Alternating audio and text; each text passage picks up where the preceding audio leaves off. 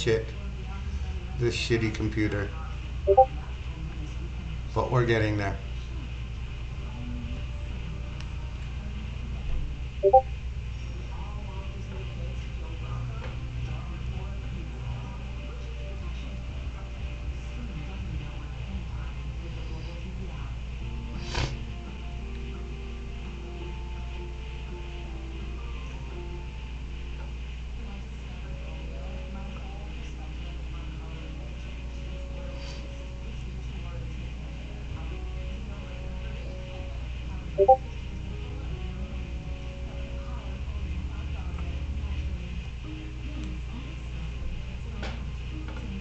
Okay.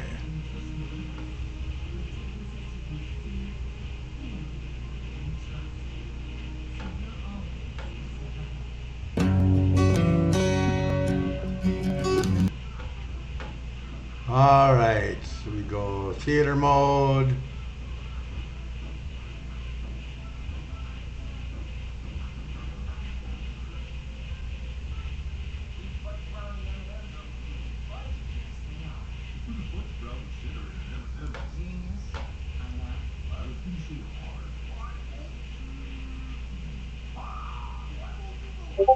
We the Hi everybody. Hopefully we're back.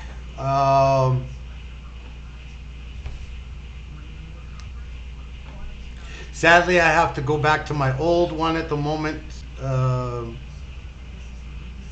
for this. So let us enjoy getting back to somewhat of normalcy in a sense for now. Yeah. we the people are the ones who gonna have to fight. We used to say, which side are you on? Which side are you on? The truth is, we're in so much debt that the only way out is revolution or war. So now the question is, which side are you on? On. Which side are you on, boy? Which side are you on, My darling. Which side are you on, boy? Which side are you on, my darling? See, before I draw the line, let me welcome you close to all the folks who knew Obama sold the people a hoax. Gave the money to suckers while our community's still poor. Withdrew the troops but started another war. Colonizing, terrorizing, creating the oil crisis so they can make a killing on food and gas prices. Prisons is filling, they trying to lock up the future. Militarized borders and control of computers. Want a stupid bumping music that ain't healthy for the shortest. Privatizing schools and policemen in the hallways. Can't be dormant, I'm awoken. Rise up, be ready. Brought the family with us and we hold the machetes. Riding the fence. Too many people be riding the fence. Yeah, you say you ready for war, but are you convinced? I'm not convinced. If you're a rider, freedom fighter, crowd excited, then let's do this. We can make one big united, middle finger to the US. Give me the bravest and the truest. Fuck the hippest and the coolest. We gon' spark this revolution and cross this off our to-do list. Put your foot down if you look down on this criminal system. Put your book down and get shook down like my niggas in prison. They'll be condemning and condoning their actions in one sentence. But keep your mind, choose your side. Is you a patriot or a menace to society? So riot or sit by quietly. But don't pull out your flag and try to say you gon' ride with me. You flip-flopping like hip-hop. I don't get locked in that trick box. Get got like Big and Pop. Shit's got to stop. I am the people, not the big. I repeat after Fred. So please blow my brains out if I ever forget. I'm with the independent thinkers. I'm down with the movers and the shakers and the ex-Henny drinkers, the non-smokers, the health advocates, the non-voters, the young bloods in the hood training like soldiers. I'm on the side of the tracks with the hood gardens, the little child that don't color inside the margins. I don't ride the fence, I cultivate my strength, cause if it ain't about power, it don't make sense. I've been down with Boogie Down since BDP, some brown pride, and black power make RBG. A OG told me choose battles wisely. In the struggle, don't forget your children and your wifey. If you don't see me on the podium preaching it, every day I hope my every action is teaching it. Cause revolution is a process, it's not a speech or a panel. Don't bite off more than you can handle.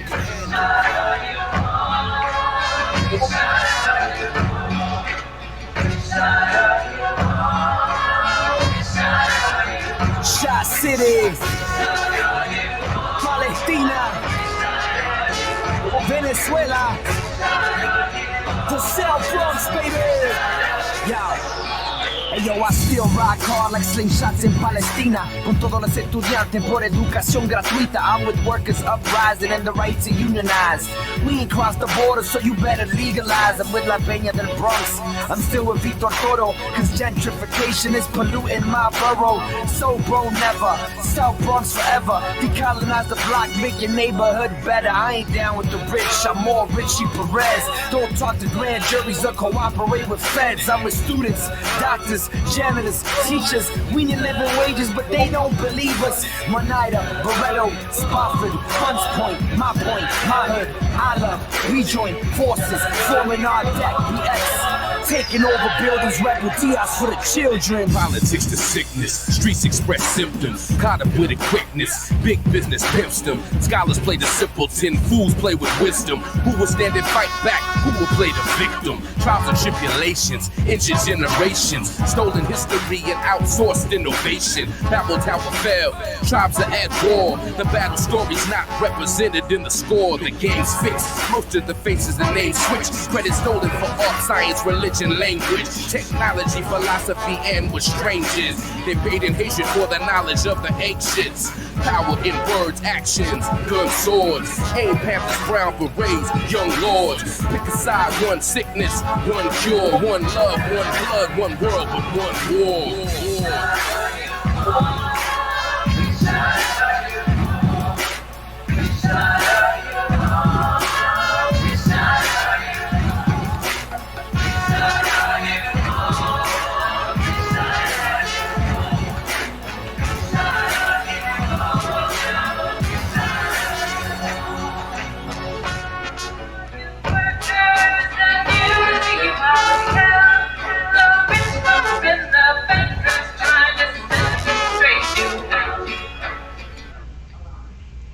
Hey, welcome back everybody. How's everyone doing? Sorry about all the issues and everything this morning. You know how it goes. Shit happens. Issues, tech issues all the time. It just seems like more and more these days. But we're back. We're live. We're good. We're rocking and rolling.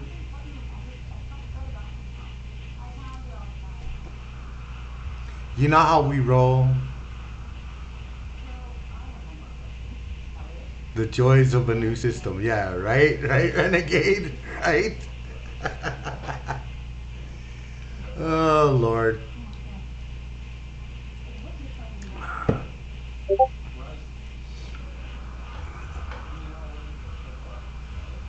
I will probably have to go over it with AMCOM sometime later as we try to figure out and work out all these issues with the other system, or I might just have to wait until I finally get the new computer finally finished. We'll see how it goes. So how's everyone doing? Hope everyone's doing well.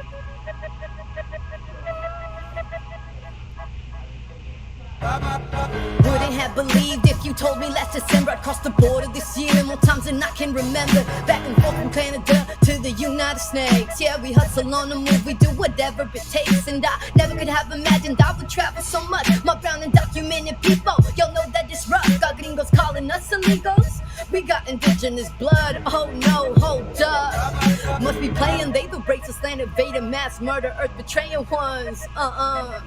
Yo, much respect to all the natives who took time to share their stories. I can't put into words what y'all have really done for me. And Logan Savage fam been showing me the way, cultivating the rage, motivating me to stay brave. Like a bimbo about to break. Please know we appreciate all our folks in the cut who steady bumping the music. Every show was a blessing, blasting louder acoustic, taking notes from the youngsters who were holding it down in their ancestral homeland. They're gonna turn the shit around. To all the young sisters, always elevate your voice. You carry gifts within you, make some motherfucking noise. If somebody tries to shut you down or make you feel small, it's just cause they don't understand your power at all. Now we recognize the indigenous led land defense worldwide, native life demonstrating excellence. Born to ride, born to defy these crackers, colonial ignorance. These rhymes of resistance, all what got me on the road. Believe I had to examine every word that I wrote, cause the youth were listening when I was standing to speak. Cause I'm coming from the struggle and they was feeling the beat. So I had to make sure that I was coming correct. Took time to sit back and really reflect. If you wanna build through the music, you must foresee its effect. But the learning curve sharp, we don't got much time left. Don't got much time. Don't got much time left. No, no, huh? Huh? Yo, rest in power to the students murdered in Ayotzinapa. Pinches puercos del gobierno se dieron cuenta lo que pasa. Intentaron enterrar semillas y el país prendió fuego. Now waiting for anyone to free his homies in a lonely land, screaming fuck the police. We don't beg our oppressor, we hold court in the streets. Ferguson and coast to coast, it's open season on a pig. Fighting for our freedom is the only way we'll live. There's never been justice on stolen land. This needs to be the year the revolution began. There's never been justice on stolen land. This needs to be the year the revolution began. Was this the year the revolution began? Time will tell, time will tell. Huh? I ain't been sober like this since I was damn near 13. Hey, yo, I'm feeling so sharp, my mind's feeling so clean. See, I decided this year that I can't drink like I used to, but most of the homies always say, looking for an excuse to pour up a cup of that white man's peace. But when you good on that shit, you learn to tell them like this. The liquor makes you sick, them beers make you soft. The more that you drink, the more our people get lost. The liquor makes you sick, them beers make you soft. The more that you drink, the more our people get lost. But see, what really gets me heated is how proud you fuckers sound. Bragging about how many shots you about to show me you can pound. Man, that's flashbacks in these tios. Borrachos growing up who only showed their stolen faces when they needed a buck. They get into the cases and then my mom would be stuck cleaning up broken bottles and blood spilled from the fights. And that ain't even rock bottom. You don't wanna hear about those nights, but I already know what you gon' say. You not an alcoholic, but how many of your friends are, and what could you do to stop it? This a whole other topic, for the whole of the song, so let me wrap it up. Yeah, let's just move it along. See, I've been running for a minute, adrenaline's got me reckless, try to keep up with my lyrics. Got you looking breathless, you could never kill my spirit, but you should just call me Dead Liz. What? Said I've been running for a minute, adrenaline's got me reckless, try to keep up with my lyrics. Got you looking breathless, you could never kill my spirit, but you could just call me Death Liz. That's it. 2014's damn near done. We're just prepared for what's to come. You know, I always try and make life a little bit better for everyone. You know it, you know it. You know how we roll around here.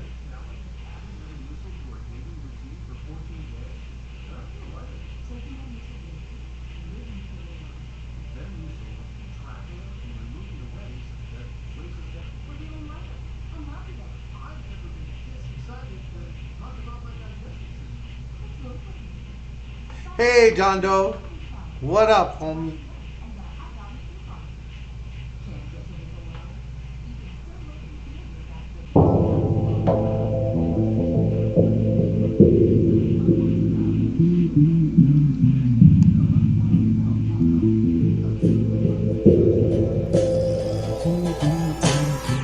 I got some natives and here's what they telling me. They'd rather be selling D or committing some felonies than be out to this praying, cause to them that be hella weak. Cause we should beat them cats who did this shit to us until they bleed. Fell asleep at the wheel. From here I'm smoking weed and pills, and everybody else I'm praying hope. Strength is kept as a secret, cause people, they ain't really down to sing and dance of power now and then keep it up in the house. Is what you afraid of? Our natives who dying slow, so scared we hit the easiest target and fight our own. But go ahead and come after me, cause I'm after them. But first go out to look around and see what's still happening, cause I can't watch these kids die and then lie like I give a fuck and not do a fucking thing, but lie down like I given up. So get it done if you ready. What up, homie? Gripping on the machete for anybody involved. We got a problem forgetting where you at.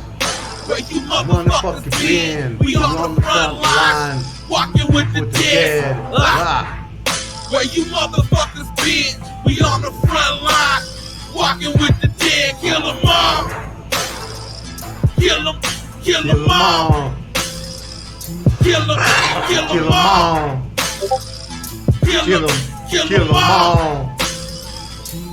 all. We stay running, gunning, bucking for the struggle, scrapping for our dignity till we bloody up these knuckles. Our protectors got power flowing like an ancient stream. Yeah, they be ghosting violators like it's the fucking routine. Now this savage path to freedom might be seeming extreme, but I ain't losing one more soul to the boozer amphetamine. See, when I was a youngster, almost lost my fucking mind. Didn't recognize my purpose, didn't value this life. Propaganda almost had me convinced I was worthless, but if I kill myself, I'd just be doing them a service. We can never live free while this land remains stolen. Concrete muffles the earth, so it's like her breath she be holding. We can't breathe until she breathes, so you know how we be rolling. Civilization brought the illness, rebel vengeance brings the realness. Inflict damage on the cracker till the lungs are puffing shallow. We don't miss a single target when we aiming from the shadows. Where you motherfuckers been? We on the front line,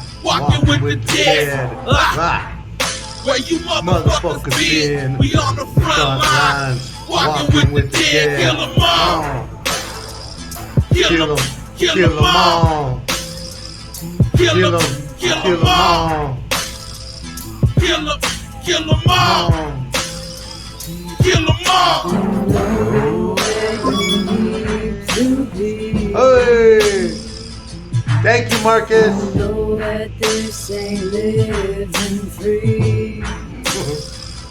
One the sunlight, walking with the dead. Every time you scream, I could hear it every time you cry. You know which people got to die. Show me your warfare, dripped up in war pain. Oh yeah. You know we love it, right? You know we love it. You know we love it. You know we just love it. Thank you for the subscribing, resubscribing, Marcus. Awesome. Awesome. Welcome to the 2-month streak.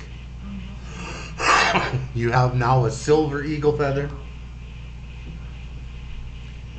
Welcome in. Exactly right, Marcus. On the front lines, walking with the dead. Yeah, you got the classy feather, yes.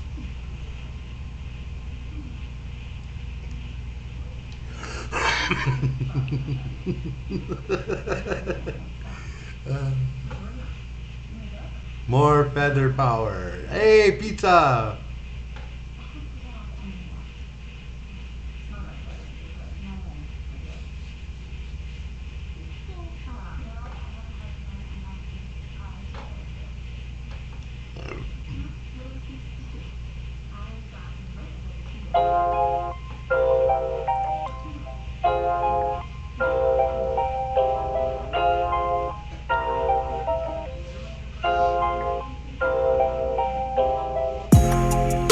get the fuck off our mountain.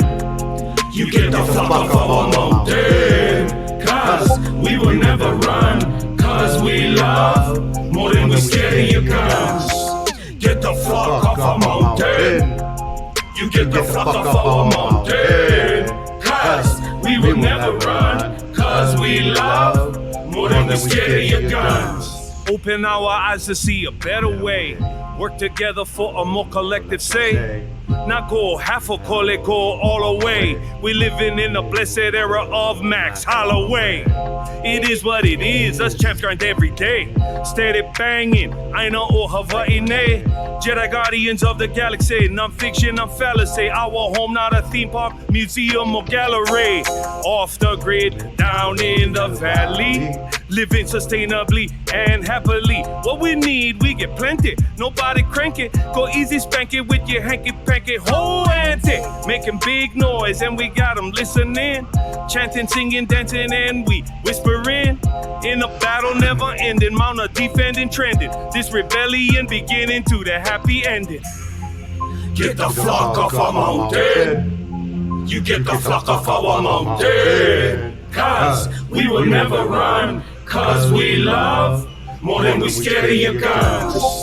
Get the flock off our mountain. You get the flock off our mountain. Cause we will never run. Cause we love more than we scared of your guns. In this circle of assassins, we use words as weapons, tearing tyranny apart while we teaching lessons. Chanting down this Babylon system on pressing, lighting up the darkness, cleaning messes and spreading blessings.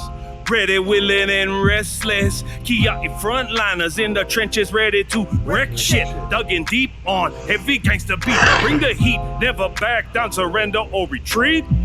Small victories, slight adjustments, press repeat. Our stories we now speak, we no need sneak. Nature over concrete is how we snatching victory from your jaws of defeat. Get the flock off our mountain. You get the flock off our mountain. Cause we will never run. Cause we love more than we scared of your guns. Kila kemana wakea evolo no ikabuve. Okala hui aloha ina hoi na kia imai uka keke. Ehulia ehulima ehulia ehulima ehulia ehulima ehulia ehulima ehulia ehulima ehulia ehulima Kila kemana wakea evolo no ikabuve. Okala hui aloha ina hoi na kia imai uka keke.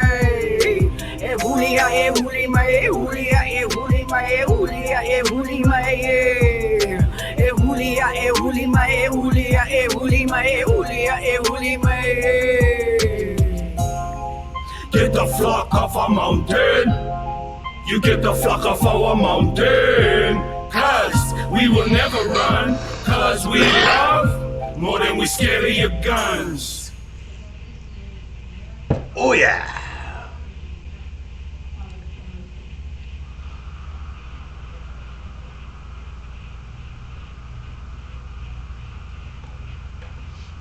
Let's see here.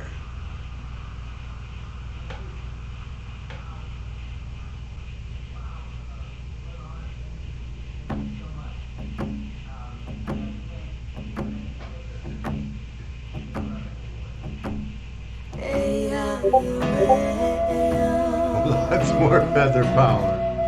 Polka. One world, one people, one tribe, one tribe. What I know. What I know,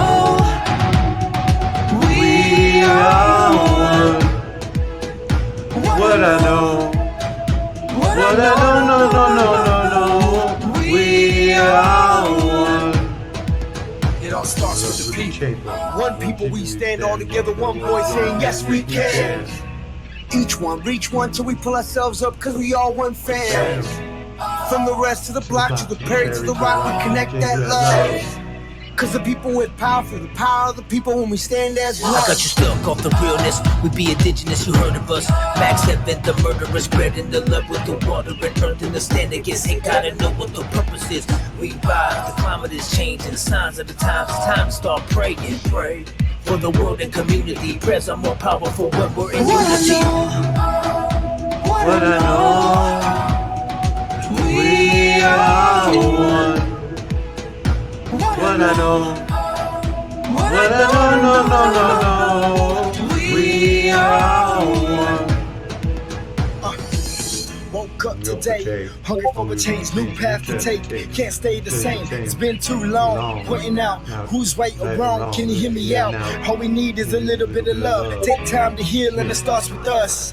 Hand in hand, I put my trust in one world, reunite, it's a must. Hold on to hope, we can overload, we can break the code with a single note. Sing out for the world to hear that our time is now, no more for tears. I looked into my son's eyes, a new day in a new light. Lift the veil and dwell so peaceful. Come together, one world, one people. What I know, we are one. What I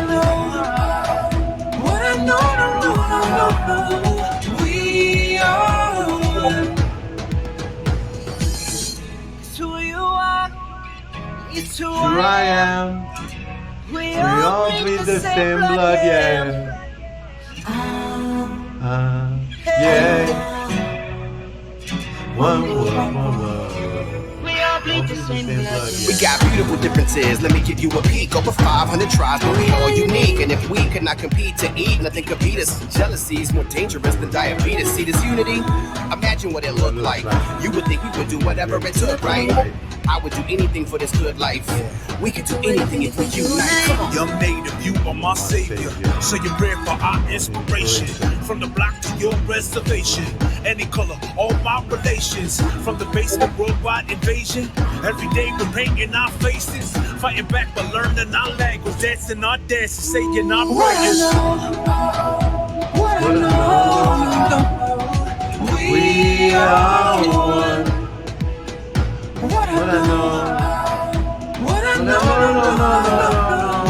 we are one. We only got one word. We only got one word. We only got one word. Yeah. All we got is one voice, one choice, one earth, one love, one birth. One life to live. One life to live, yeah. One people, we stand all together, one voice saying yes we can. Each one, reach one till we pull ourselves up, cause we all one fan. From the rest of the block to the Perry to the Rock, we connect that love. Cause the people with power for the power of the people when we stand as one. What I know, we are one. What I know, we are one. What I know. Thanks, Rezzo. We are one. What I know. We are one. We are one. Thank you, Frezzo. You're awesome, bro. You are the man.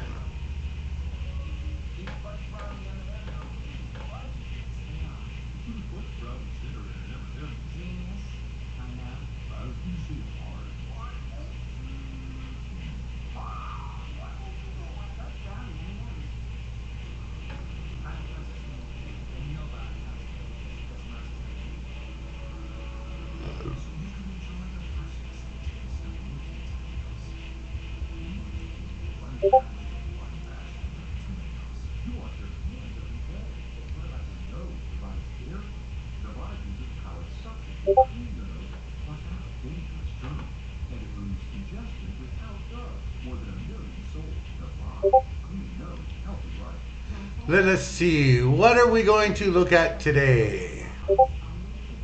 What are we going to watch and check out today?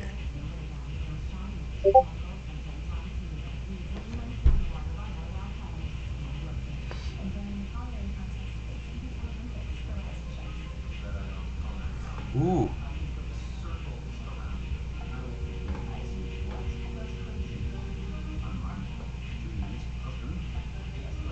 My mother, Vera Ortega Salazar, was very, very proud of her Native heritage. And she talked about it constantly. She knew the history, she knew the stories, she knew about the lost land, she knew everything there was to know about her ancestors.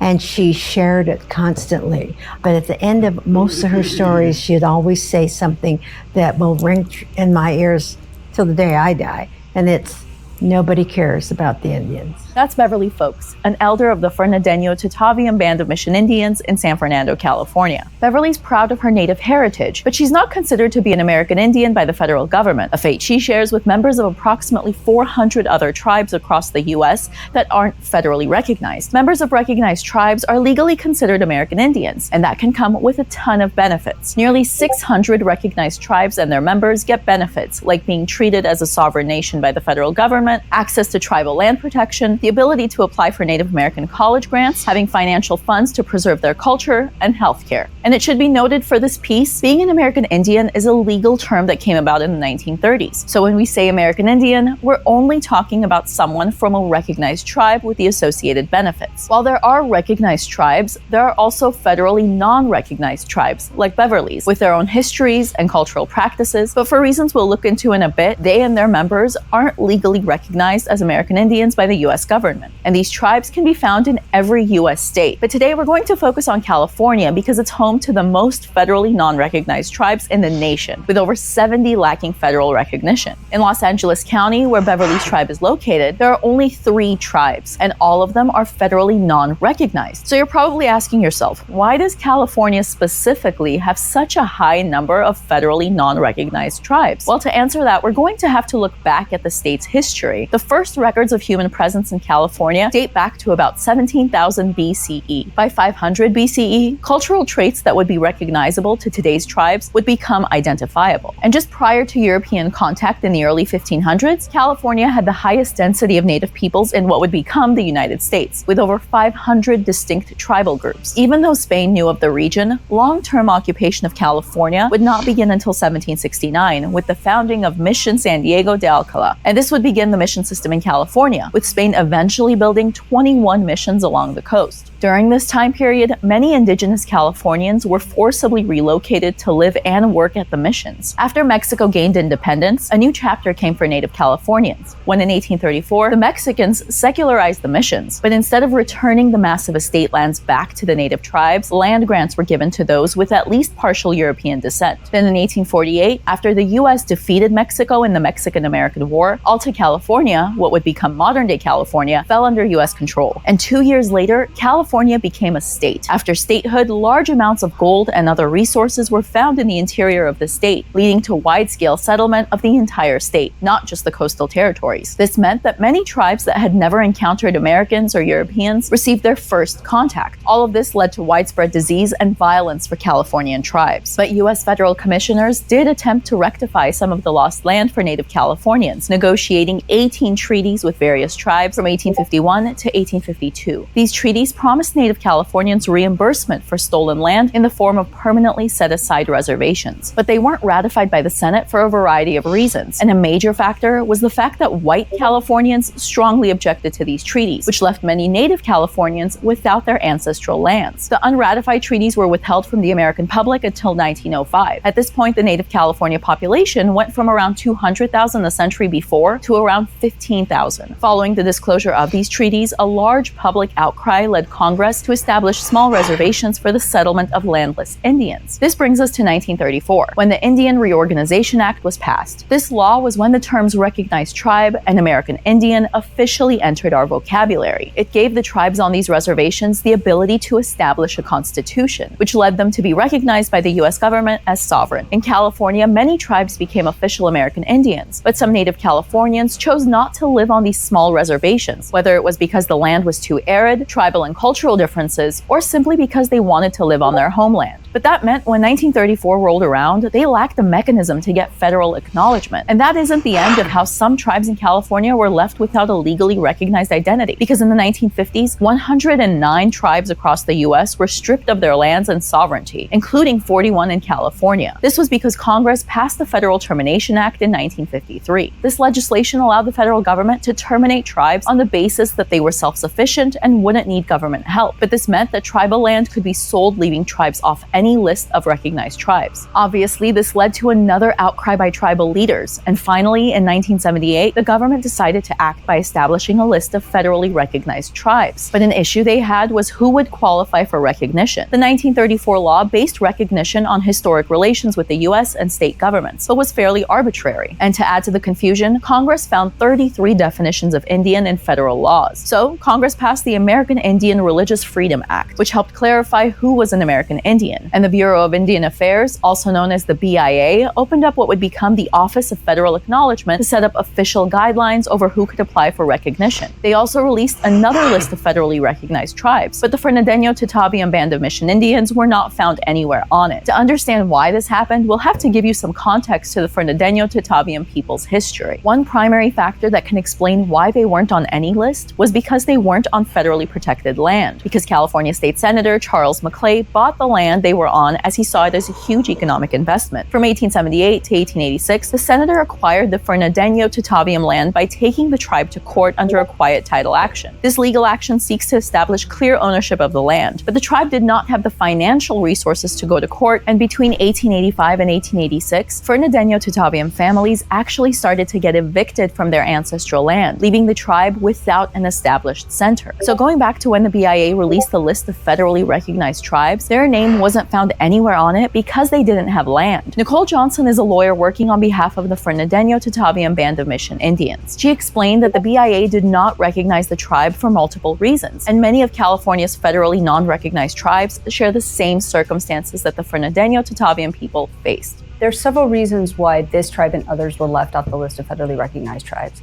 In part, the creation of that list may have not been particularly systematic. So if you're looking at agents in DC that are tasked with putting together this list for over 500 tribal nations, it can be kind of an arduous task. Historically, these things don't always have a lot of funding and necessarily a lot of guidance, so you end up getting individuals in DC reaching out to local regional offices, say Bureau of Indian Affairs, and they may be reaching out to Bureau of Indian Affairs.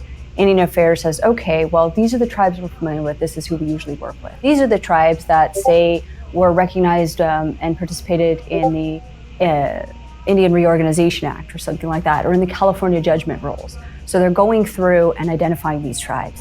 But as part of that process, they're not really capturing all of them. Add that to the fact that truly Bureau of Indian Affairs really didn't have much of a presence in California. In California, federally non-recognized tribes have received some protections. In 2014, then-Governor Jerry Brown passed an executive order that was later codified as AB 52, requiring state agencies to establish communication with all California tribes, regardless of federal recognition, in order to protect tribal land. However, that law was super specific because it only established a list of all California tribes for the reason we just mentioned. And recently, in 2019, Governor Gavin Newsom faced backlash from federally non-recognized tribes when he didn't invite them to a formal apology ceremony regarding the maltreatment of Native Americans. While AB 52 has gradually helped some federally non-recognized tribes maintain contact with the state, there are other issues that can't be solved without federal recognition. But needless to say, like we mentioned briefly at the beginning of this piece, federal recognition can have serious benefits. Alan Salazar is Beverly's nephew, and he believes that federal recognition can help their tribe financially. Well, one, let's get the elephant in the room out. There are business opportunities that federally recognized tribes have that non-federally recognized tribes do not have. Casinos and things like that. So there will be opportunities for us financially to benefit from. And we're the typical fairly non-recognized tribal people. We're not wealthy. We're all working class. My family all worked in construction. So most of our tribal members have worked with these and with our backs. Like many California tribes, The majority of our culture actually is lost. We have opportunities financially, not just to pay off the bills, but to fund cultural activities. Casinos have been pushed by non-natives as a primary incentive for many tribes seeking recognition. But according to the National Indian Gaming Commission, only 238 federally recognized tribes run casinos, which means approximately 40% of tribes own a casino. And according to the Indian Gaming Rule Act, money from tribal casinos can only be used for reasons like funding tribal government operations or programs, providing for the general welfare of their members, and promoting tribal economic development. So if a federally recognized tribe were to build a casino, those Yo, Boof coming in strong with the 10 gifted subs. Damn, bruh. Thank you very much. I truly greatly appreciate it. Damn. Hey, radio. Boof, yeah. Damn.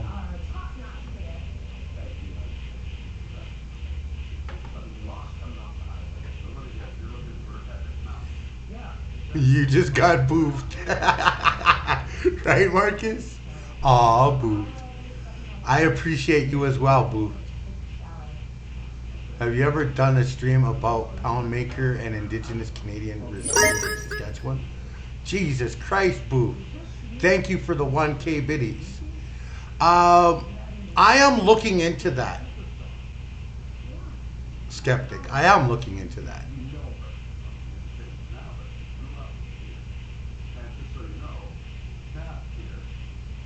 Boof coming in strong. Slapping down that fucking hardcore. Damn.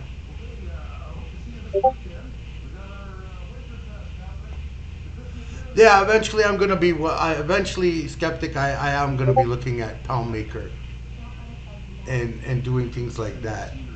Like I want to do a lot more, but in the same token, there's a shit ton of fucking history that that is like not even stated at the moment. And in the same token, like we're just hearing here about how you have a shit ton of, the States has a shit ton of unrecognized tribes, just the same as Canada. And it's all due to the doctrine of discovery and manifest destiny. And their, I learned a bit about Louis Riel in school, not Pound Maker. Yeah. Hey, Soup.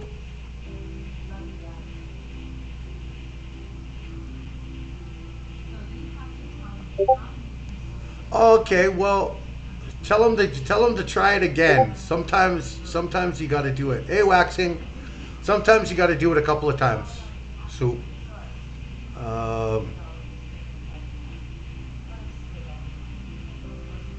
And Pound Maker is a buffalo herder, hence the name, right? Not really, pizza, but we'll get into Pound Makers one of these days too. This also goes back to the Royal Proclamation of England, hence the Tea Party and the separation of England and Canada, or United States and Canada, from English rule. This ties right into it. So what you're looking at here when they're talking about this stuff right now, it ties directly into the separation, or I was just thinking of the Buffalo Pounds. Yeah. Although they do have some buffalo jumps in that area, but we'll get into those things too. Don't worry, Pizza. We have like a long list of things that we're going to be looking at and getting into. But it's just all a matter of taking time, right? You know what I mean? Like, if I was to do that all, that would take a very long time. And I don't think I have the energy to stay up for like a shit ton of days to go over every single one of those. So we do what we can, So as we're looking in this one, with this young lady talking about these things, what we have to remember okay, is the little thing of a doctrine of discovery. We want it all, we want it all, we want it now. Yeah. Yeah, radio. The doctrine of discovery, manifest destiny, and this whole entire reason why Canada and the United States separated themselves from England to step away from the Royal Proclamation.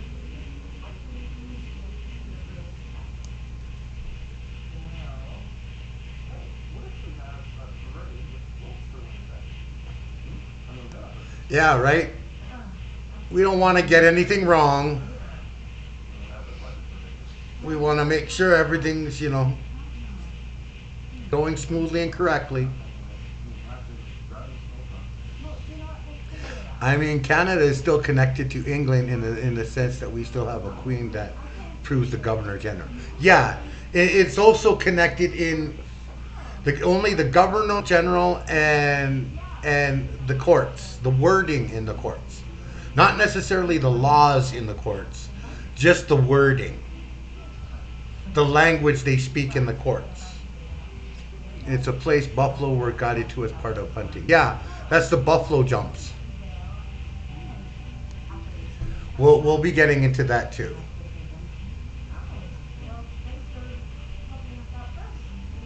Damn, Boof. Boof just going mad.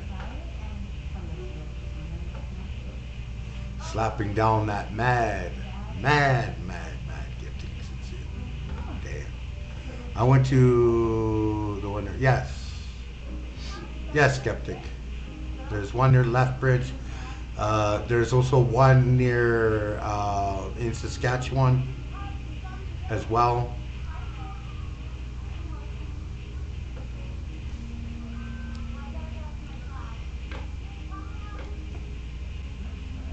Profits are supposed to be given directly to the community, and there are other ways that being federally recognized can preserve a tribe's historic land. Under Section 106 of the National Historic Prevention Act, a tribe has the right to have a say in any construction project on their historic tribal land led by a government agency or federally funded company. But if a tribe isn't federally recognized, then it's up to an agency's discretion whether or not they would like to notify the tribe and include them in the construction process. Not only are federally non-recognized tribes excluded from certain land protections, but many American Indian college scholarships were created to only apply to federally recognized tribes. Nicole explained how you can still have full American Indian ancestry, but not be recognized as such by the federal government. Unlike any other group in this country, being American Indian, and I use American Indian because that's the federal words we still use, a legal definition of what is tribal.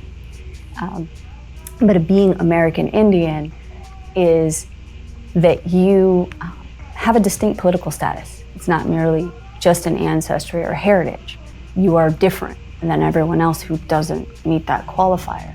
And if you're non-federally recognized, you don't have the same legal status and acknowledgement that allows you to go out and identify. And so there are many laws that can be problematic for, say, Native artists who are from a state-recognized tribe or an unofficial state-recognized tribe, but then don't qualify longer than that, as American Indian. And at the end there, Nicole is referring to the Indian Arts and Crafts Act. The law is meant to stop non-Native artists from selling their pieces as Native artwork. While it's effective, it also puts Native artists who are a part of federally non-recognized tribes at risk of facing legal charges. Rudy Ortega Jr. is the president of the Fernandeño-Tataviam Band of Mission Indians. He explained that there have been some tribe members who have nearly faced jail time and fines due to the law. We had 2 people in our tribe that were indicted. Well, one fully indicted, and pretty much indicted for $250,000 and 5 years imprisonment for his artwork, and charged for each piece of artwork. And some of his pieces went up to $20,000 paintings. And so, we had to defend that and saying we are a tribe and who we are as a tribe. And what prevailed was the fact that we have here in California the Native American Heritage Commission, and that commission puts us on a roster list that shows the historical tribe. Heritage tribe, what they call us. Tribes that exist pre-U.S. Constitution or pre-California Constitution. And that roster pretty much prevailed and helped our tribal citizen to pretty much remove the charges from it. No one was ever convicted, but it shows how laws used to protect American Indians can fire back on those who are federally non-recognized. The Indian Child Welfare Act, more commonly known as ICWA, also echoes similar problems for non-federally recognized tribes. The act was passed in 1978, when at the time roughly 30% of American Indian children were forcibly removed from their homes and placed in majority non-native homes that had no connection to their culture. And the law gives tribes jurisdiction over where a child living on its reservation is placed for adoption. Wait. Hold the phone. Did she just say this happened in the States, same as in Canada? Oh my God.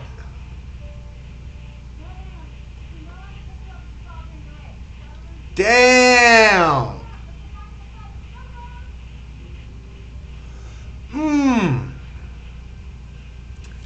Damn.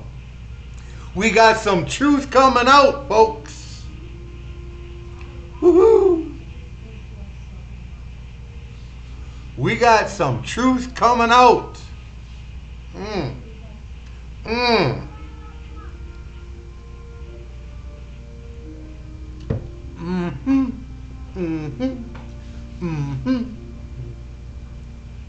So generally, the Indian Child Welfare Act applies only to tribal children who are members of federally recognized tribes. They're under California state law. There are certain provisions that allow judges discretion in still allowing, basically allowing a dependency proceeding to move forward as if it were an ICWA hearing, even if the child is not a member of a federally recognized tribe. Nicole also explained that federally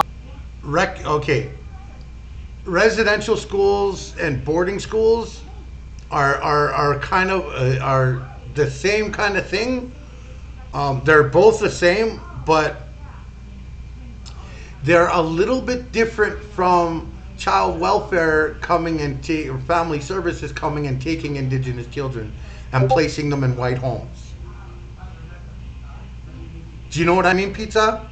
They're a little bit different. It's the same program, but it's a little bit different in the factor because they weren't just placed into like a big, huge school that was run by priests and nuns. Right? Now, so far to this date, you don't hear a whole lot about the United States doing the same thing that Canada is still doing to this day. And that is one of the very things on the genocide chart from the UN tribunal. I meant residentially, literally, like making them live in another place. Yeah, Pizza. They've done that a lot. But you know what I'm saying? Like Canada and the United States is not different in any way, shape, or form when it comes to the treatment of indigenous people. Canada was extremely well at hiding it for a while. But United States is still hiding it. And I think part of the reasoning why it's not being slammed so hard in the United States is because of the factor that when it comes to the UN on the UN Security Board or Tribunal, United States has a seat there. And that United States coughs up a lot of money to the UN councils. Are we following? We all getting it now? A veto seat. Exactly, Heart Joe. Exactly.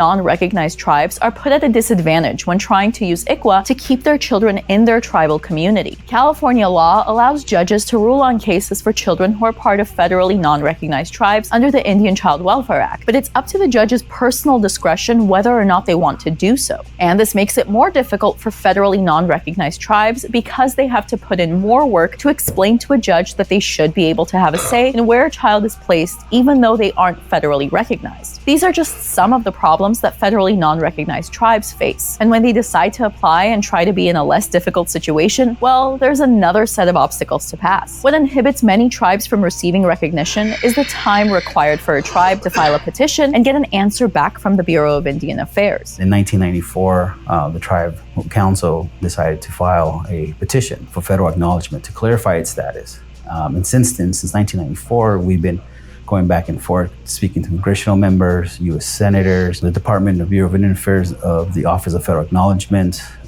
So it's been going on and on. So far, it's just been that fragment piece back and forth as far as what we're missing or what we don't have. But their case isn't that uncommon for petitioning tribes, because the process actually takes that long when you break down all the steps for applying. When you look at the documents that are available, when you look online, even when you look at the new guidance that's available, it looks fairly straightforward. It's something where you think, okay, compile all your documents, submit a genealogy, and file this, and we might review, and we'll start reviewing.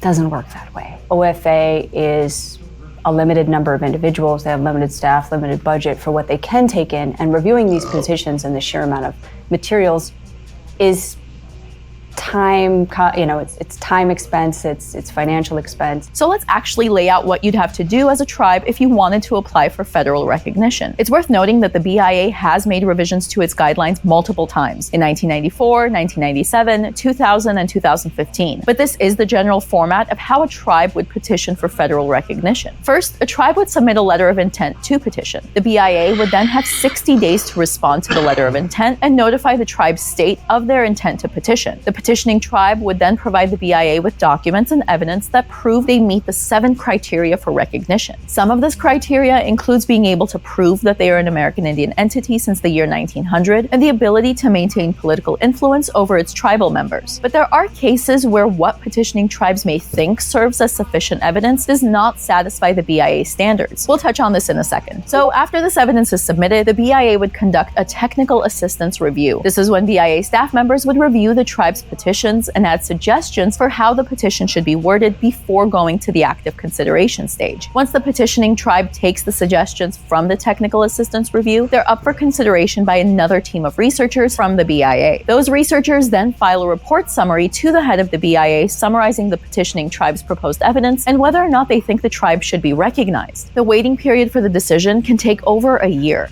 And when the decision is released, it's actually not the final verdict, because now this decision is a proposed determination, which the public can comment on. This is a 180-day period where the public can make comments in favor of or against the proposed decision to the BIA. The BIA then considers all arguments proposed in regards to the decision and forms another report summary that includes all comments from the public. The final decision is then solidified 90 days after becoming public, but during those 90 days, the petitioners or a third party can submit a request for reconsideration, which makes the process even longer. If you couldn't tell, the process takes years and even decades. And on top of that, the criteria that a petitioning tribe must meet, according to the BIA, isn't always that easy to come by. My grandfather he died in 1941, was reputed in his obituary right here in San Fernando, reputed to be the last mission Indian. It was used as a legal document in the 70s when we were put on the California judgment roll. That was one. We know about the land that was taken away. He went to his deathbed telling his daughters they took our land. And of course, in turn, my mother told her family, and we knew all of that. And so knowing all of that and knowing the village sites, we have them documented where we came from, everything, it gets frustrating because I'm thinking to myself, how much more do you want to know? And that's the irony of recognition is, everyone else, you can say your great-great-grandmother came from Ireland and you're Irish, and everyone believes it and you have genealogy to prove it. More so, we have to really document it. And it was very hard for Indian people because at that time, they only had first names. So there was a ton of Marias, a ton of Franciscos when they were baptized and given Christian names. It's been said a few times in the piece, but unlike pretty much any other ethnic groups in the US, being American Indian requires documentation. And when someone can't provide evidence due to various reasons, some Native Americans may feel invalidated. This can include people who can genetically test nearly 100% Native American, but they're not considered an American Indian by the US government. On top of the evidence required to submit to the BIA, the cost for resources needed to apply for a petition can cost a tribe over $1 million. It's also on the tribal thorough and very expensive process. So if you're a petitioning tribe, you have to hire genealogists, anthropologists, lawyers, all kinds. You have to have a full team, and that runs into the millions and millions of dollars. So as a tribe with no land base, no real economic development, you're not in a position to have those resources available. You're from a historically underrepresented and oppressed community, so the members don't necessarily have those resources available. And you have to spend decades just raising the capital to be in a position where you can draft a petition. So the success rate to receive federal recognition from the BIA is low. From 1975 to 2013, the BIA recognized 17 Indian nations out of the 55 that applied. But there are still other ways for tribes to receive federal recognition, like having So, I'll wipe the Minecraft server. So, let us take an honest look here. The BIA was found guilty of shuffling and hiding paperwork and not recognizing tribes to keep the numbers down. Because both the United States federal and state governments did not want to recognize the actual amount of indigenous people still here in North America today. Same thing in Canada. They do not want to recognize the actual amount of numbers. Keep the rolls down, yes. Hey, Dickie. So, this is what we're looking at, people. This is why the government, both Canada and the United States, sat back and decided to remove themselves from England's law or England's rule. Because the proclamation, the royal proclamation, dictates that they cannot do these things that they're doing. They did not like that. It wasn't about taxation without representation. That's bullshit.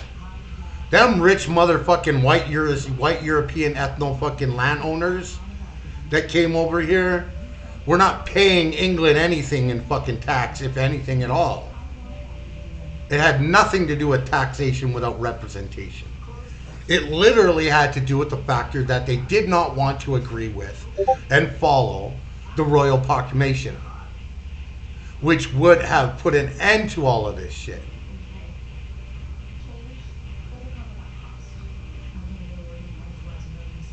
That this shit wouldn't be going on. That actual number representations would be proper.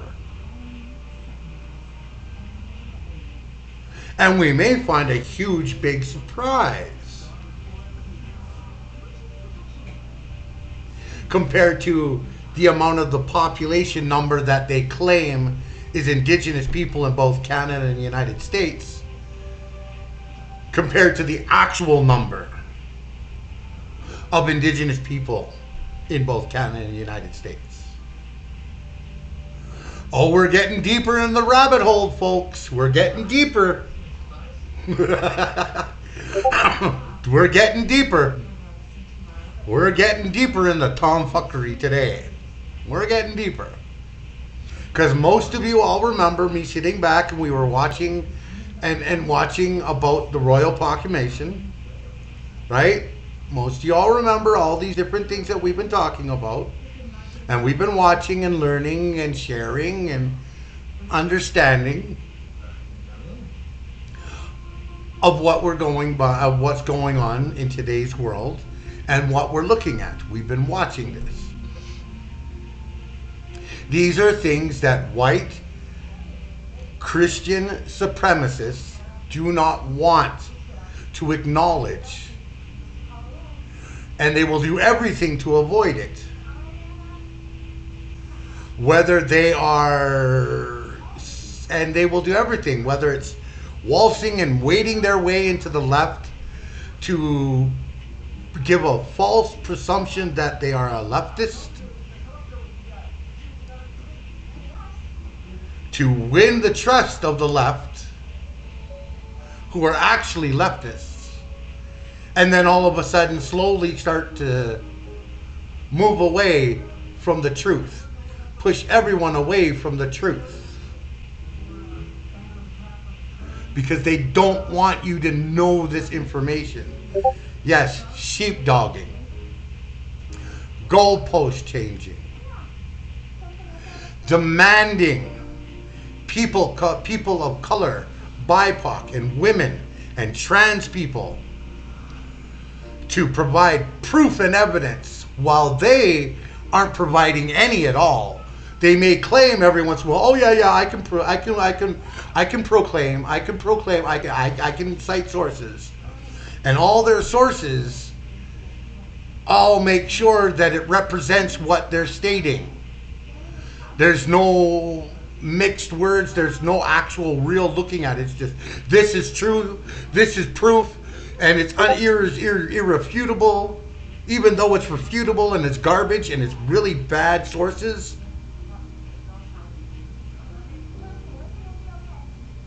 But anything that you say to refute it, or to bring forth anything that would refute it. Hey, Ashley. Yeah, it's been a hot minute. Good to see you. Welcome in. So this is what we're looking on going on today, where we have white Christian supremacists saying that BIPOC, minorities, women, and trans people do not have anything valid of proof, because that would mean that they would have to take an honest look at their bullshit. And they don't want that.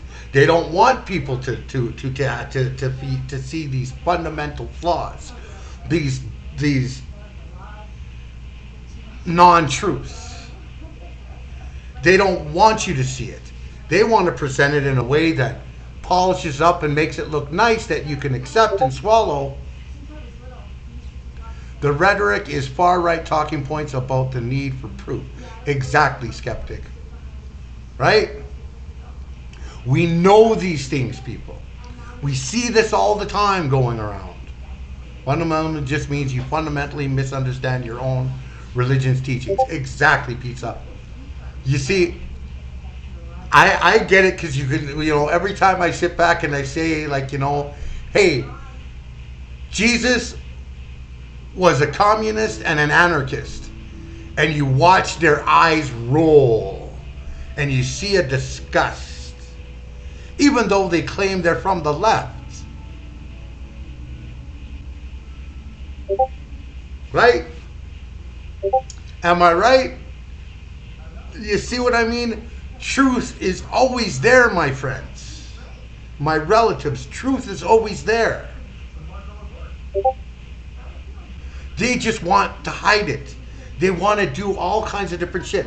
So what they'll do is they'll group together and overrun a certain panel or debate or whatever, so that their numbers far exceed the others. One of the 10 Commandments says, thou shalt not steal, and I think not lie. Interesting, right? But hey, they can just go to church on Sunday and be forgiven and continue on their same shit. Yeah, bear false witness, lie, yes. Do you see what I'm talking, folks? Can we see this stuff? We can see this clearly. And I'm not trying to be a tanky in any way, shape, or form. I'm just speaking truth. Yeah, I know. It's okay, Renegade. The thou language thing is very King James version of it. Yeah. Yeah. You see, this is what I'm looking at.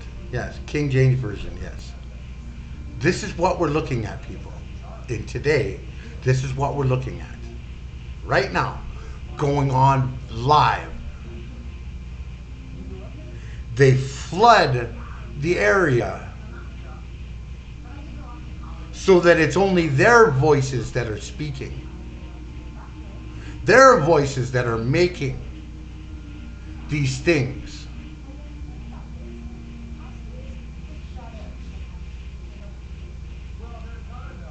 Yeah, exactly, Summertime. Jesus was a socialist. Even no, I have to say, honestly, Summertime, I think Jesus was a hardcore communist anarchist, even if though he may not be real. The way we look at it was feed the poor, heal the sick, give up all your wealthy possessions.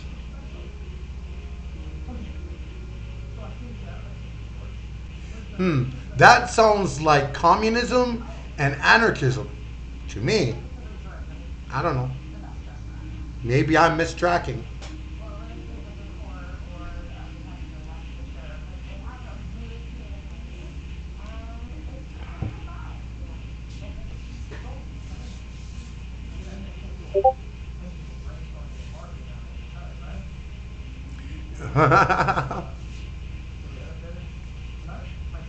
Yeah, pizza, exactly.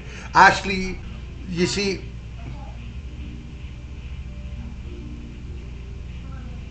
I think communism was still alive back then because there was like a plethora of tribes over here in North America and other parts of the world that at that time frame that was practicing that in what we would today call communism or anarchism.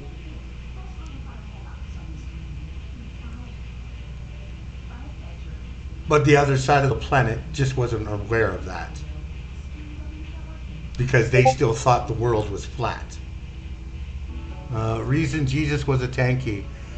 I'll be your final king, I'll paraphrase. Communism was around because Marx only named the phenomenon. Exactly, pizza, exactly. Marx took that from indigenous culture. It's like saying no physics existed until Newton. Exactly. The issue is people don't think about pre-Marx communism. Exactly. Yes, that's right. Yeah. Do what white people do. Give something a name and label. Yeah, exactly, Renegade, right? You see, folks, you see? We are understanding here. We are starting to grasp the concept of reality.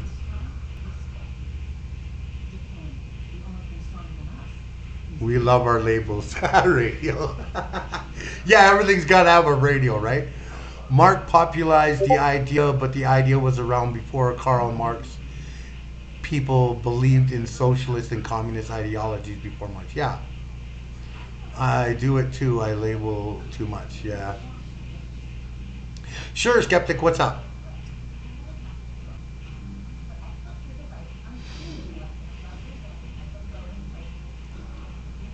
Am I blowing your mind yet, people?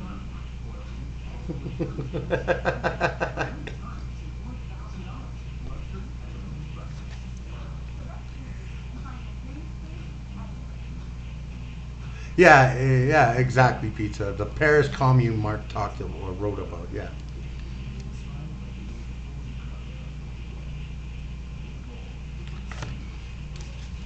Oh, this must be a long question.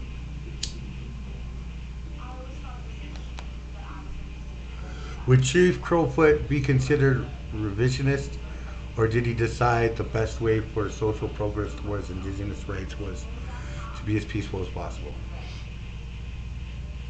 I think Chief Crowfoot decided that in order to try and keep his people, his tribe alive, and for the future, to be able to have a future and work towards one day eventually putting an end to all this bullshit that we're in right now, he chose to be as peaceful as possible. So I guess you could say it would be a revisionist, in the sense that he had the foresight to think, well, okay, we might not be able to do much right now, But down the road, that may and could possibly change. So let me make sure that my people still are in existence. If that makes sense, skeptic?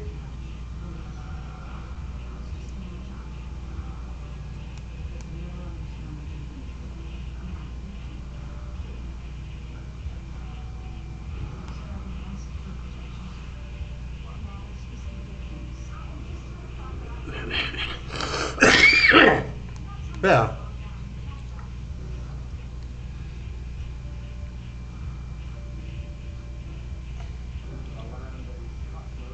Lots of different leaders, like even Red Cloud and other indigenous leaders around Turtle Island, chose to be peaceful so that generations of their tribe and nation could live. In hopes later down the road, things could change and the great grandchildren will one day make that change happen. So that's how I see it. Even when we were either jailed or murdered or executed for practicing our culture and our spiritual way of life, our elders still, our medicine people still went and kept that quiet, kept that private, went as far as they could to keep it away from the seeing eyes or the acknowledgement or being able to be seen by whether it was the Indian Affairs official or any white people whatsoever. It's a much more pragmatic than kicking than what we are seeing in the empire now. Yeah. So I'm guessing Crowfoot decided to be more peaceful because he was worried that the Canadian authorities would have attacked or more brutal towards Blackfoot. Yes. Yeah, skeptic.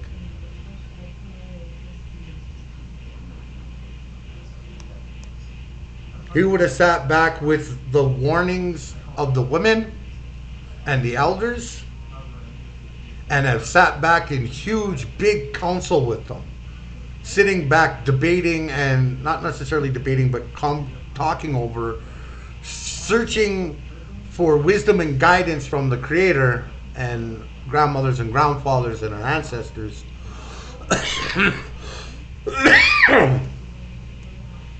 as to what would be the better way to go towards ensuring for the next 7 generations and going forward would still be here. If that makes sense. I hope that makes sense. It makes sense to me, but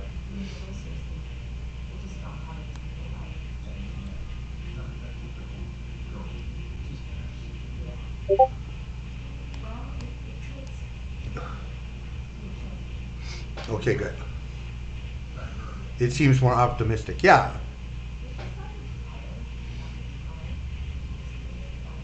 Plus, we also have to remember the prophecy of the 7th generation. If you remember anything about that, skeptic, the prophecy of the 7th generation.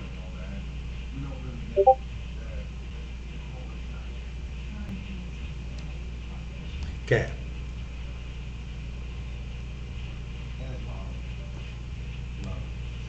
That would have also been where they would have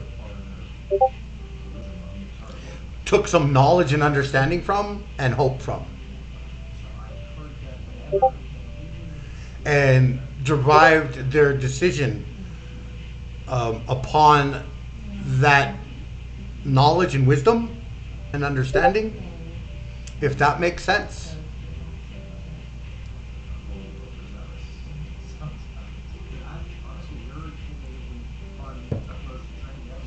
Along with many other different tribes.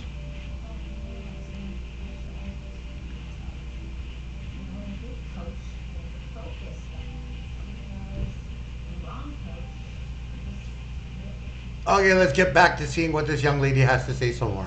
Politicians draft a bill to pass through Congress, but even then, the success rate is only 44.5%, while your chances of receiving federal recognition going through the BIA are even lower at 31%. And although this is just a small look into federally non-recognized tribes, there is one sentiment that stuck with us when speaking with members of the Fernandeño-Tataviam Band of Mission Indians: the notion that they always have been and always will be a strong presence in the United States, regardless of federal recognition. People still today, when they're studying California Indians, they don't know that there's tribes here. They think they're the only tribes that are around today are those that are on reservations, or more so, people just kind of put them towards casinos. If the tribe has a casino, they're really more acknowledged and known. But the rich history and culture is there and it's alive.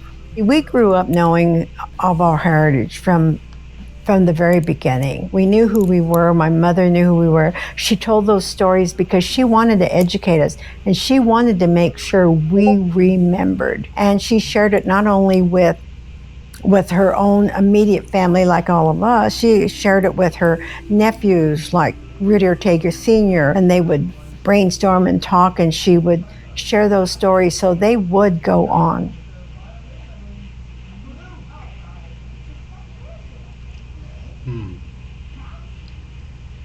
Damn. Interesting. I have to say, very interesting. So,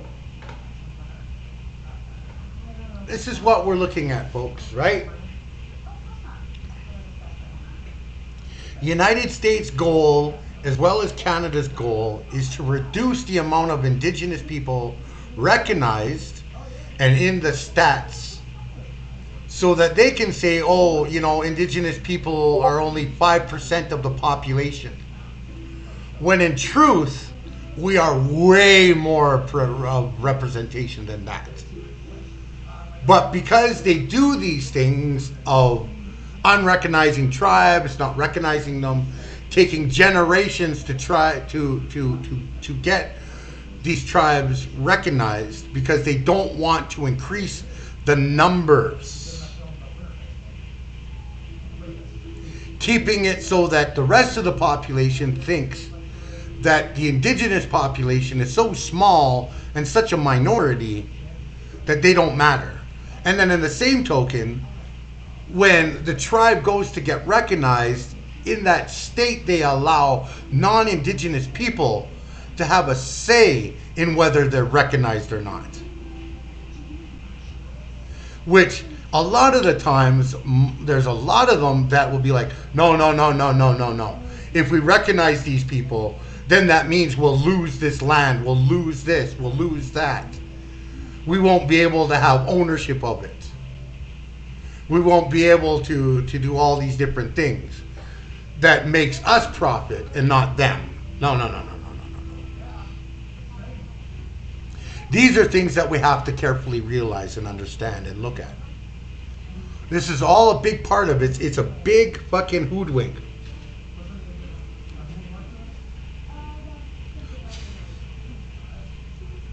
This is what we call, this is also one of the 5 criterias in the UN Security, or the UN Council and Tribunal, under what they call acts of genocide. Reducing the amount of number of a population, whether by murder or whether by on paper.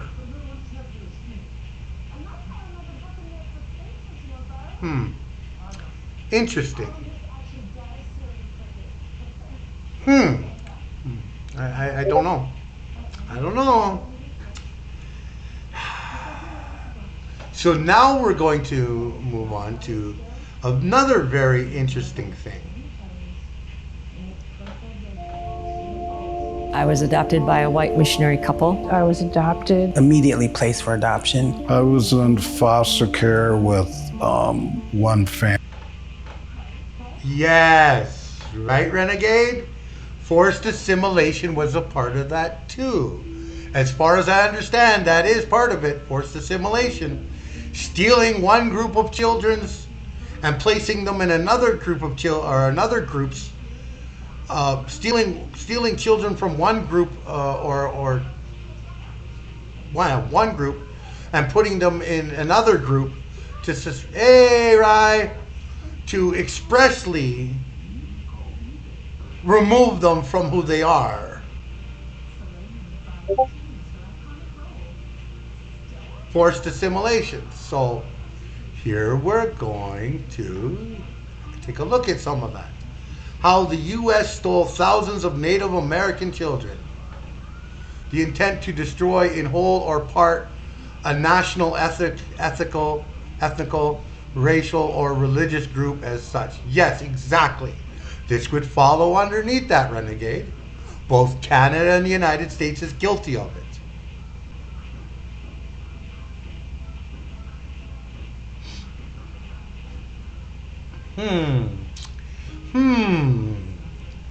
Oh, but no, wait. White Christian supremacy is the best thing since sliced bread for all of us dirty little rotten savage Indians, right? Right? They were doing God's work. God wanted them to commit these acts of genocide. And instead of calling it genocide, we calling it the Lord's work. Acts of chivalry and kindness and compassion.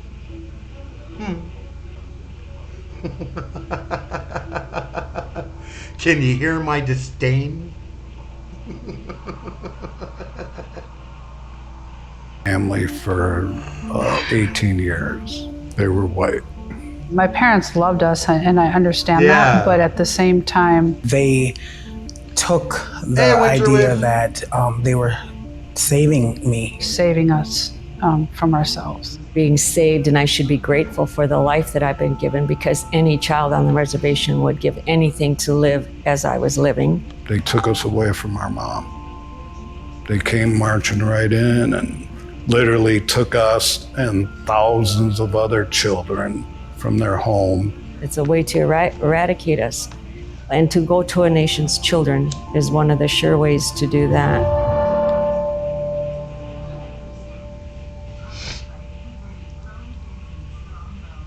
The U.S. has a long and brutal legacy of attempting to eradicate Native Americans. For centuries, they colonized Native American lands and murdered their populations. They forced them west and pushed them into small, confined patches of land. But Native Americans resisted. A Board of Indian Commissioners report said, instead of dying out under the light and contact of civilization, the Indian population is steadily increasing. And that was an obstacle to total American expansion. So the U.S. found a new solution to absorb and assimilate them. It all started with an experiment and a man named Richard Henry Pratt. He had in his charge some prisoners of war, and he taught these men how to speak English, how to read and write, and how to do labor. He dressed them in military uniforms and basically ran an assimilation experiment. Oh, wait. What'd she say? Prisoners of war. Oh. And then he took his results to the federal government and said, they're capable of being civilized. So he was able to get this project funded. In 1879, the government funded Pratt's project, the first ever off-reservation boarding school for Native American children. His motto was to kill the Indian and save the man. What started there at the Carlisle Indian Industrial School was nothing short of genocide, disguised as American education. Children were forcibly taken from reservations and placed into the school, hundreds, even thousands of miles away from their families. They were stripped of their traditional clothing, their hair was cut short. They were given new names and forbidden from speaking their native languages. So hold on a second. Yo, Sonny. Hello, welcome. I am Lasu. I am from the Hutzpapa Dakota Oyate. Welcome in. Let me see here.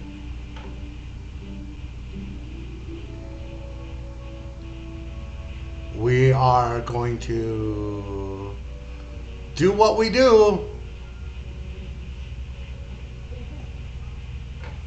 as we have always done.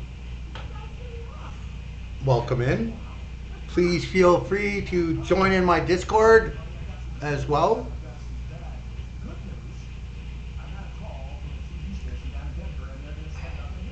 Stick around. We do all kinds of things, including watching Pampometer from over in your area. We cover everything here, all things indigenous. My grandparents said they weren't allowed to speak Mohawk at school, and their parents wouldn't let them speak English at home. Yeah, exactly. Yeah. Yeah.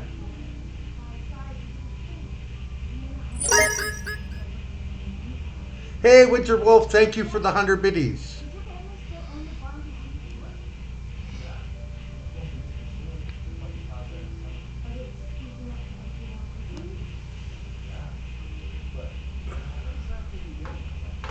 Join the tribe. Feel free to hop in the Discord, join the Discord. More than welcome. Make sure to follow. This is Indigenous World.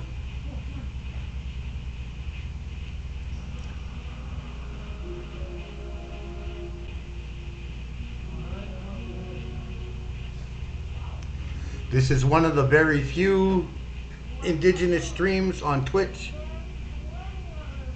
that actually deal with a lot of these situations, subjects, and issues and histories.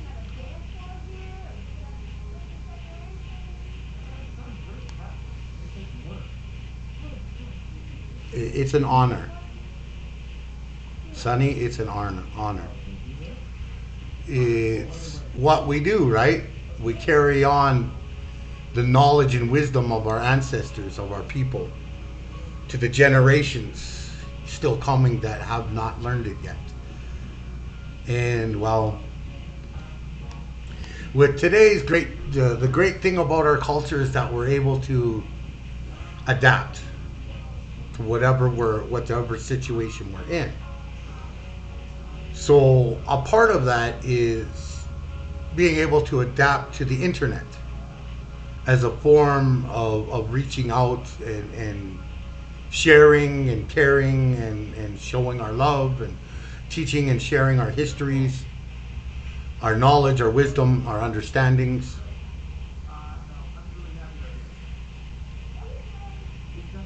And trying to keep it fresh in memory so it doesn't die out.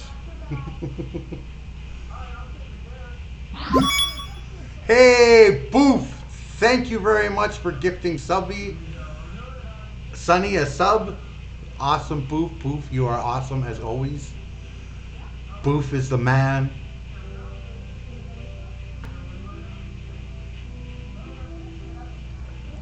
Sunny, do you have Discord? If you have Discord, please feel free to join. Come on into the Discord here.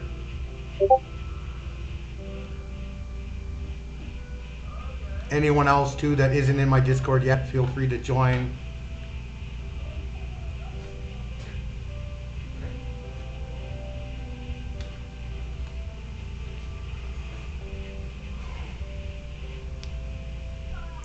This way, to make sure that, you get notifications when I go live, things like that. So that you don't miss when I stream. Plus, joining in a community.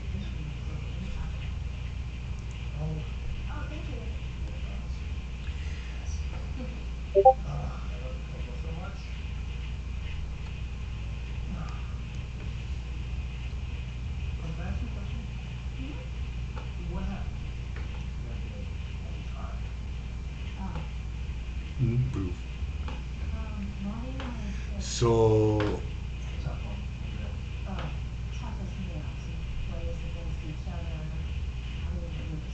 yeah, Dickie, what's wrong with you? You've been here for so long. What's wrong with you, Dickie? I'm just teasing with you.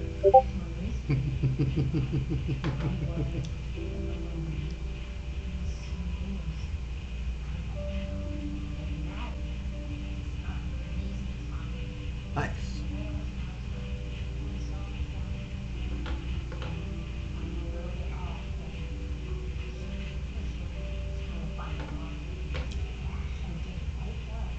So welcome in, and let's get back to our video.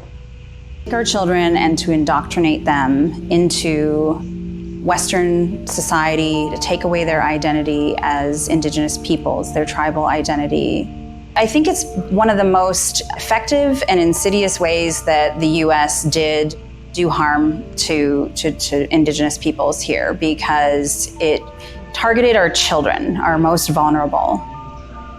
And they tried to make us ashamed for being Indian, and they tried to make us something other than Indian. There are also accounts of mental, physical, and sexual abuse, of forced manual labor, neglect, starvation, and death. My great-grandfather went to Carlisle, and nobody in my family ever talked about it. So if you Google Indian boarding schools, the majority of the pictures that you will see will be actually from Carlisle. Colonel Pratt created propaganda. He hired a photographer to create those before and after photos to show that his experiment was working. So it was, intentional propaganda. And it worked. The Carlisle model of education swept the country and led to the creation of over 350 boarding schools to assimilate Native American children. On the one hand, we have the Navajo as we find him in the desert. Few of these boys and girls have ever seen a white man. Yet, through the agencies of the government, they are being rapidly brought from their state of comparative savagery and barbarism to one of civilization. In 1900, there were about 20,000 Native American children in these schools. By 1925, that number more than tripled. Families that refused to send their kids to these schools faced consequences like incarceration at Alcatraz or the withholding of food rations. Some parents who did lose their children to these schools even camped outside to be close to them. Many students ran away. Some found ways to hold on to their languages and cultures. Others, though, could no longer communicate with family members. And some never returned home at all. By stripping the children of their Native American identities, the U.S. government had found a way to disconnect them from their lands, and that was part of the U.S. strategy. During the same era in which thousands of children were sent away to boarding schools, a number of U.S. policies infringed on their tribal lands back home. In less than 5 decades, 2/3 of Native American lands had been taken away. The whole thing was purposeful.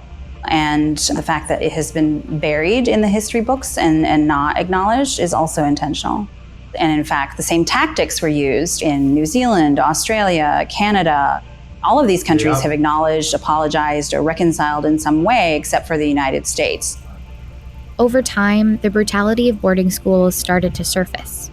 And after a 1928 report detailed the horrific conditions at some schools, many began to close. In the 1960s, indigenous activism rose alongside the civil rights movement. And by the 1970s, that activism forced more schools to shut down. The government handed over control of the remaining boarding schools to tribes to be run in partnership with the Bureau of Indian Affairs. But just as the boarding school era started fading, another assimilation project took shape: adoption. The main goal of this pilot project was to stimulate the adoption of American Indian children to primarily non-Indian adoptive homes. They claimed it was to promote the adoption of the forgotten child, but it was essentially a continuation of the boarding school assimilation tactics. And the strategy came with a financial advantage for the government, too. Adoption was cheaper than running boarding schools. But first, adoption officials had to sell white America on the idea of adopting Native American children. Feature stories like this one in Good Housekeeping marketed them to white families. They were described as unwanted, and adoption gave them a chance at new lives. In the end, their media campaign worked. White families wanted Indian adoption. But the problem was, many of these children were not orphans that nobody wanted. They were kids often ripped apart from families that wanted to keep them.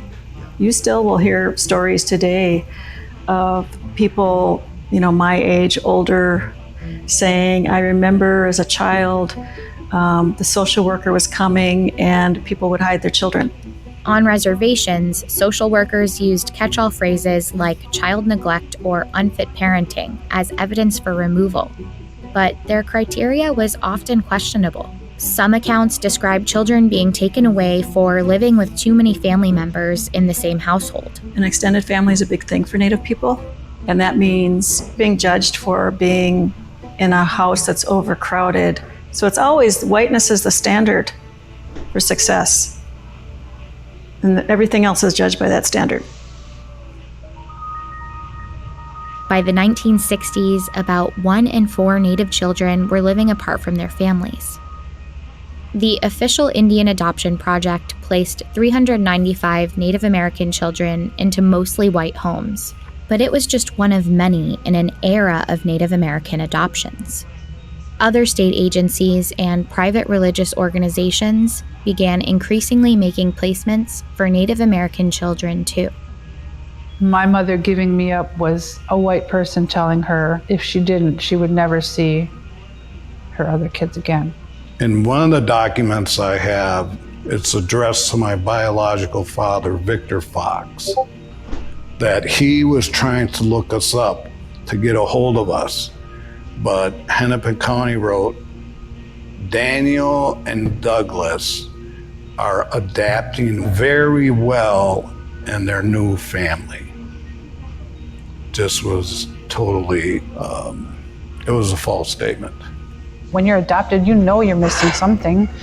I think I've likened it to having when someone has a 500-piece puzzle and they have all the pieces to make this pretty picture except one. My adoptive mother was not well, verbally, physically, and sexually, and spiritually abusive. So by the time I was 14, I started drinking. 15, drugs were added, and I became an addict to numb. I didn't realize I was numbing pain. I tried suicide, tried slicing my wrist one time. Children were taken and believed like I believed for a long time that there was something wrong with me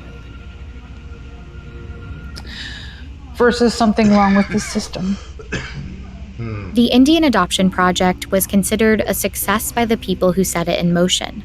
Officials claimed, generally speaking, we believe the Indian people have accepted the adoption of their children by Caucasian families and have been pleased to learn the protection afforded these children.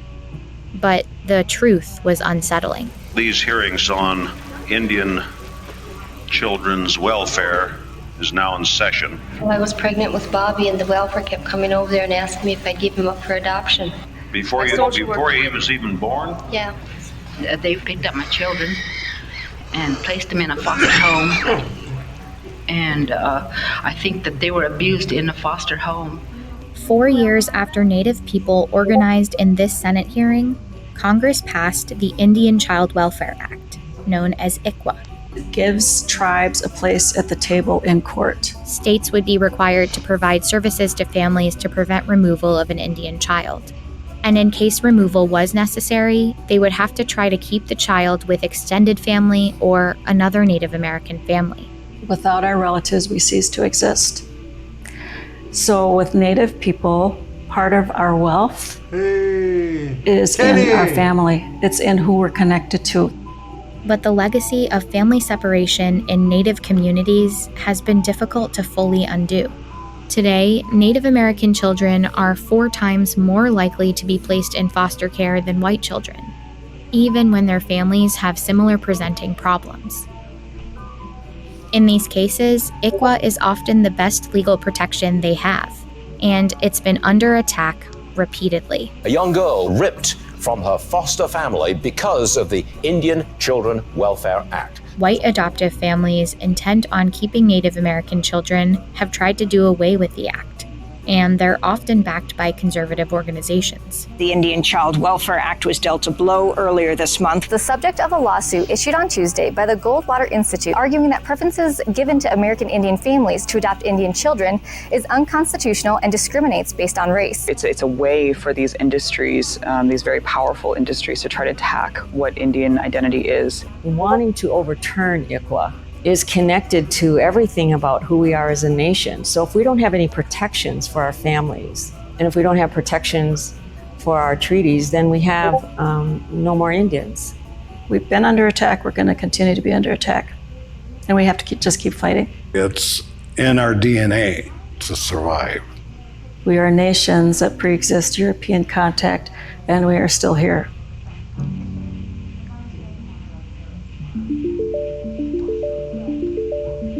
Damn.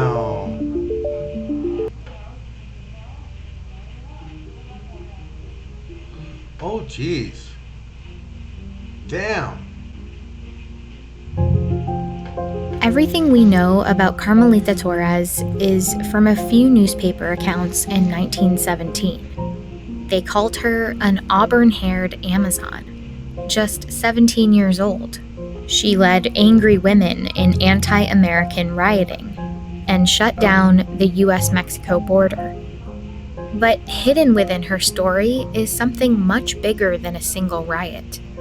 It's a story about American paranoia at the border, about a toxic campaign of disinfection and discrimination, and a US practice that would go on to inspire Nazi scientists. Hear that? Inspire Nazi scientists.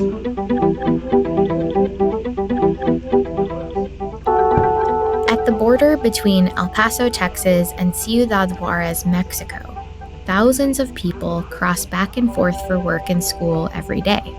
They line up in Juarez and often wait for hours to get through the US checkpoint. But the border didn't always look like this. Crossing this border used to be free and unrestricted. People would come and go without a passport. But after 1917, Juarez and El Paso became 2 separate communities. It was a turbulent year at the border. The Mexican Revolution was ongoing, and the US was about to enter World War I. All of a sudden, you have the war hysteria created by World War I. People here in El Paso that are deadly afraid that the Germans are going to attack from Ciudad Juarez. The fear of invasion brought tensions to the border, while across the US, a different movement was gaining strength. The eugenics movement, based on junk science, aimed to create a genetically and morally superior population. That meant stricter controls on immigration, only allowing those deemed fit to enter.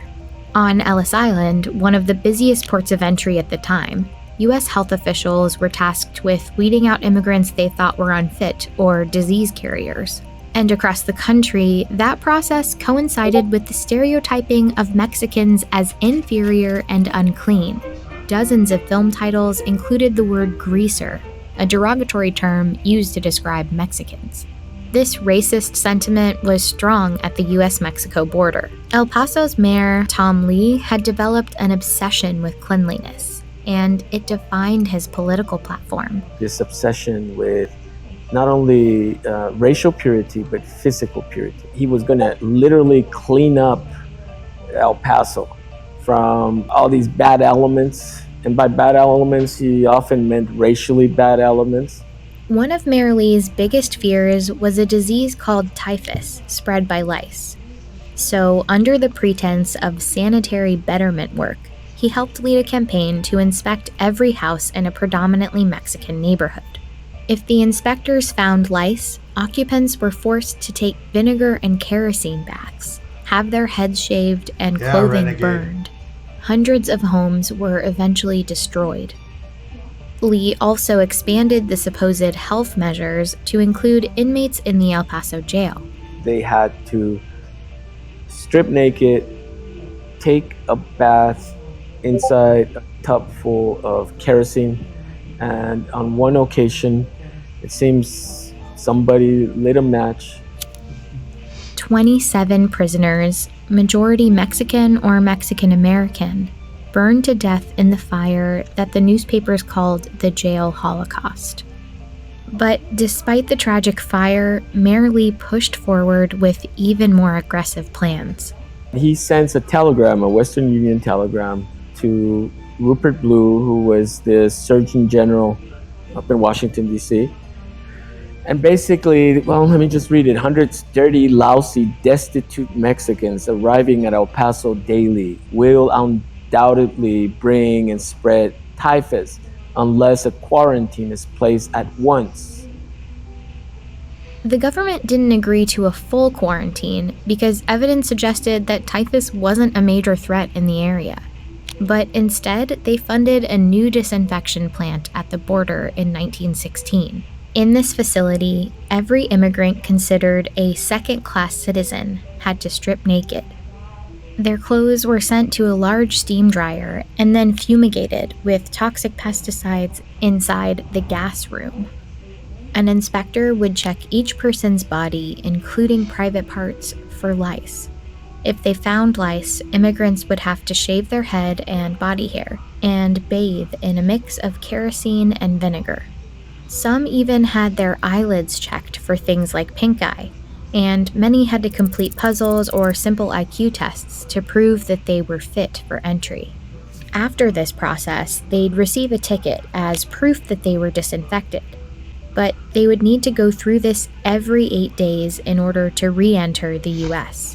So many people didn't speak about it. They didn't talk about this humiliating process, like they kind of internalized it. It's that psychology of shame. The toxic baths and dehumanizing inspections at the border set the stage for a revolt, led by the 17-year-old maid from Juarez who defied the order to bathe. Carmelita Torres I've compared her to the Rosa Parks of the border.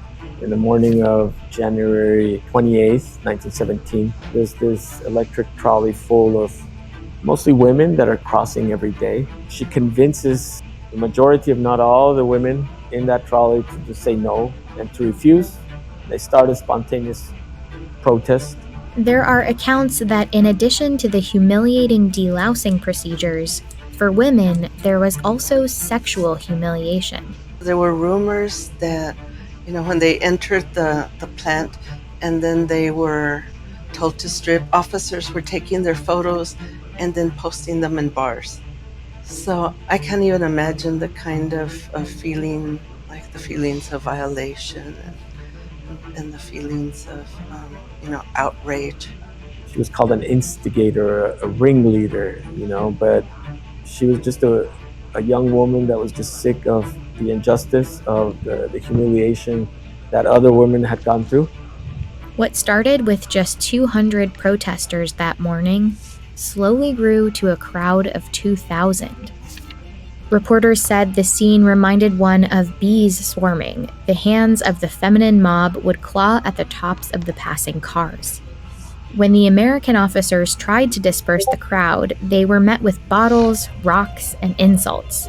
Protesters even laid down on the tracks in front of the trolley cars to create a blockade. They were joined by men in what's called the Bath Riots, and they shut down this border for 2 days. And then all you hear is that the ringleaders are arrested and a few of the men are publicly executed. As for Carmelita Torres, it appears like she was thrown in prison, and as historians, we don't know what happened to her afterwards. We've lost every trace. The fumigations didn't stop after the riots. In 1917 alone, over 100,000 Mexicans were deloused at the border. That same year, an immigration law made border procedures even more rigid. Immigrants at all points of entry needed to have a passport, take a literacy test, and many would have to pay an $8 head tax. And later that year, the U.S. Public Health Service laid down instructions for border agents about who should be kept out of the country. Imbeciles, idiots, feeble-minded persons, physical defectives, persons afflicted with loathsome or dangerous contagious diseases. The discriminatory policies at the border resembled horrific events elsewhere in the world. In fact, while researching this, David stumbled upon a detail. The fumigation of Mexican immigrants wasn't just reminiscent of Nazi Germany, it was directly linked to it. It's not so much that the United States was copying Nazi Germany, it's the opposite. Nazi Germany was copying the United States. He found that in the 1920s, the US started using Zyklon B, an extremely poisonous acid gas, to fumigate clothing at the border. And in 1937, in a German pest science journal, a scientist called for the use of Zyklon B in Nazi disinfection chambers. He included 2 photos of El Paso's delousing chambers as an example of how effective Zyklon B had been at the US border to kill unwanted pests. The same scientist pushed to use it to disinfect concentration camps, and eventually, it was used in concentrated doses to murder millions of people. People, rightly so, say you can't compare what happened in Nazi Germany with other parts of the world. And that's true. In terms of Zyklon B, it was used on the border not to intentionally kill Mexican border crossers. But the history of something like the Holocaust doesn't take place in a vacuum. Yep. A few decades after the Bath riots, Mexico started sending men to work on U.S. farms and railroads as part of a new labor agreement called the Bracero Program. And through the program, the border disinfections continued. How many of y'all learned that in school? Here in this facility, some migrants were sprayed with insecticides. This time, it was a substance called DDT, Dichloro-diphenyl trichloroethane, a toxic pesticide which decades later would be banned for agricultural use by most developed countries. Repeated contact must be avoided. They were sprayed in the face, they were sprayed in their private parts, and they were stripped naked and inspected. And sometimes they're inspected like you would inspect livestock. First-hand accounts from immigrants in the program reveal how little they knew about the fumigations. So they talk about how humiliating it was, about why do they think we're so dirty? They'll call it the white powder. I don't know if they necessarily were told we're spraying you with DDT, but they'll call it polvo, the powder. Miraculous white powder that is helping to win the war against disease. Many of the employees who worked in the facilities weren't given many details either. When I first started, my role was a clerk. I got the job mainly because I spoke Spanish. There was a hut in the area when they came in from the Mexican side that they were going there, and they had some sort of, it was for lice, they said. It was, to disinfect for lice. And we never gave it much thought, but we did think, that's sort of like what the Nazis used to do, to the Jews. I had heard during lunch breaks that they would spray them, and sometimes there were comments from the men themselves that they would put a hose to them. I don't know if they knew what they were doing to them. I certainly didn't know, it was far-fetched from the world we lived in. It wasn't until the 1960s, when the Bracero program ended, that health authorities acknowledged the chemicals were dangerous and the baths and fumigations were finally discontinued. You want history to be about progress, about everybody realizes how horrible it is, and then it stops. Unfortunately, that's how it works in movies, but this was the border, right? And in the border, a lot of things never become resolved. They just keep on repeating themselves. Decades after the disinfection campaign ended, the language, the strategy, and the dehumanizing politics of fear and exclusion still linger. It's a health issue, too, because we don't know what people have coming in here. They're coming in with diseases such as smallpox and leprosy and TB that are going to affect our people in the United States. It's just a fact. You're going to see disease outbreak. Apprehensions in the El Paso area specifically have spiked more than 600%. They are essentially being warehoused, as many as 300 children in a cell. Without adequate food, water, and sanitation. The United States is running concentration camps on our southern border. I don't like anything compared to the Holocaust. But why can't you compare it, his practices, to what led up to the Holocaust? Do we have to wait for the actual Holocaust before we speak out? At the border between Juarez and El Paso, the same space where the bath riots once happened, hundreds of migrants have been huddled in makeshift detention centers. They've been waiting to find out if the US government deems them fit for entry.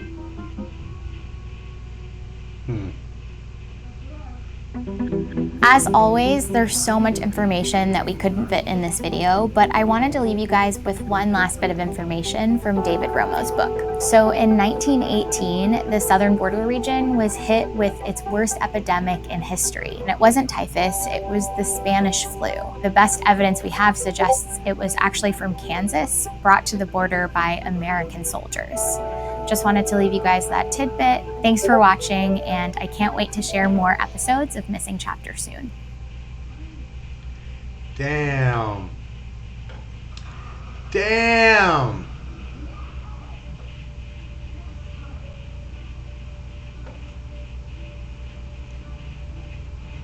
Damn.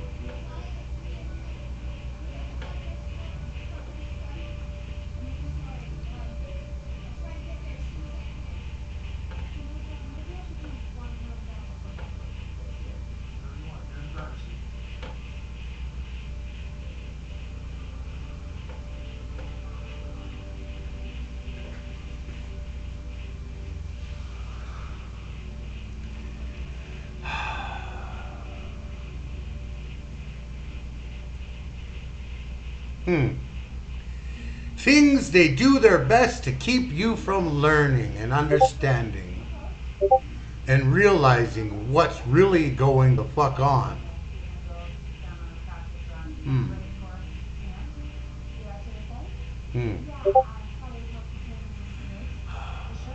Don't worry.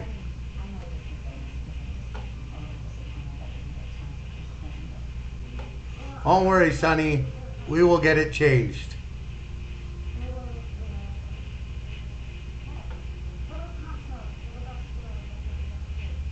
Yeah. Realized more and more that Germany was just governing in the open, as the U.S. has always done in the shadows. Yes, Renegade. Yes. So, normally after some really heavy-duty fucking shit that we just watched. Oi! Thank you, RV, for the 100 biddies. How you doing, buddy? Good to see you. Welcome in.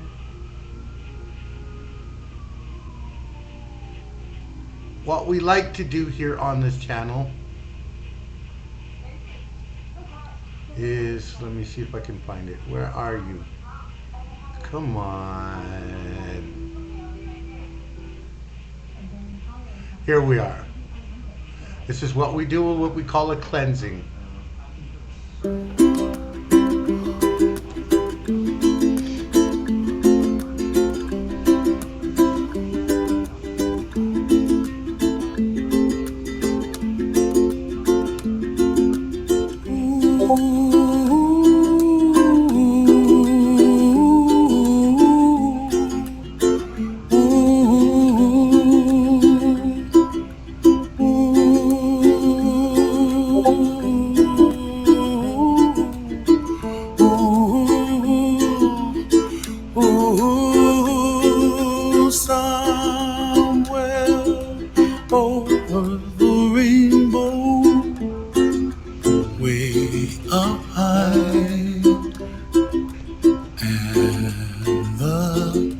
dreams that you dream of once in a lullaby.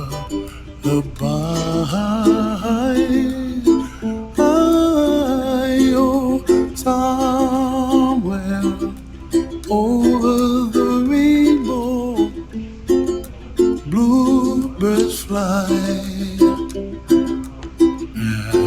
and the dreams that you dream of, dreams really do come true. Ooh, someday you wish upon a star, wake up where the clouds are far behind. Be where trouble melts like lemon drops, high above the chimney top. That's where you find me, oh, somewhere over the rainbow, bluebirds fly, and the dream that you dare to, oh, I can't I? Oh, someday I wish upon a star, wake up where the clouds are far behind. Be where trouble melts like a lemon drops, high above the chimney top. That's where you find me, oh, somewhere over the rainbow, way up high. Holy shit. The dream that you dare to. Unless you're one of the first Americans, a Native American, you came from someplace else. Somebody brought you here.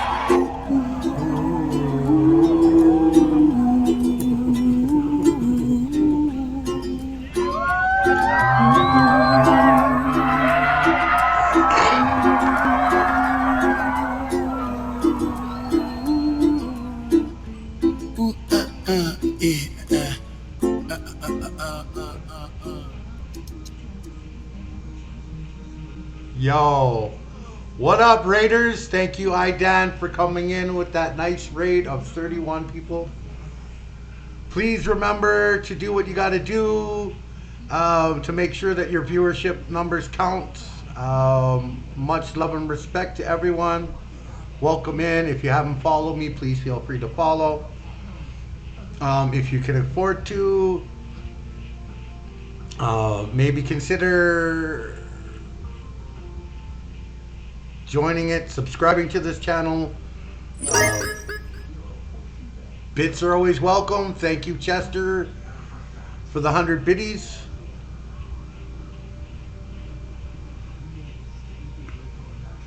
All things, donations, stuff like that, all things go towards helping to further increase and develop this channel.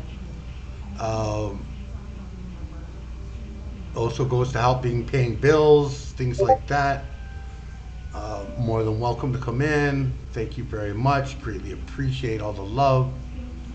Idan, love your face, brah. Love your face. I don't have a punch thing yet, but you know.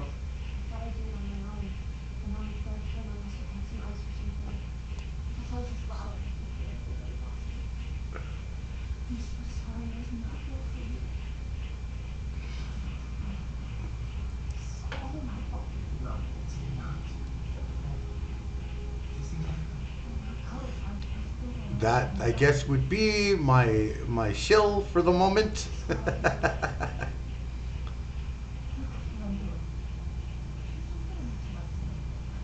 Now, let us see. We're gonna do another one. Indigenous people, shine your light, we are equal. I remember the days when our prayers were illegal. I remember the days when being Indian was lethal. Yeah, we had a rough past, but get ready for the sequel.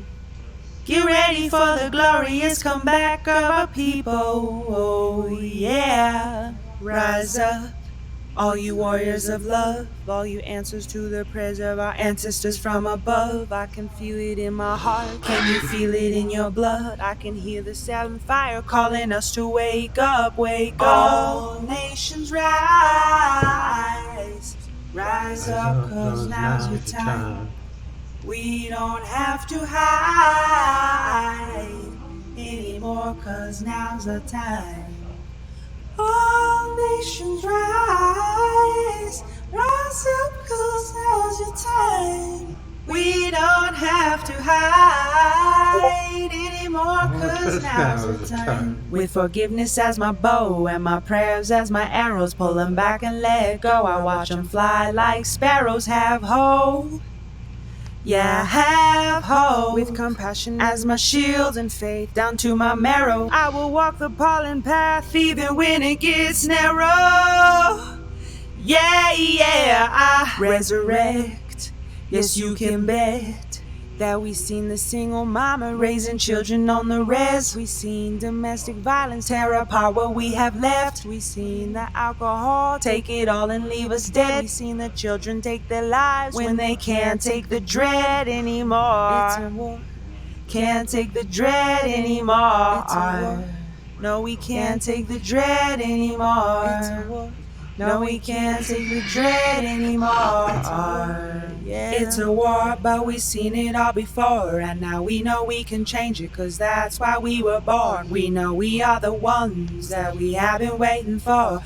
We are the ones Grandma has been praying for. So rise up, all you warriors of love, all you answers to the prayers of our ancestors from above. I can feel it in my heart. Can you feel it in your blood? I can hear the seventh fire calling us to wake up, wake up. Pueblo hermoso, levántense, es nuestro tiempo. No tienes que esconderte más.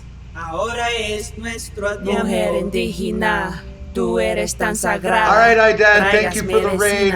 Much love. Love your face, bro. A pesar del abuso de tu cuerpo y tu tierra, respetamos tus ancestros y la suya cultura. Hombre indígena, tú eres honorable y yo veo la fuerza que todavía sobrevive a pesar del abuso de tu raza venerable. Yo respeto tus ritos, tus danzas, tus padres. Somos guerreros del amor y guerreros de la paz y no vamos a escondernos más. Somos guerreros del amor y guerreros de la paz y no vamos a escondernos más.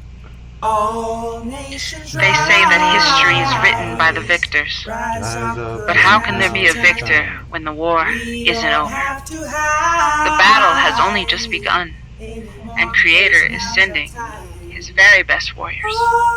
And this time, it isn't Indians versus cowboys.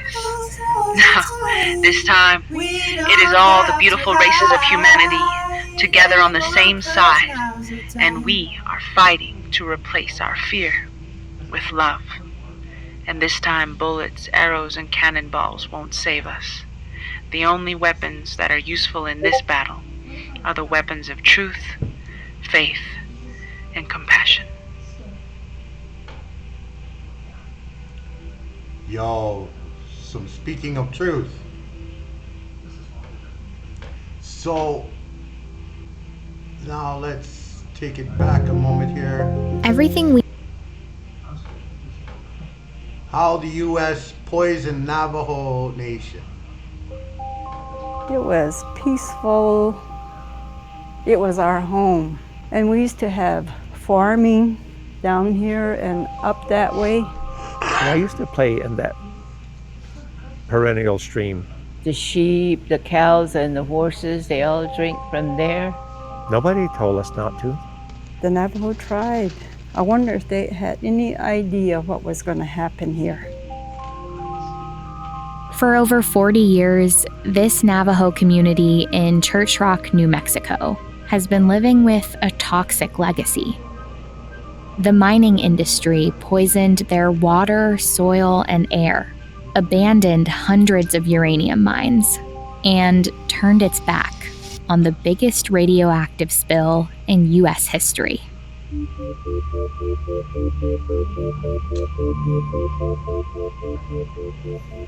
Let's go back here. Boy, Of course, you Anya. see the pile right there, that big one that looks like a mesa or a hill. This isn't a natural hill. It's a pile of uranium mining waste, a remnant of the industry that started here during World War II. On the New Mexico desert, Allied scientists unleashed its stupendous power. In the early 1940s, the U.S. developed top-secret plans to build an atomic bomb. The greatest secret of the war. And for that, they needed a steady domestic source of a radioactive substance called uranium.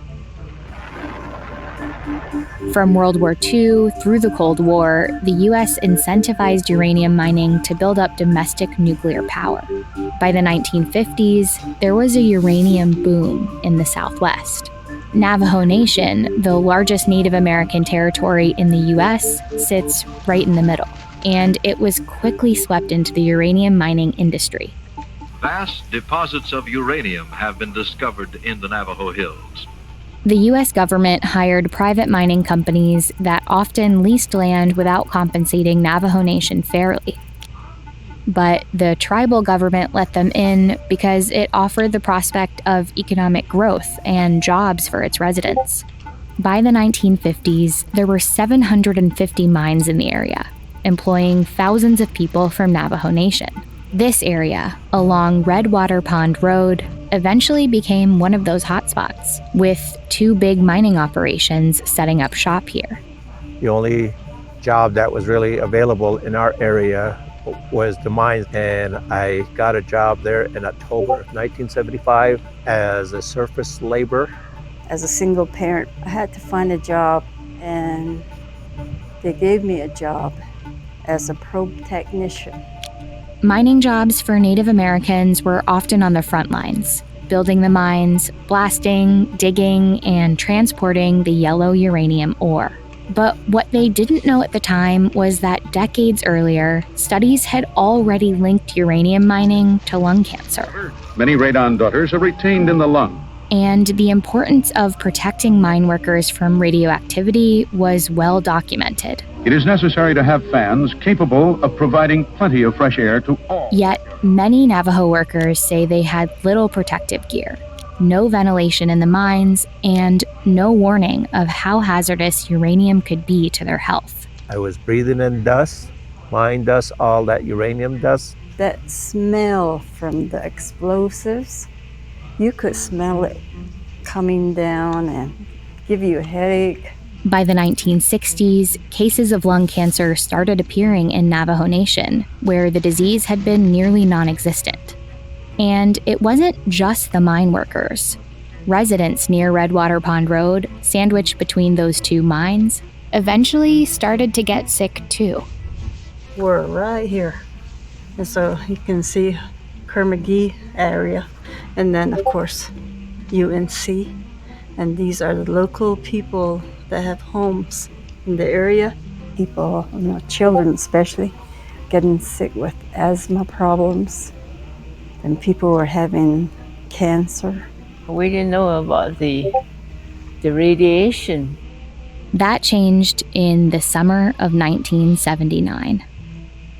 UNC stored its toxic uranium waste in a pond nearby. The site was called a tailings pond, which held several 100 million gallons of radioactive sludge, or tailings. Early on July 16th, the dam on the pond broke, letting out over 1,000 tons of uranium tailings and millions of gallons of wastewater into the Rio Puerco. It was a creek bed locally known as the Perky that was often used as a source of drinking water for locals and livestock. I started hearing people talking. Did you see that? Did you see the mills? Did you see the dam? I looked in that direction, and sure enough, there was a huge break. There was crowds of people out there, but never really knowing, that 94 million gallons of contaminated waste had just gone down the Perky. the Puerco was radioactive. One government report showed radioactivity levels in the Puerco at over 1,000 times what's allowed in drinking water. But at the time of the spill, newspapers characterized the area as sparsely populated, and that the spill presents no immediate health hazard. Many Navajo residents in a community of about 100 said they weren't warned about using the river or about the spill until several days later. For the mining company, there had been warning signs. An Army Corps of Engineers report showed that cracking was identified by the company in 1978, the year before the spill. The UNC also knew the dam did not incorporate all the necessary protective measures. After the spill, the company and federal agencies like the Environmental Protection Agency evaded responsibility, and just 1% of the solid radioactive waste was cleaned up within 3 months of the spill. This was a stark comparison to the US response to another nuclear accident, which happened less than 4 months before the Church Rock spill. It was the partial meltdown at the 3 Mile Island nuclear reactor in Pennsylvania. After the accident, President Carter visited the site. Cleanup began quickly, and those affected in the nearby, largely white community were compensated by the plant. Back in Church Rock, where the spill released 3 times as much radiation as 3 Mile Island, the residents were barely compensated. And the largest radioactive spill in U.S. history was overlooked. Over here, we're like treated like a third world. It's not cleaned up. It's still here. It's been here 40 years. They don't see us as human beings. We're disposable. While there still hasn't been a comprehensive health study done in the area, there is a clearer picture of the effects of uranium mining in Navajo Nation. Various studies have linked mining areas in Navajo Nation to higher rates of cancer, kidney and cardiovascular disease, and birth defects. I got lymphoma in my immune system, and for me somehow it became double whammy for it. I lived there and I worked there. I am certain that we drank contaminated water all our lives from the very beginning. The mine spill did not only happen on that one day, July 16th. It began way back in the early 60s because they were releasing all this untreated mine water. It flowed 24/7 and on into the Puerco. In Navajo, they say "besi kai," meaning we literally walked in it, These companies coming in and taking the raw resources, for them, it's like money, money, money, They're taking and at the sacrifice of people. Yeah. People died, sacrificed their life. Yep. In the 1980s, as demand for nuclear energy declined, the mines shut down. Today, there are more than 500 abandoned sites, many surrounded by massive piles of uranium waste. For decades, residents like Edith have been fighting to get them removed. She helped form an organization called the Redwater Pond Road Community. This was our very first banner. We left it up there and we just didn't take it down. And then, of course, Letso Toda means no uranium. She helped with the community's own research. Back in 2005, around that time, this is what we came up with when we decided to butcher a sheep. We opened it up, but the fat was like yellow. She spoke at multiple government hearings. We want clean water and clean air for our precious children and grandchildren so that they will have the same opportunity to once again play in the meadows and canyons of my childhood. Thank you. Eventually, the EPA and the mining company, now owned by General Electric, committed to a cleanup plan. But there was a catch. It could take at least 7 more years to clear the radioactive waste at the mine. As for the Puerco, they never presented a cleanup plan for the water. In the meantime, the EPA wants the residents of Redwater Pond Road to move to the nearby city of Gallup, which means they would have to live outside of Navajo Nation and adjust to an entirely different way of life. That's like the Trail of Tears. It's like the long walk. Indian people are being removed and Indian people are being uprooted, and to me, that's genocide. The residents of Redwater Pond Road have another solution, a plan to create an off-grid, solar-powered community in a nearby mesa. And this is the site where we were hoping that we would move everybody, but it hasn't happened.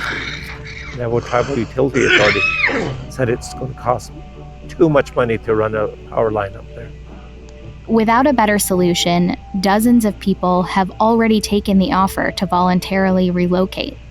But for now, Edith and a handful of her neighbors are staying put and continuing the long fight for their home.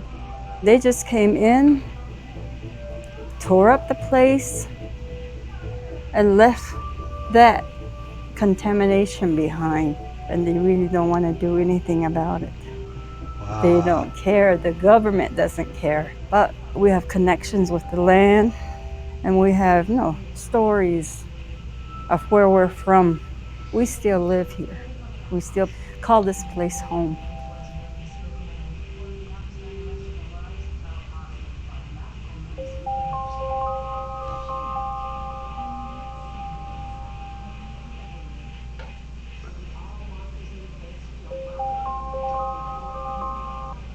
Damn. Bet y'all didn't learn that in school.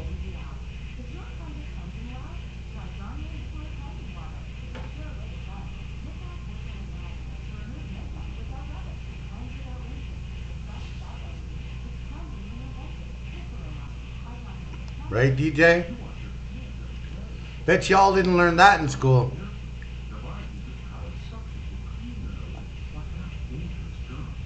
And we already know the white Christian supremacists will say, oh, this isn't a reliable source.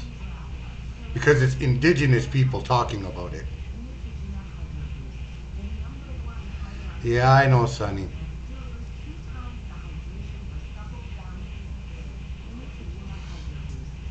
And I bet you anything you want to bet that the white Christian supremacists will look at this and go, oh, no, this isn't facts. No. Bad source. Why? Because it's indigenous people speaking up? Not a once. I knew of a spill, but that it was 3 times larger or any details. Yeah.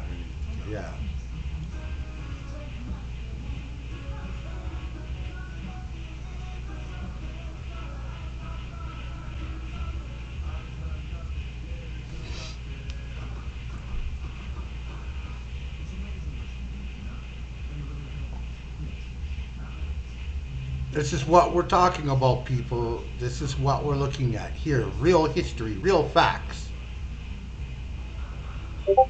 That these white ethno-Christian supremacists don't want you to know. They want to tell you that, oh no, it's not valid. It's not from a reliable source. Why is it not from a reliable source? Because it's indigenous people saying it?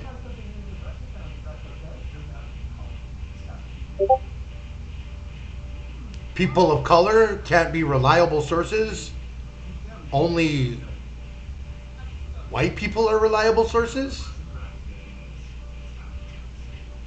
Really? And even then, it's, well, only if you're white, Christian supremacist, is it a reliable source.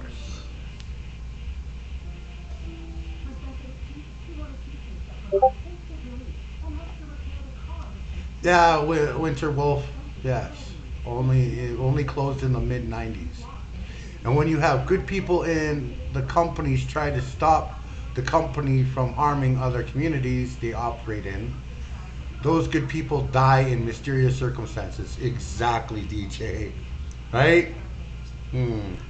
Interesting.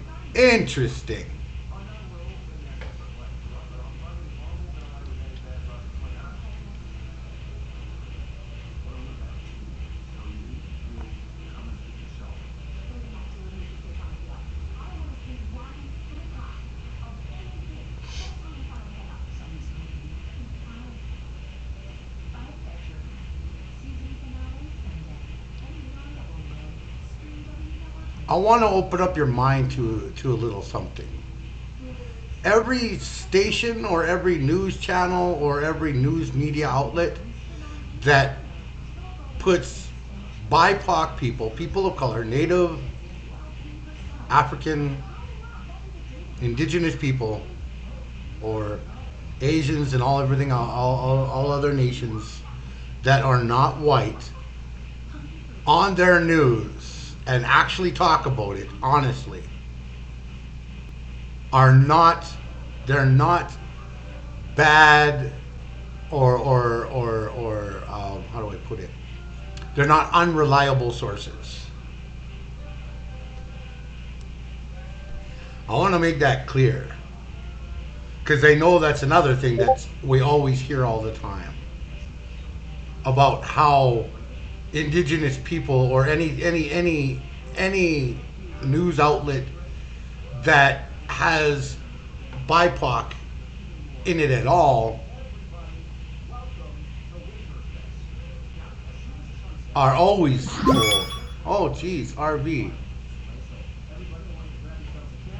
thank you for gifting that tier 1 sub to I Fight for Them.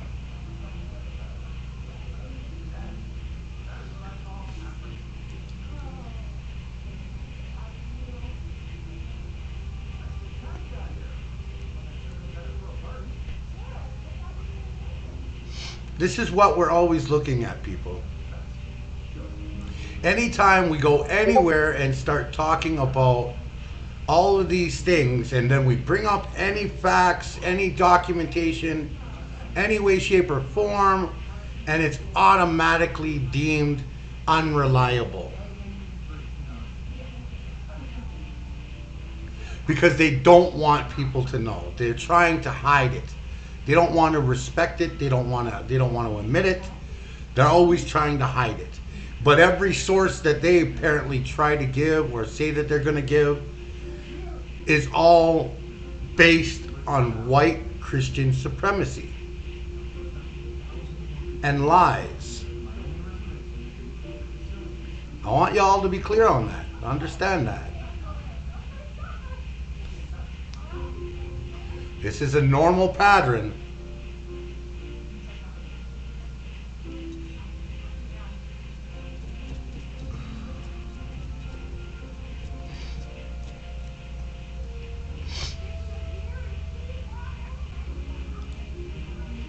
Here, we're gonna watch some APTN too.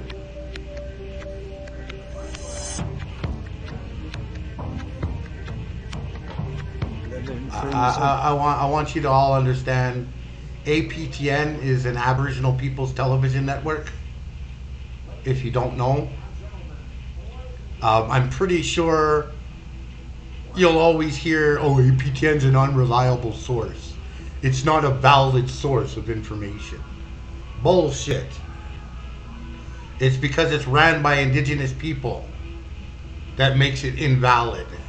If it was some rich company like Fox News or the other companies in media companies that are a little parent company or whatever, a little small company of the owners of it, then all of a sudden it's reliable news. But the moment indigenous people put forth reliable news and valid news sources and vetted and everything, it's automatically, because it's indigenous people, it's invalid. Do whatever, right? So now I'm coming in out of the deep freeze. Tonight, a group of land protectors who have been living in substandard housing for over 3 decades are getting new homes. Everyone's basically laid off. So yeah, I'm back to what I was when I started the company. And Alaska cruise ships mean big business for the Yukon. But with the pandemic, tourism operators don't know if they can survive.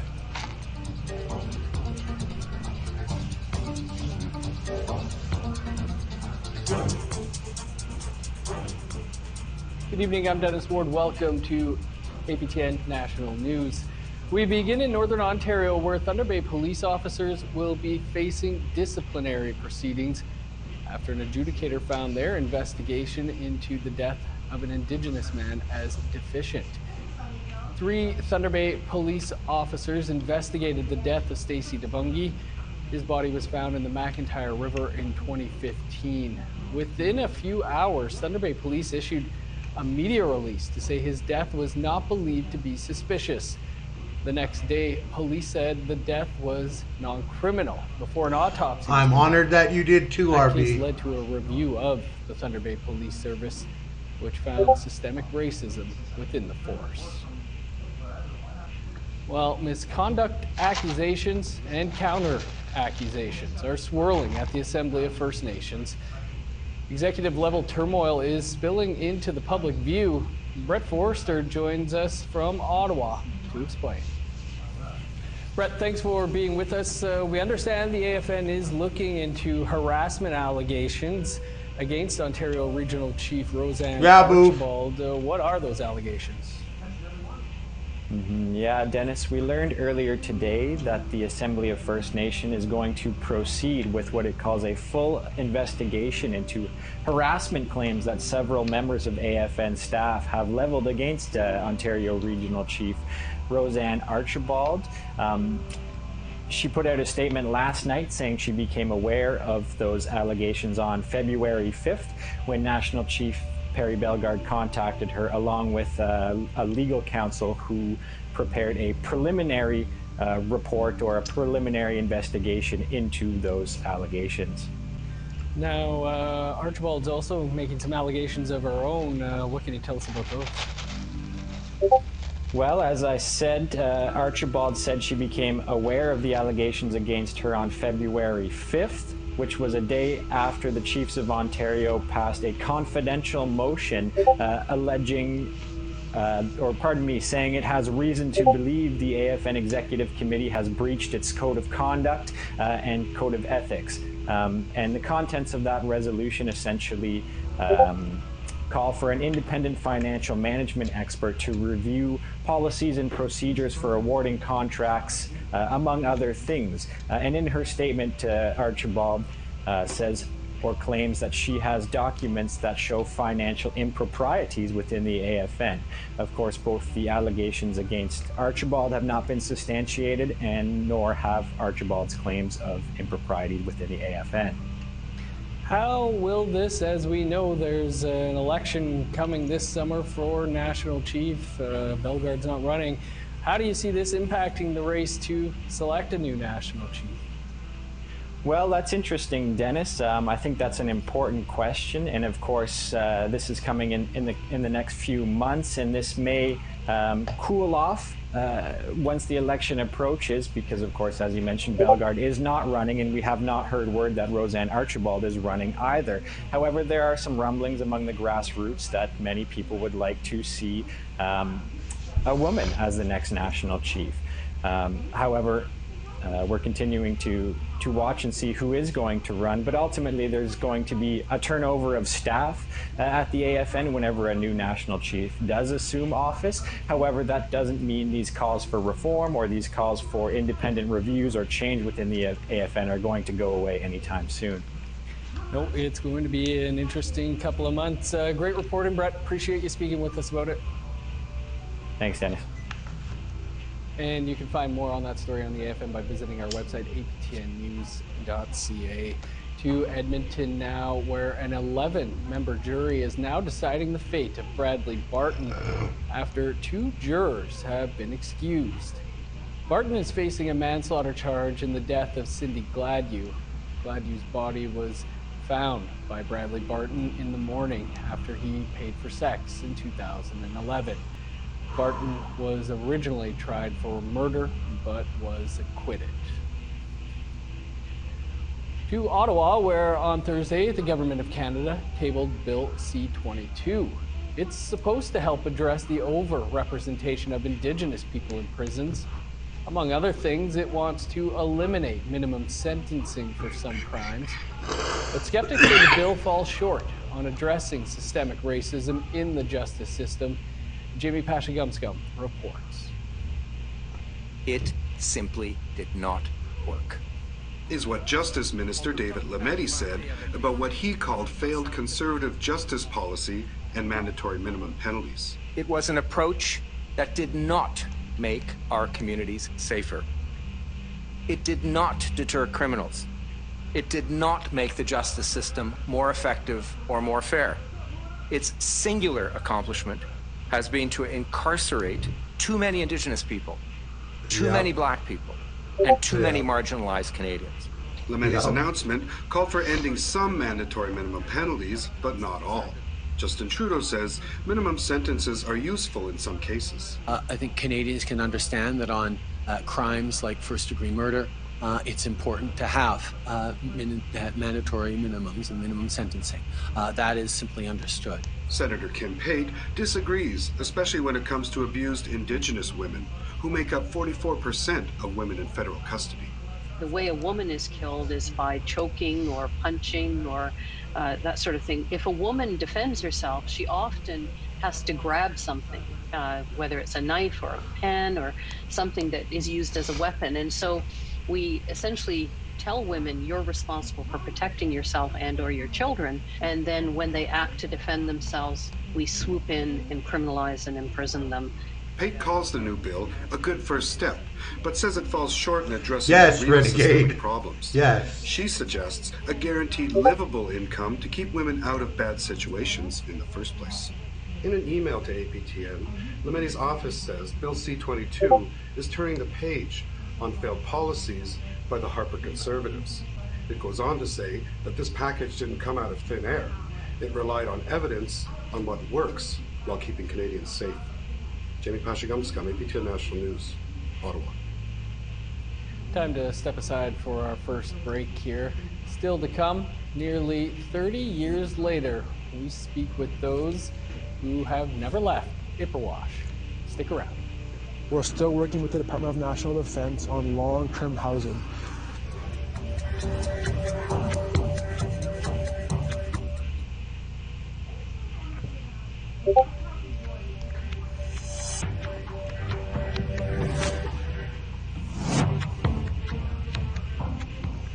Welcome back.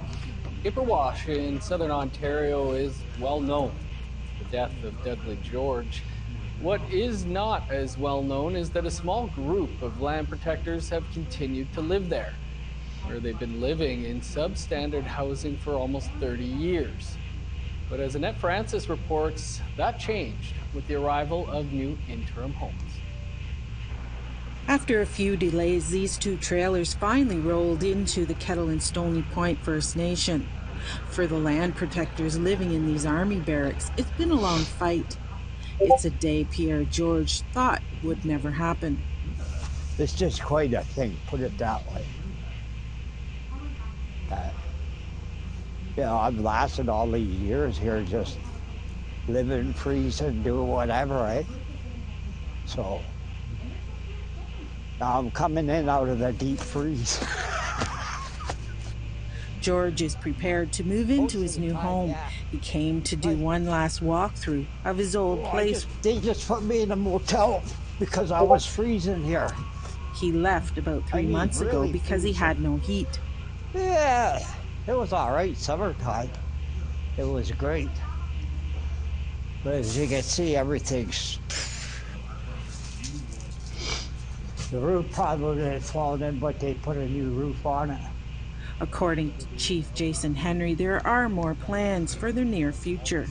We're still working with the Department of National Defense on long-term housing, streets, infrastructure, bricks and mortar, permanent homes, and a community for us to come back to.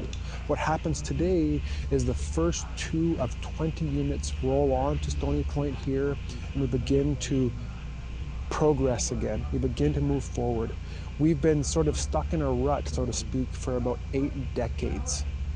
This unsurrendered land called Camp Ipperwash belongs to the Stony Point First Nation near the southern shores of Lake Huron. In 1942, it was claimed by the federal government through the War Measures Act and used as an army training camp. Chief Henry says there are 20 to 30 families still living in these barracks, some without heat and clean running tap water. I don't think I have to explain what it would be like to live here, like what people have gone through, what the price they have paid to ensure that this land is preserved here for us. You can see the tarps on the roofs, the sheeting blowing off. You can see the asbestos-clad buildings. In 1993, Pierre and about 50 other land protectors moved into these barracks, reclaiming what was taken. 2 years later, Pierre's brother Dudley was shot and killed by the Ontario Provincial Police at Ipperwash Provincial Park nearby. In 2016, a final settlement agreement was reached with the federal government, but it'll take some time before the land is turned back over to the Chippewas of Kettle and Stony Point. On paper and according to the law, this is our military installment still, and it will remain so until all the unexploded ordnance are removed. Chief Henry says today's arrival of the 2 housing units is reason to celebrate. Today is like the reverse of what happened 79 years ago. They took our homes, they put them on trucks. I wanna point something out real quickly. Just a little bit of a point. Okay? He has a beard and light skin. And he's a chief. So we already know this phenotype issue that keeps also circling around. Right? Indigenous people come in many different types of phenotypes. Whether they're light-skinned, medium-skinned, dark-skinned, doesn't matter. They're still indigenous. They're still native. Yes, DJ, he's a tribal chief.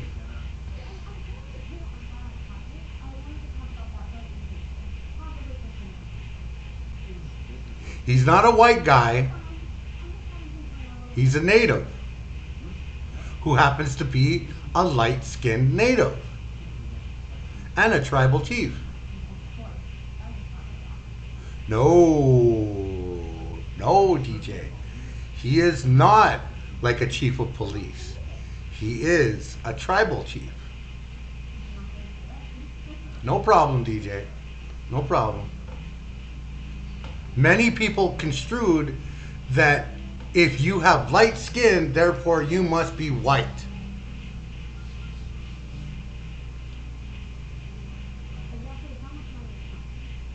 Or that some white person has gotten in and muddled your DNA to keep you from being dark. This is also another way that the Canadian government and the US government goes out of their way to reduce numbers of Indigenous people on the board in paperwork.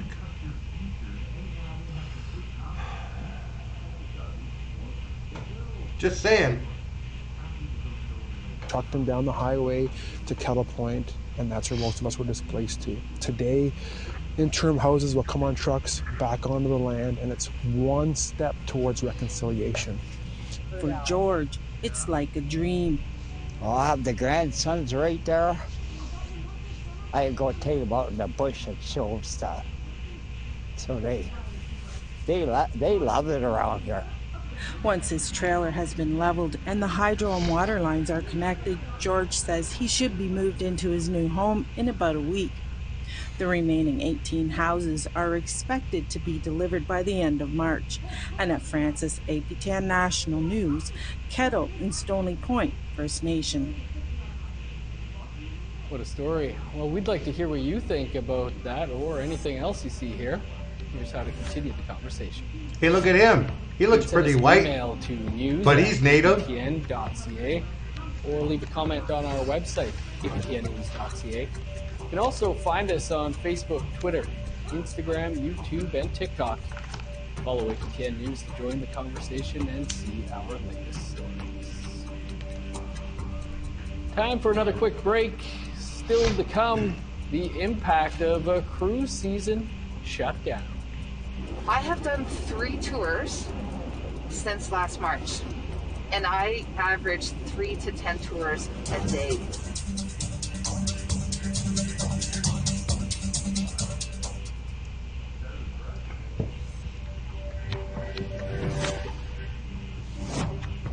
Welcome back.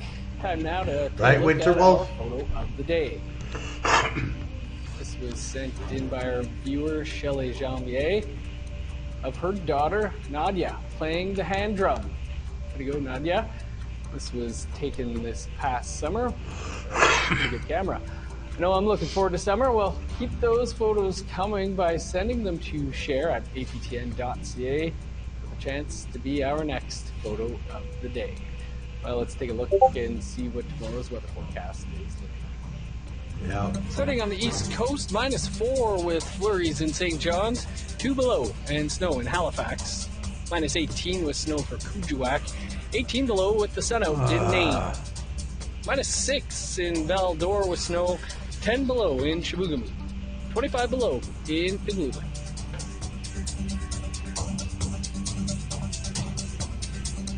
Some sad news now as a prominent First Nation Yukon MLA and elder has passed away. Darius Ilias served for 10 years as MLA for the Witchin riding in Old Crow, the territory's northernmost community. Ilias was the first Liberal to hold the seat in 2006. He later left the party and joined the Conservative Yukon Party in 2013. Ilias went on to become deputy chief of the Witchin First Nation, where he retired from politics last year. Well, thanks to COVID travel restrictions, most cruise lines have postponed voyages to Alaska. Now, after almost a year of no cruise ship passengers in the Yukon, indigenous tour operators are worried their businesses won't survive. Here's Sarah Connors with that story. Well, let's take a little drive. At this time of year, Tina Dixon is usually busy transporting cruise passengers between Alaska and the Yukon. But COVID has devastated her business. I have done 3 tours since last March, and I average 3 to 10 tours a day. Dixon is Chippewan and the owner of Who, What, Where Tours in Whitehorse. Her business relies heavily on transporting Alaskan cruise ship passengers that dock in Skagway and travel into the Yukon. Cruise ship numbers, they bring in larger groups. And, when you pick up a group, 9, 10 people at a hotel, that is amazing revenue for a day tour. The Alaskan cruise ship industry is a major source of revenue in the Yukon, with 80,000 passengers visiting the territory each year.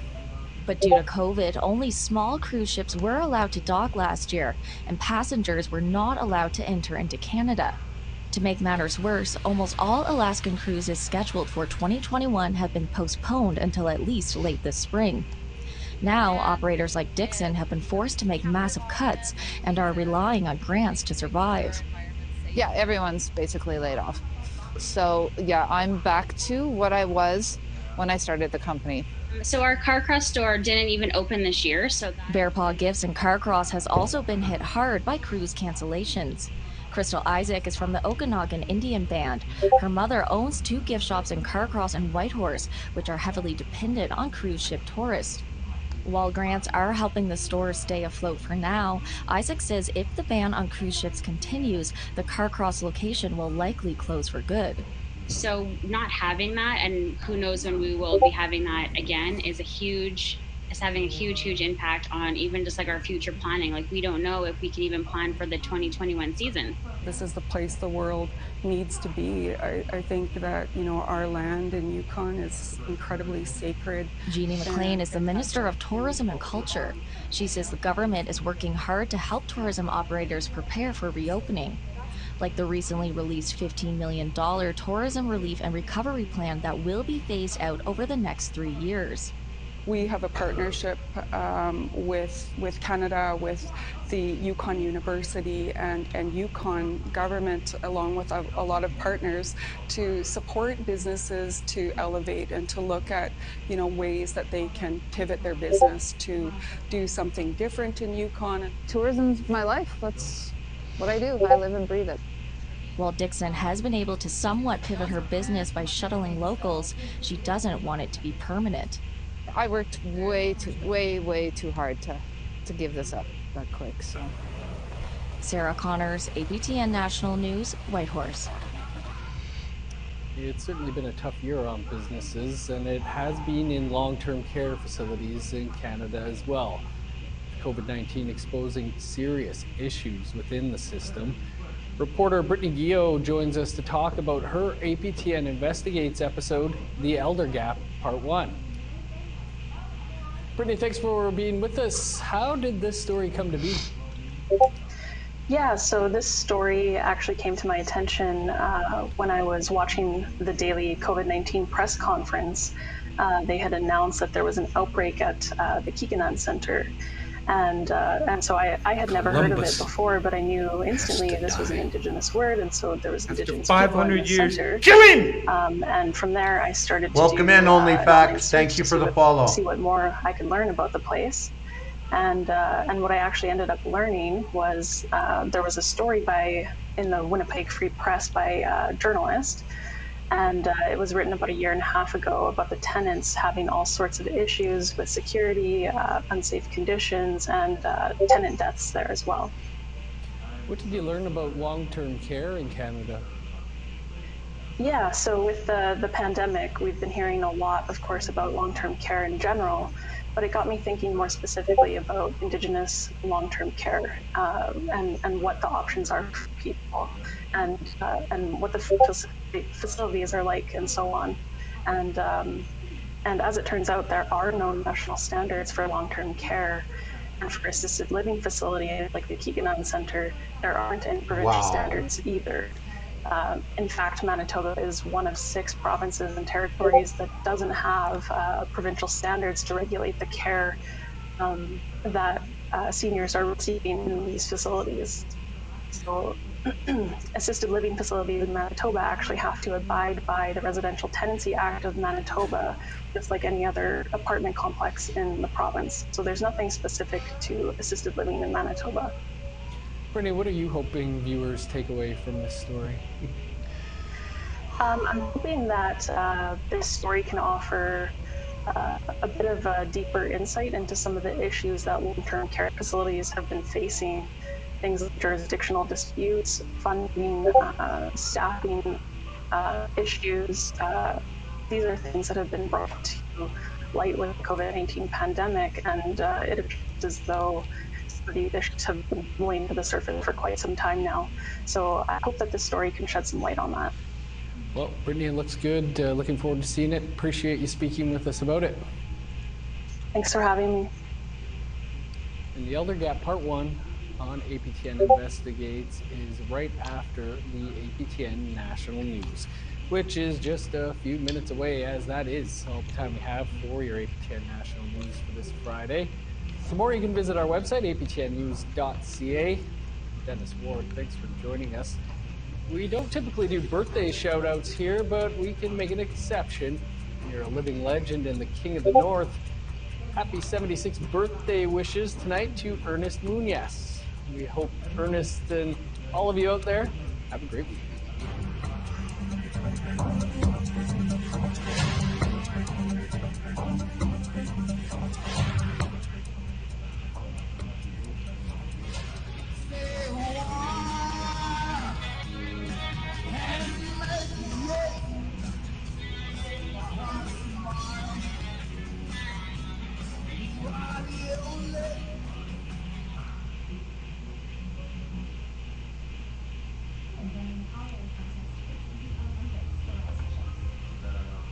Hell.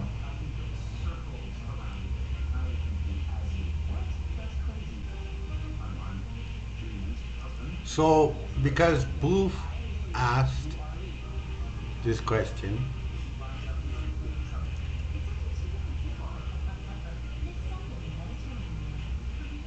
as soon as I can find it.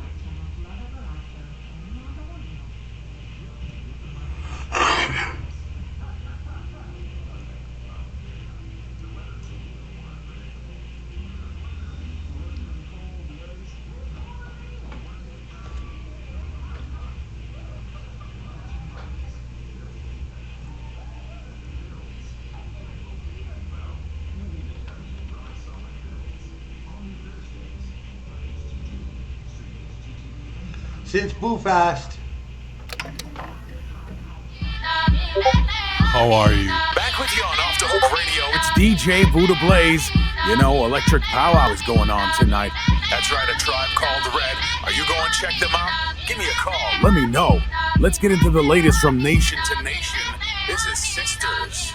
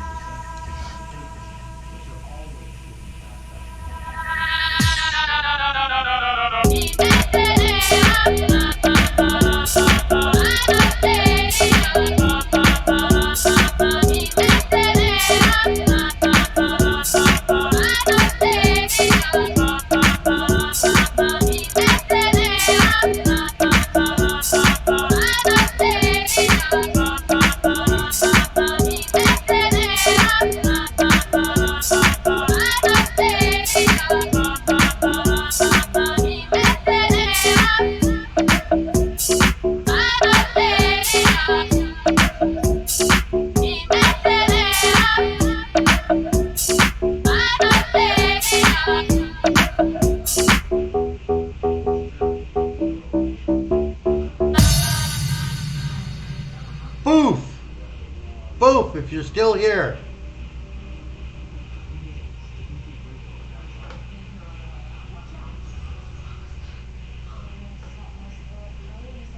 Royal Proclamation.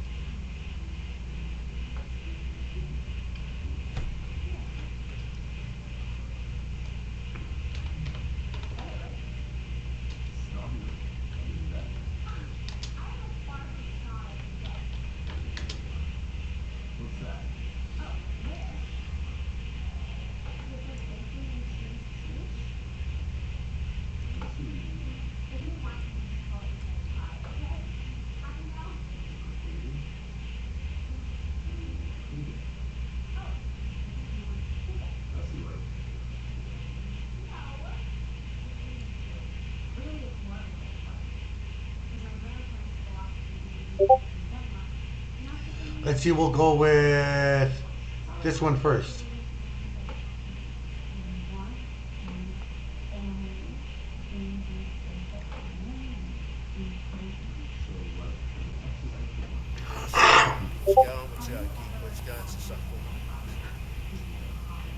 and I was gonna guy got bad after some festus. Dai ka kamas kina suka yo kamu ka bichu ponchi sukin kamu ka spomu kina stopia na sisi points. Oh, ani no Palestina palisa spomu to nakita maapis and I too was very much concerned about what was going to take place here, and in my grandfather's footsteps, he was a steward of this place, and it's very concerning. And I'm in the same position as Little Leaf. We don't want this to go, but when we smudge and we prayed for each and every one of you guys that were working here and digging, we prayed for you, for your work, for your health, for your families.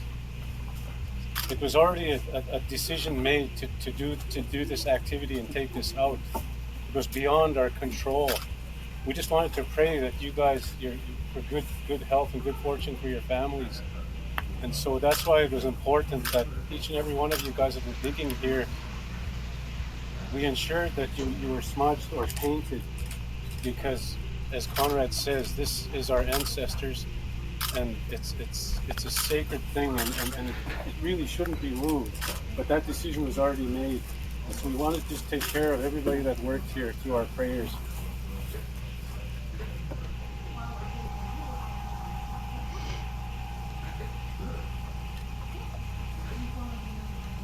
Yep.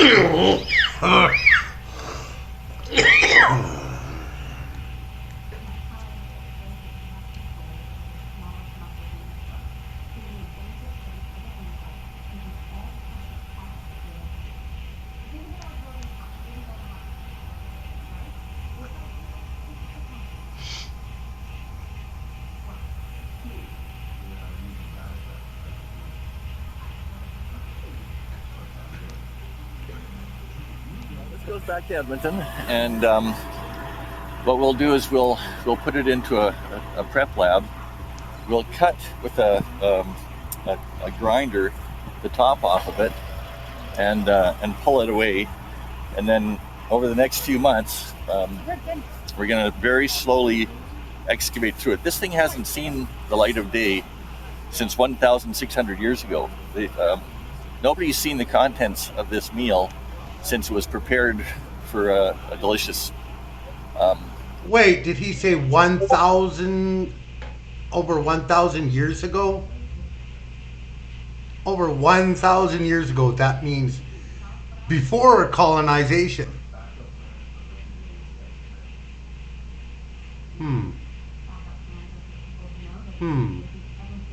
1,600 years ago. Damn. Oh, but wait, there was nothing on this side of the world before the white man came, right?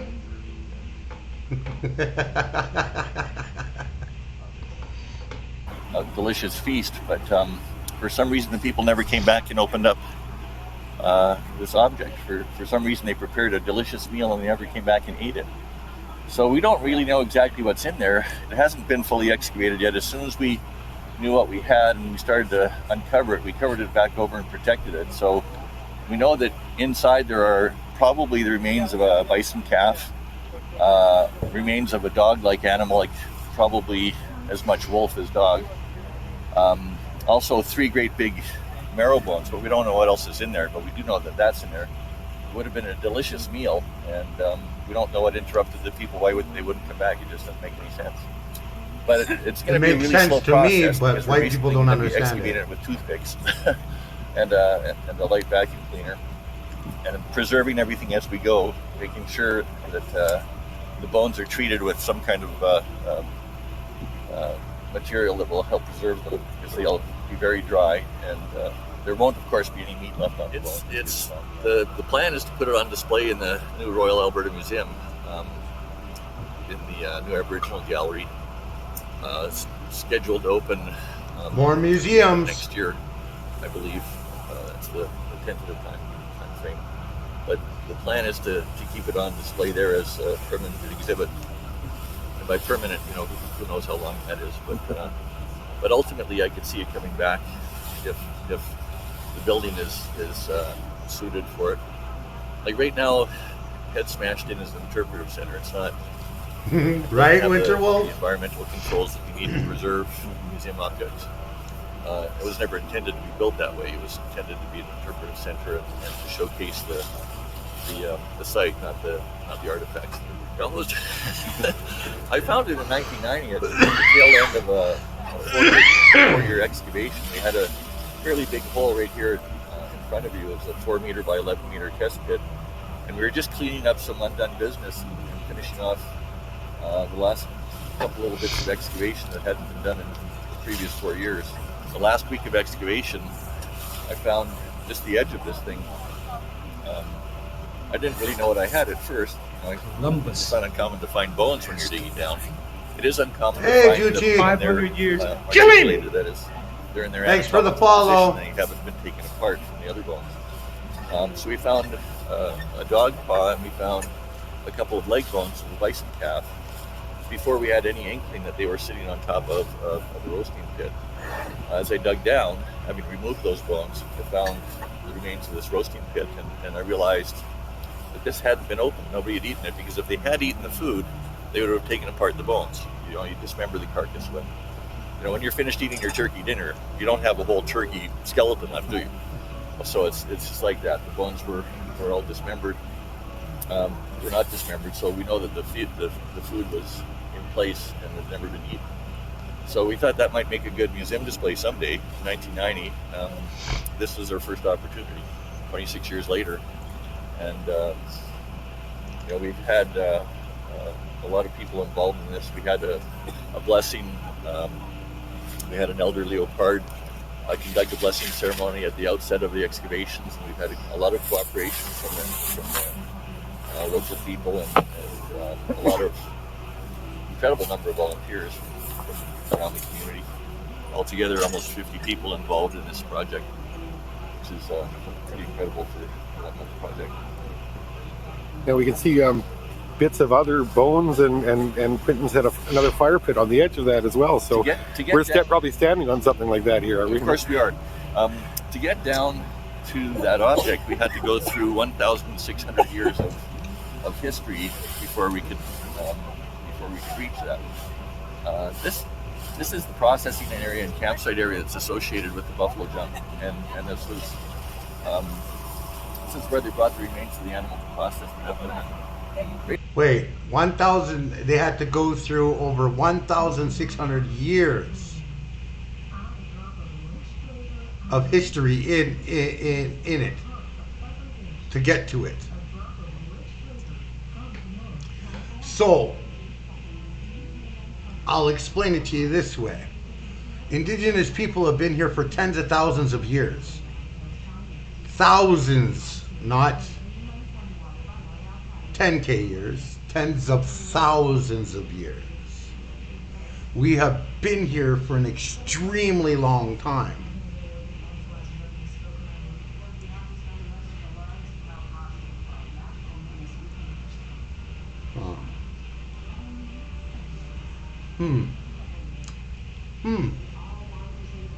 Right after the hunt, there'd be several hundred carcasses strewn against the cliff, and they'd have to do something to preserve that food before it went bad. So they cut up the portions that they wanted. Certainly the tongues, the hump meat, some of the organs, pile it probably on the hides, drag it down here. They'd cut the meat into thin strips to hang in the sun to dry. Drying the meat drives off 90% of the weight. 90% of the weight of meat is water. So if you dry that out, all of a sudden, you have a lot less to carry. But dried meat alone won't sustain you. You need the other nutrients that are available. So they would crack open the big leg bones and take the marrow out, and they would smash up the big heavy joints, the greasy joints, pulverize them, and boil that up to get grease out. The grease would be combined with the dried meat and berries to make pemmican. And pemmican is a big activity. Pemmican making here, all this residue that you see, there's no natural rock in the soil here. All those things that you see are part of the residue largely of pemmican making. We never find a complete leg bone. They're always smashed up. There's all sorts of rocks here that are brought here from the river valley for boiling. Boiling was done in pits in the ground, not with pottery. And what they'd do is they'd dig a hole in the ground, line it with a hide, pemmican fill it is with pretty water, tasty for a ration. drop in red hot rocks to bring that water to a boil. Any bones in there that had grease, the grease would come out and be scooped off to make to use for pemmican. That residue just covers this whole flat area. We estimate they brought more than 4 million kilograms of rock, probably from the river valley, for no other purpose than to render grease for making pemmican. I know it doesn't look like, when you look at the grass, it doesn't really look like there's that much activity going on here. But look at it a different way. Imagine if you were to come here with 300 or 400 of your friends and family every year for an annual barbecue, and you were to leave your fire circles behind, and you were to just throw the bones from your meals, from your barbecue on the ground afterwards. You were to come back every year for 6,000 years. You too would leave quite a distribution of stuff all over here. There'd be little clusters of family groups and friends, but there'd be fireplaces all over. This whole flat is just covered with this kind of debris. The farther away you get from the cliff, of course, the more it thins out. But by and large, what we're looking at is the processing and the celebration of a successful buffalo hunt. There would have been family groups here. There would have been teepees all over the place, dozens of teepees in the flat area. There would have been families. There would have been children running around. There would have been dogs trying to steal meat. There would have been, fires of buffalo dung wafting blue smoke in the air. There would have been racks with meat drying. There would have been birds circling over the cliff, and maybe a grizzly bear or a wolf trying to sneak some meat from the end of the pile up there. In a few weeks they'd be done, and they'd move to their winter campground, and this place would be at peace again. 600 years old. We've got a radiocarbon date on charcoal here. We do find some other things other than just smashed up leg bones and cooking stones, but that's mostly what we find. We do find the occasional broken arrowhead and a little stone knife or hide scraping tool. We find a lot of the byproducts of making such tools and repairing them. We don't find very many complete, beautiful specimens, because if they were complete and in perfectly functional shape, they would have kept them. They don't throw away a perfectly good tool. But one activity that did go on here, we know that the animals didn't get killed outright from the drop. They were probably lame, most of them. There have been thousands of arrowheads found that had smashed in, and that attests to the need to finish off a wounded animal. They wouldn't be shooting arrows into a dead animal. What they'd do after the hunt is they'd pull out the arrows and inspect them and see if there's any damage. If the arrowhead was broken, they'd bring it back down to the camp, and it'd be somebody's job to untie the broken ones and throw them away and make a new one and put it onto the end of the shaft. So we're unlucky that we don't get to find the nice new one. We get to find the broken piece that got thrown away, and also all the little chips that are the byproducts of making the arrowheads. There's also other tools, and occasionally the odd ornament we found. We found children's toys over the years. We found beads. We found a few unusual things, but by and large, it's mostly debris from pemmican making. There is a roasting pit in the corner there. I don't know if you saw the little bit of charcoal. Mm-hmm. That was a spot where they had roasted. He's talking about beads being unusual things because, in accordance to the ideological bullshit of indigenous people, didn't have beads until the colonizers came, till settlers, white settlers came and brought beads, and doesn't seem to understand and comprehend that beads were here long before white men ever showed up. Oops.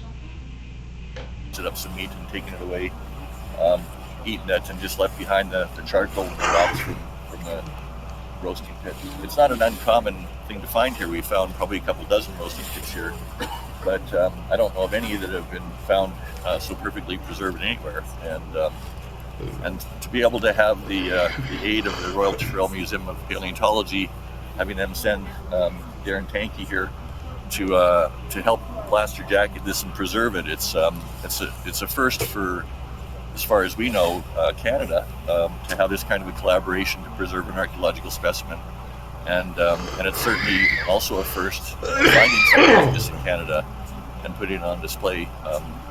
It's a one-of-a-kind thing. It's a very unique object, and I think it will showcase the Blackfoot culture very well up in Edmonton, and give people a little more insight into the daily activities and bring us a little closer to the humanity of the people here. Sometimes we forget that these are people, and they just, they're out here trying to make a living, and their concerns are to eat. And I came to an area where I thought I'd run out of bones and stones. So there's this layer of soil here with nothing in it, and I started to find like a dog foot and some buffalo calf bones that were together, as I mentioned. So I drew those in and recorded them and took them out like we always do. And then as I dug down, I found a bunch of charcoal, and I found these blocks of rock. And then I realized it was a roasting pit, and this was intact. So I thought I would come back and someday and pull it for a museum. The idea is you dig a deep pit, line it with rock, build a hot fire and let it burn down to coals. Typically they'd lay a layer of wet vegetation, probably willows here, put the food down on top of the willows, another layer of willows, an insulating layer of earth, and then they'd build a hot fire on top. They'd let it cook overnight, and the heat from the upper fire would bring the heat from the coals through the animal, and in the morning it would be, fall off the bone. And so what we have here is we have the big sandstone slabs in the bottom. We have the bones from the animal. We have the insulating layer of earth. And we also, I don't know if you can see, there's sort of this reddish black line that goes along there. Can you see that? It's just kind of a dark gray and with just a hint of a red tinge to it. And that is the stain from the fire. So we know that they never came back and opened it. It's completely untouched from 1,600 years ago.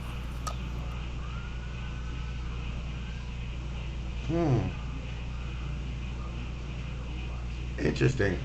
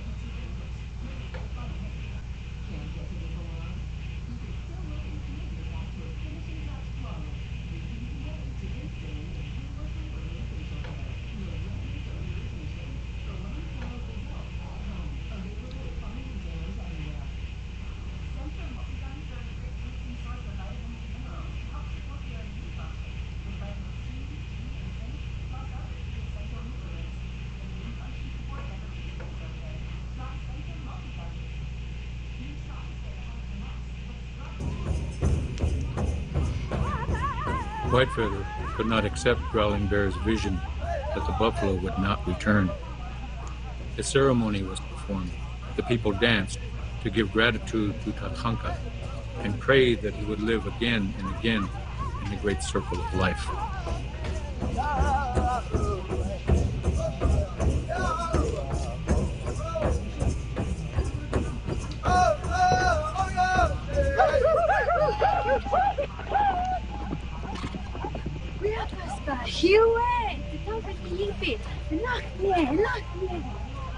To lead the buffalo to the jump was to taunt death.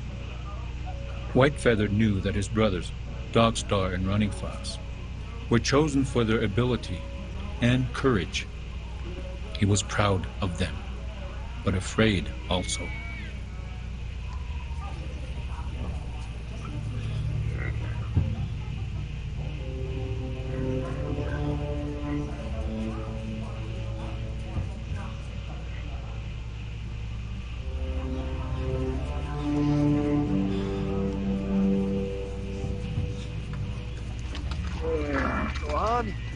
kiche shnihanta. Hila na yats I kike na shnio. Chan ke oga he. Sie yaki esh elo. Wanchi lese junwo.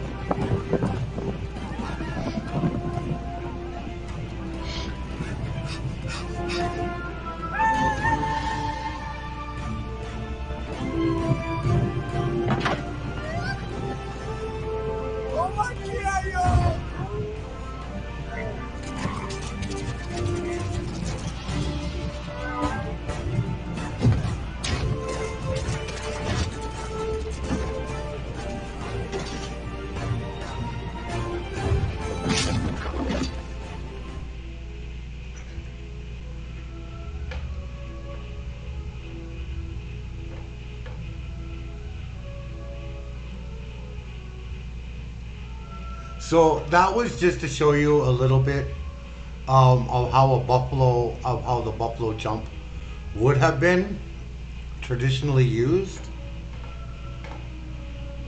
by many Blackfoot, Cree, and Sioux nations, and other nations where there would have been a place and an opportunity for that to transpire.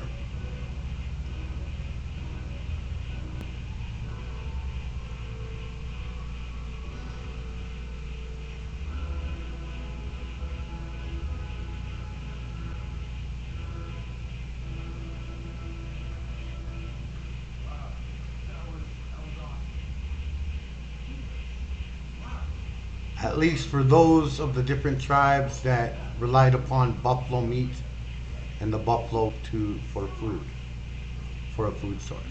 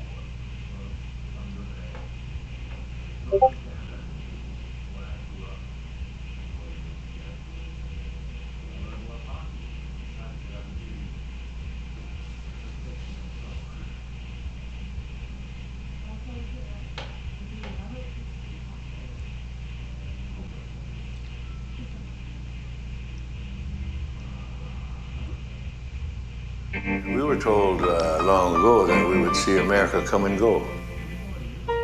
I often wondered what generation that would be. What would be the signs that we would see America in its failing times? And I think we're in that. And I think that this kind of exploitation is more recognizable and identifiable. Cultures are getting stronger and beginning to realize it's about your own survival and not about America so much. But the more pollution there is, the more cancer there is. So you begin to see a nation dying from within. So what you know about the life of a native? Growing up the generations most hated. Every day my people get discriminated based on the stereotypes you done created. Nowadays you have the audacity to pass us off as a lower class. Nowadays you laugh at us, but now is a day where we finally had enough of this state. Now all the days we're standing up. Too many years you oppressed us, suppressed us, infect us with your disease and left us. Millions of my people dead, now expect us to forgive and forget like it don't affect us. You could try to change history and hide that it wasn't genocide, but read between the lines and you will find war crimes masterminded. Now you wonder why people turn to suicide and have a hard time searching and finding who they really are, cause they're constantly reminded of the time when you came uninvited, entered our homes and took your young kids crying away from their families, the tragedies left scars so deep, no apologies will ever cover up the pain that you caused us. Now is the day where you see my people stand up. So what you know about the life of a native, growing up the generations most hated. Every day my people get discriminated based on the stereotypes you done created. Nowadays you have the audacity to pass us off as a lower class. Nowadays you laugh at us, but now is the day where we finally had enough of this state. Now all the days we're standing up. Now all the days you'll commend and respect us. Gone all the days you apprehend and offend us. Pretend to us you're a friend, but forget trust. We all know the scheme that you're hiding your agendas. We all see through the deceit and the lies. A smile in the skies, but your eyes can't hide it. But now is the time we'll speak and we'll rise. All you want is our demise, but we can't stay silent. Through our chiefs and the elders we have guided. Divided we fall, but together stand united. For our earth and the water we will fight it. Our mother earth is crying, now you can't deny it. We are not the enemy that we're set to be. We're thinking of the generation that's ahead of me. So we'll continue to take the earth back for all of us. White, black or brown, well together we should stand up. So what you know about the life of a native, growing up the generations most hated. Every day my people get discriminated based on the stereotypes you done created. Nowadays you have the audacity to pass us off as a lower class. Nowadays you laugh at us, but now is the day where we finally had enough of this state. Now all the days we're standing up. And in a world where we need to build on mutual respect, is moving slowly across this country and educating people. So I think there's a time when all racism will be abolished.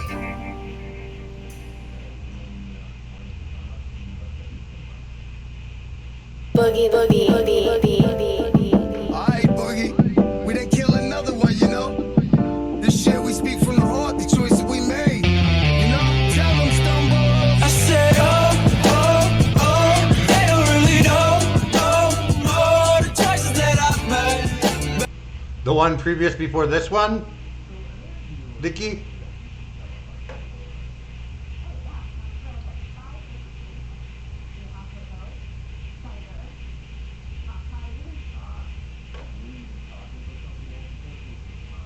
We were told It is done by Okema, Okema, and it's called Life of a Native.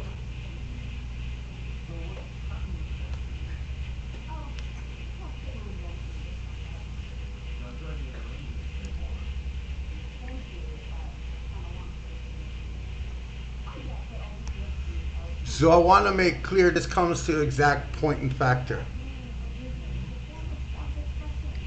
That these white Christian supremacists would rather admit that they have a connection to Africa than admit anything about indigenous people and the wrongs they've done and still are doing to this day.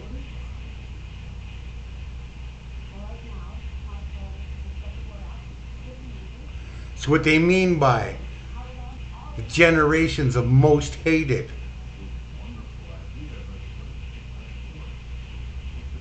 They would rather admit that they have connection to African people in their bloods and where they came from than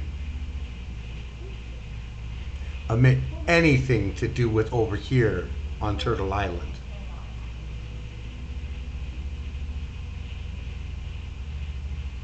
Interesting.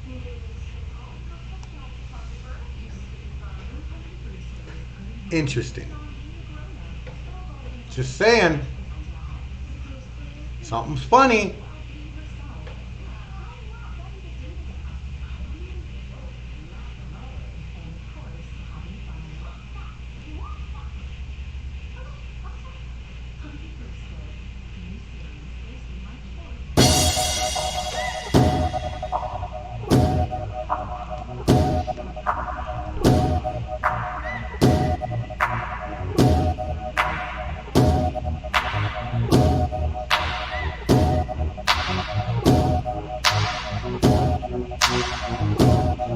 Uh-oh.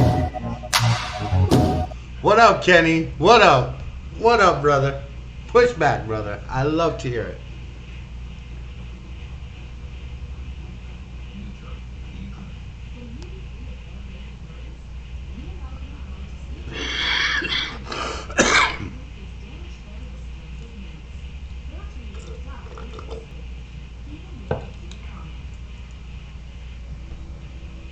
They don't push that they came from Africa for any reason other than to say they are more evolved than us, which is why they call us apes. Yeah, that is true too, Kenny. That is true too.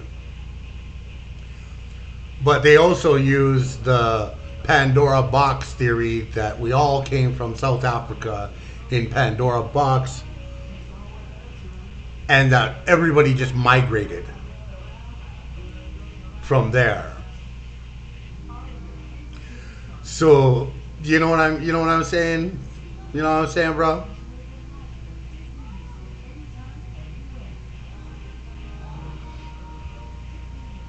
You advocate for ingenuity, but referring there is some kind of benefit for us in relation to indigenous people. Your sister is not helpful. Huh?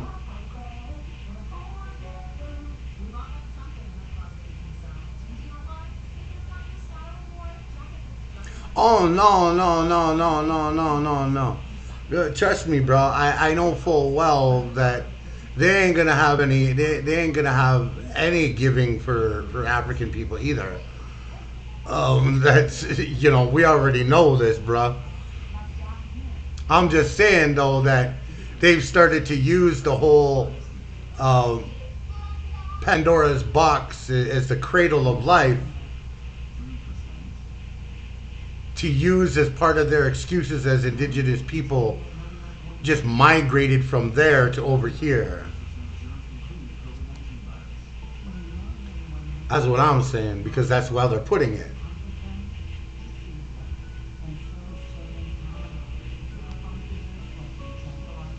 So rather than looking at any form of truth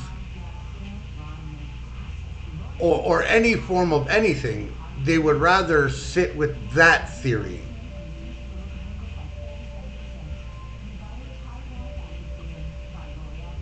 Than deal with the factor that indigenous people have always been here on this side of the world. You know what I mean?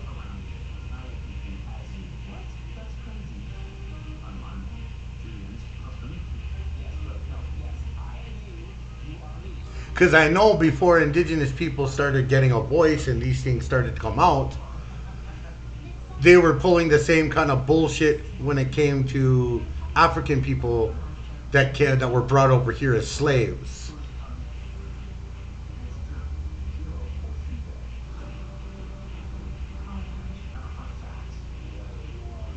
Right? So they're always looking at trying to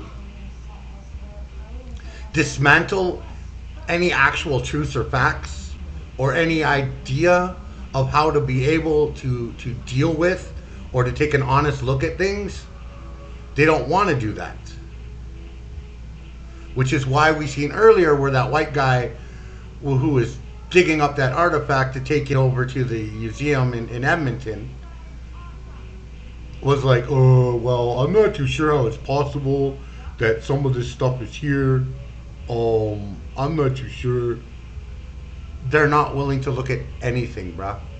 You know what I'm saying, bro? And they will find whatever they can to get away from these things, to still keep their supremacy, and to con and convince and fool people into thinking that they are supremacists. They are better than us. Or that they're more entitled to things than us. You know what I'm saying? Am I making sense, Kenny? I hope I'm making sense. I'd hate not to be.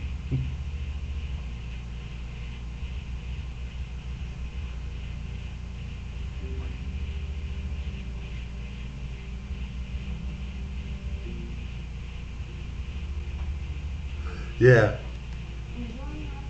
They hate both of us.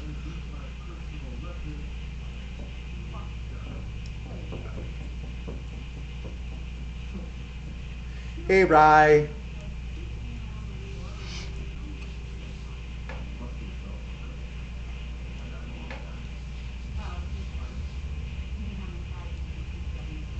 See, because that's what I've been finding lately is that these white Christian supremacists are looking at everything that they can throw underneath the bus to not face any truth. I'm working trying to make up some hours I lost because of the storm. Okay, Rye. All good.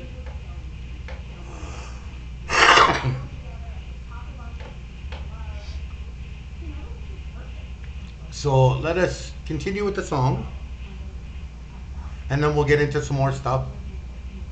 We've taken the land which is rightfully ours.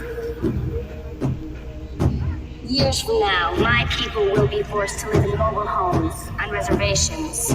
Your people will wear cardigans and drink highballs. We will sell our bracelets by the roadside. You will play golf and enjoy hot hors d'oeuvres. My people will have pain and degradation. Your people will have stick shifts. The gods of my tribe have spoken. They have said, do not trust the pilgrims. And for all these reasons, I've decided to scalp you and burn your village to the ground.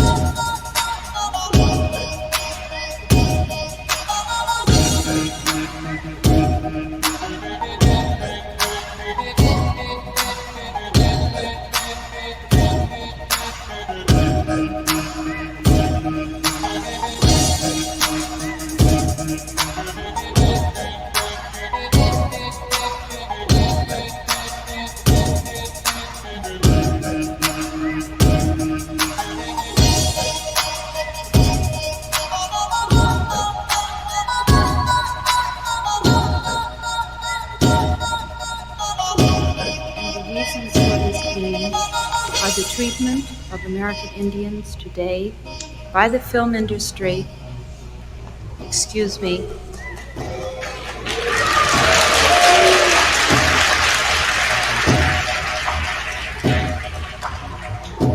and on television in movie reruns, and also with recent happenings at Wounded Knee. We've taken the land which is rightfully ours. Years from now, my people will be forced to live in mobile homes on reservations.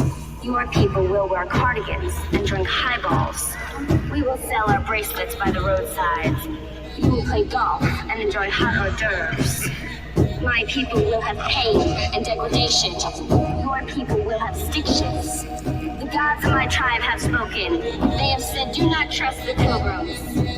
And for all these reasons, I've decided to scalp you and burn your village to the ground.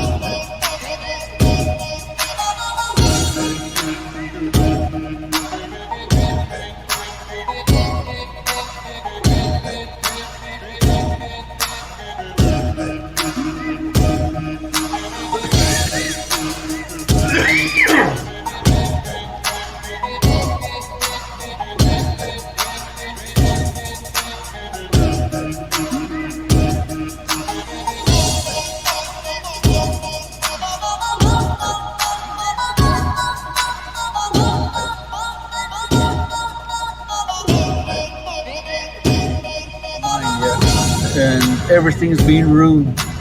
They don't care about people living on that land. So a religious disaster, it's something, it's like genocide is one thing for Indian people. So hundreds of indigenous women murdered or missing in Canada. A haunting national disgrace with no solution in sight. How long has there been no water where you live? For years. And all the spring water, they're dried out. Sometimes they have to kill us. They have to kill us. Because they can't break our spirit.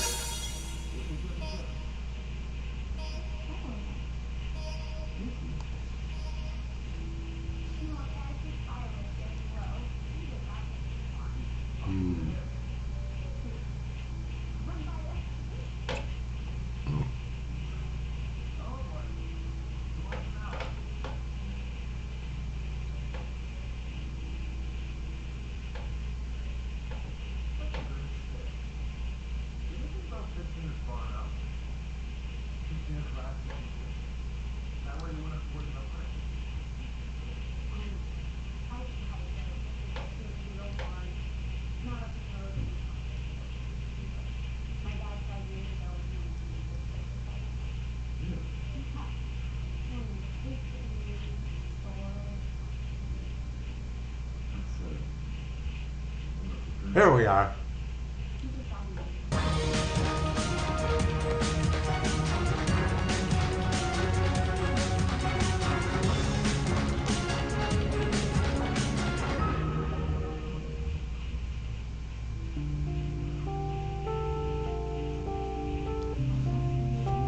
When Winnipeg Housing took over from Manitoba Housing, things sort of fell apart.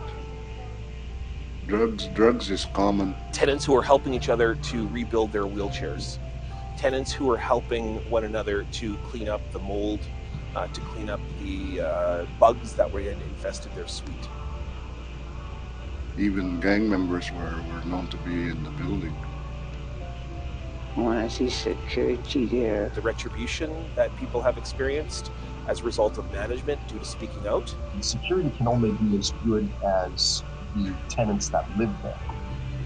It's impossible for me to use my sources or my names because, frankly, these people will be attacked, and they'll be attacked by the management of the facility. It's not safe. It's not a safe environment.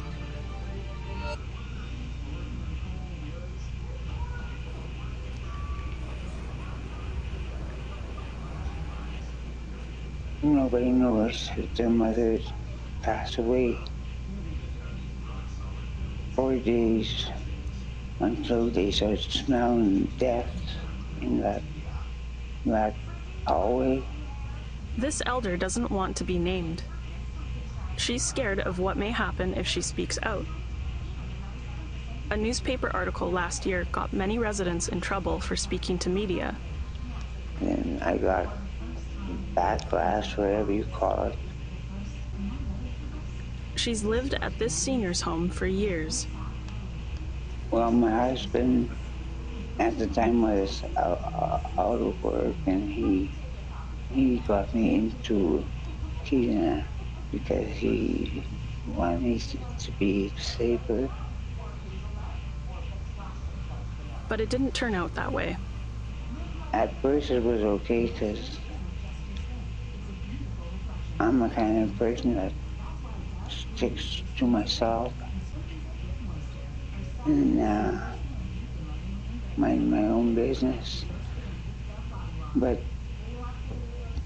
I started to see things that weren't right. She is just one of many elders APTN Investigates spoke to about the Kikanan Center, a visionary 31-bed Indigenous elder care home in Winnipeg's toughest neighborhood, located at 100 Robinson Street. Construction in 2010 added another 28 beds for assisted living next door. It served as Manitoba's first urban seniors home.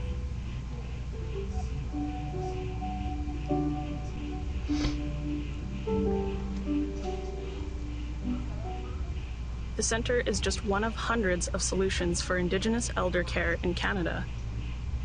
And Stats Canada doesn't track how many Indigenous people are in long-term care. Thanks so much for taking the time to chat with us. The story that I'm working on, it's a part of I guess like a larger picture of continuing care for Indigenous people on and off reserve. University of Saskatchewan professor Bonita Beatty studies the problem. I think it's important to know those numbers. In fact, even in the province we don't know how many Indigenous or First Nations, Métis, and Inuit people are in our long-term care facilities off reserve. That I think statistically, one needs to have that. But when Winnipeg Free Press journalist Megan Sinclair broke the story in the spring of 2019, he thought it would have led to major change. No. So why didn't it? So I was contacted about 2 years ago by residents as well as activists in the community and political leaders all at the same time over a meeting that was held there in which people from the community witnessed for the first time the conditions of Kikinin and the ways in which people were living in there. So I witnessed the unsanitary conditions, I witnessed the lack of programming, and I also witnessed tenants who were helping one another in completely unsanitary conditions. Tenants who were helping each other to rebuild their wheelchairs. Tenants who were helping one another to clean up the mold, to clean up the bugs that were infested their suite. The fact that those issues have not been dealt with in the year and a half since the story's been written is just indicative of the larger problem within that place, the neglect, the chronic neglect, and the fact that the management wishes to take a complete hands-off approach. He says the tenants' fear of retribution is real. I went there until I finished that story, and then tenants were told not to accept me in the building. It's hard to talk about some of these things because you don't want to talk about names, because the retribution that people have experienced as a result of management due to speaking out it's impossible for me to use my sources or my names because frankly these people will be attacked, and they'll be attacked by the management of the facility.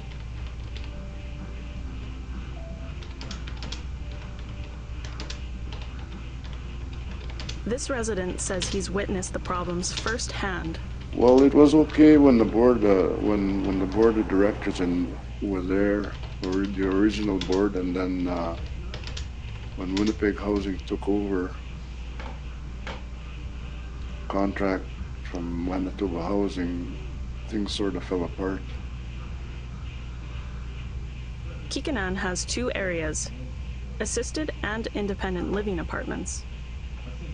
It's not as bad as the assisted living unit, which we're connected to, because they have no security. He says that there were unexplained deaths on the assisted living side.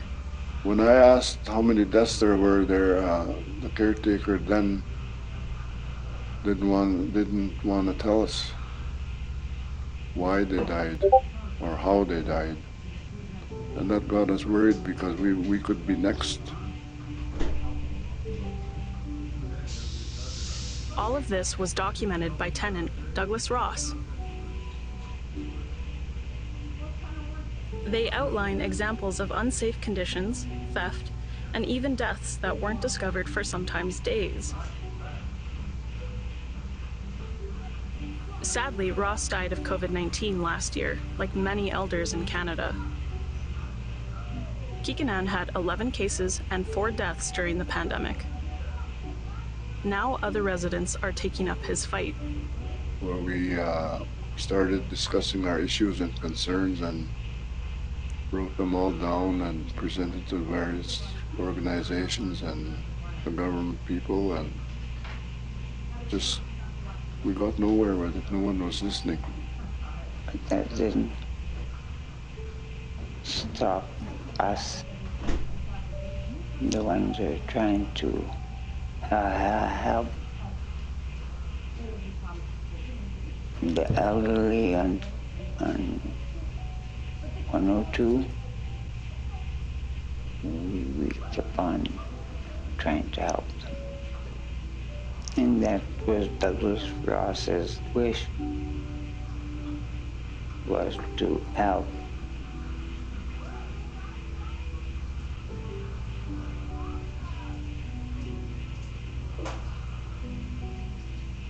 We take all of these things very, very seriously, and we want to ensure that our tenants are protected, yet at the same time give them the right to move about freely because it is independent living. The Kikanan Center is owned by Manitoba Housing, run by a volunteer board, and managed by the Winnipeg Housing Rehabilitation Corporation. James Heinrichs is the executive director of Winnipeg Housing.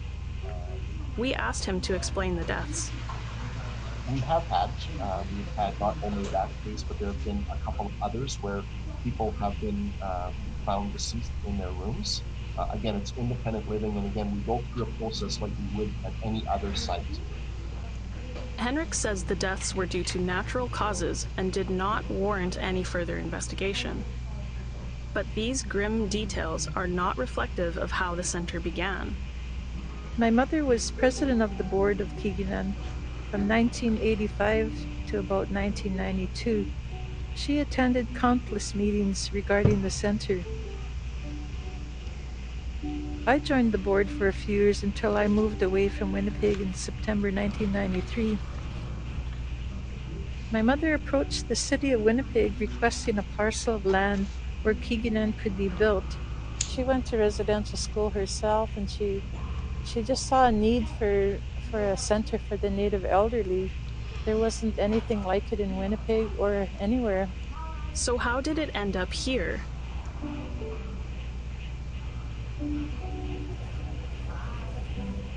We will have that story when we come back. Coming up after the break. Security can only be as good as the tenants that live there. And if people allow certain individuals into the building, that could sometimes create some of those problems, right?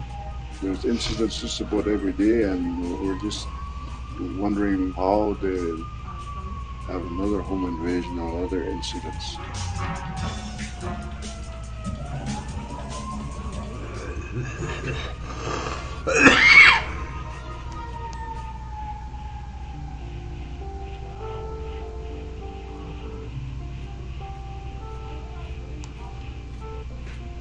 She would be so disappointed.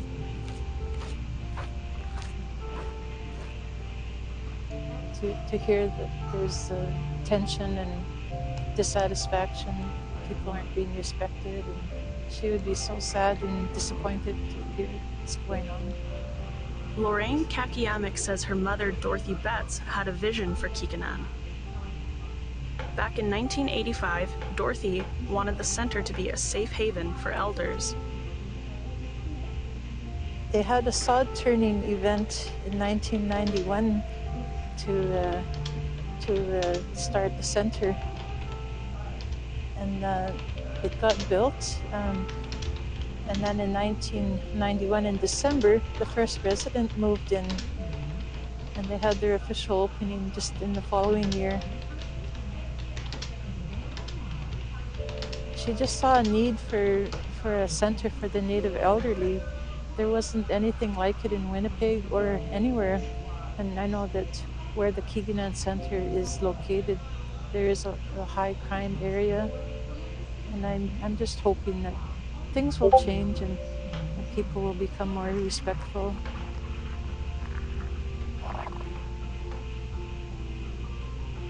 In fact,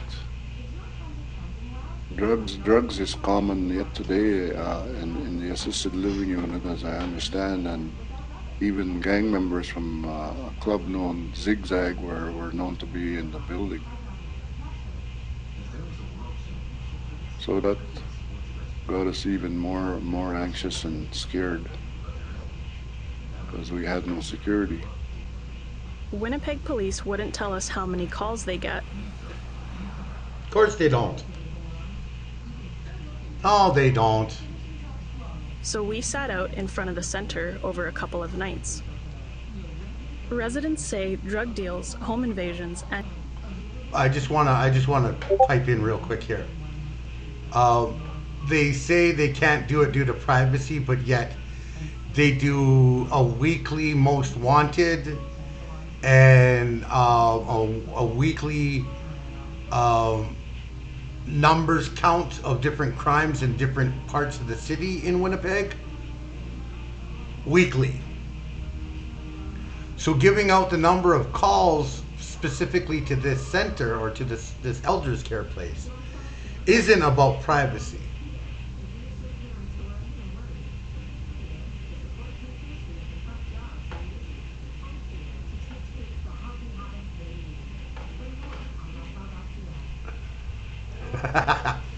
Thanks, pizza. So remember, folks, it's no bad. It doesn't matter what city. It doesn't matter what city or town you live in. Police constantly give out these information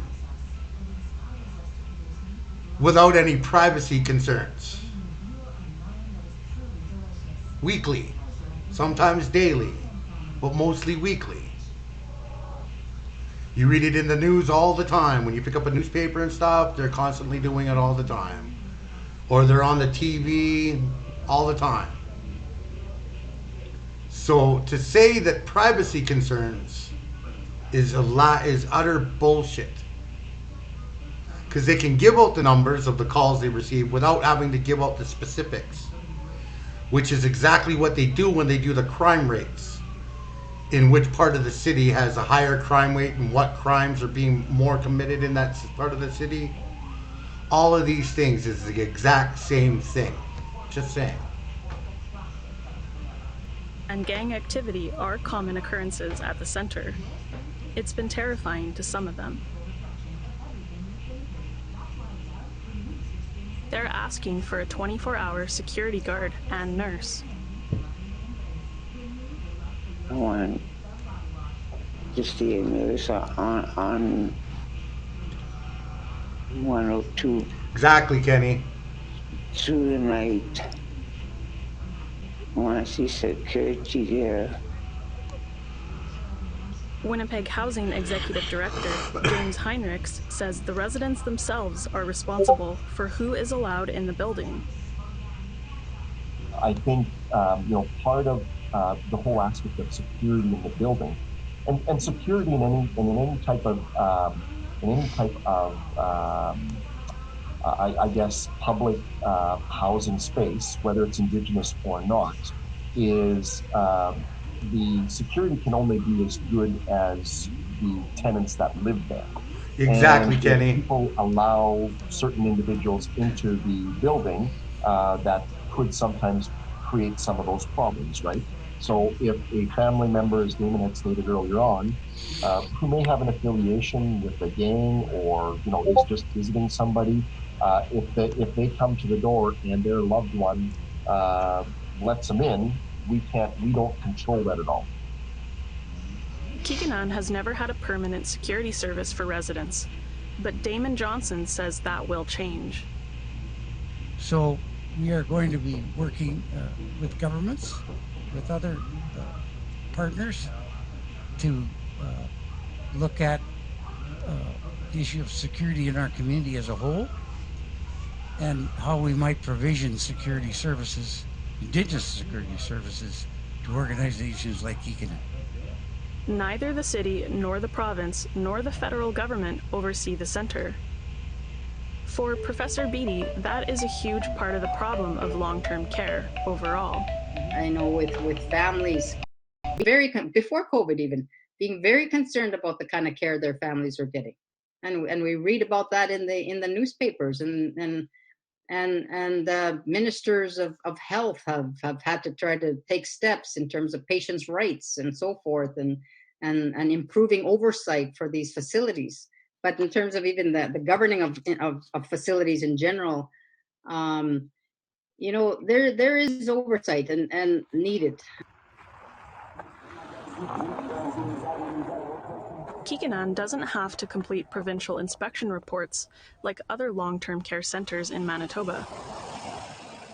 Board Chair Damon Johnston says internal reports are monitored. The management team reports to us on those things that are important to the organization. And then we monitor, the board monitors the reports we get to ensure that we're meeting the needs of our constituents, the people, our tenants, the people that live in the Kikanan Center.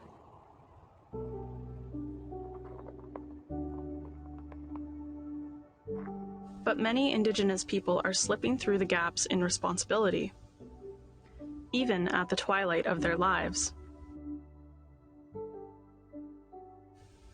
And many of the residents of Kikanan are residential school survivors. People like this man who did not want his name to be known. The treatment we got, like I am a residential school survivor too, and the treatment I witnessed is the same type of treatment at Kikanan today. And it's hard going through reliving the past again. The only time we're not forgotten is when they hold elections. And they make sure they visit us, and that's the only time they'll come. The Canada Health Act defined what health services are included by each province and territory in order to qualify for federal funds. Long-term care is not included. For elder advocate Norman Mead, things need to change. You know, we have a big population, as we know, in Winnipeg, a big Indigenous population. And many of the people that are as you get older, you know, they oftentimes they can't come together and do the things they would like to do and have a voice. You know, a lot of times they just don't have it. They're not politically involved so much now. And I always felt that and I still feel that they need a voice, and someone has to kind of speak on their behalf sometimes. Eh?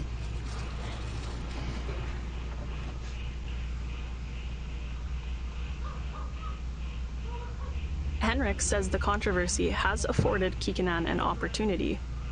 Part of what that Free Press article did expose is, you know, some of the opportunities that were there. And so that obviously has given us an opportunity to work more closely with the agencies that support us, the Indigenous agencies that support us. But journalist Negan Sinclair says accountability is lacking. I was there for 3 hours with tenants, hearing about the litany of issues. 90% of those issues should be dealt with by a typical management firm who's taking the money of tenants. That's just typical.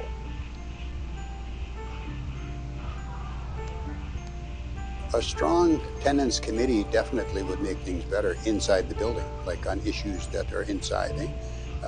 The building, whether they're management issues or living condition issues or safety issues. The Kikanan residents say they just want to feel safe. There's incidents just about every day, and we're just wondering how they're going to have another home invasion or other incidents. Not safe. It's not a safe environment.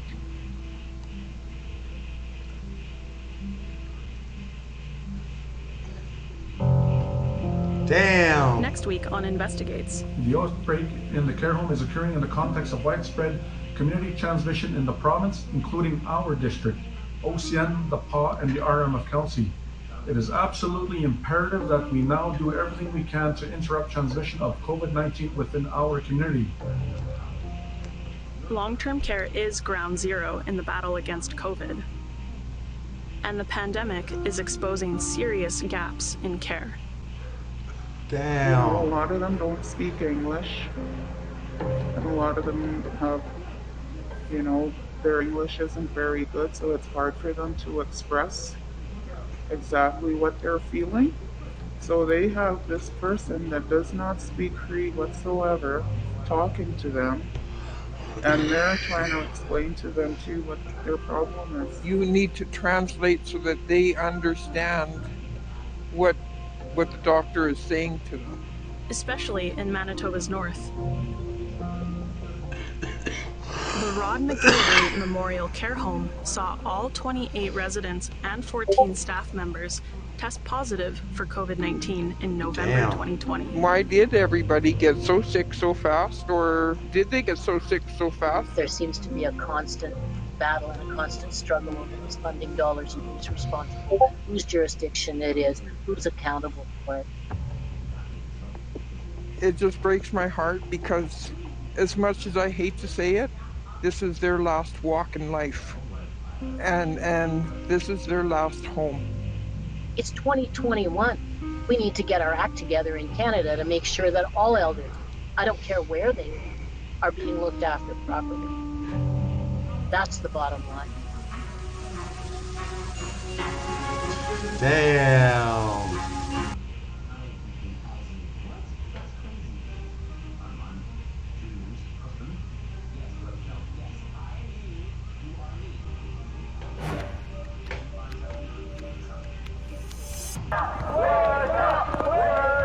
Tonight, in part 2 of our perspectives on COVID, we meet some people who don't believe the pandemic is real.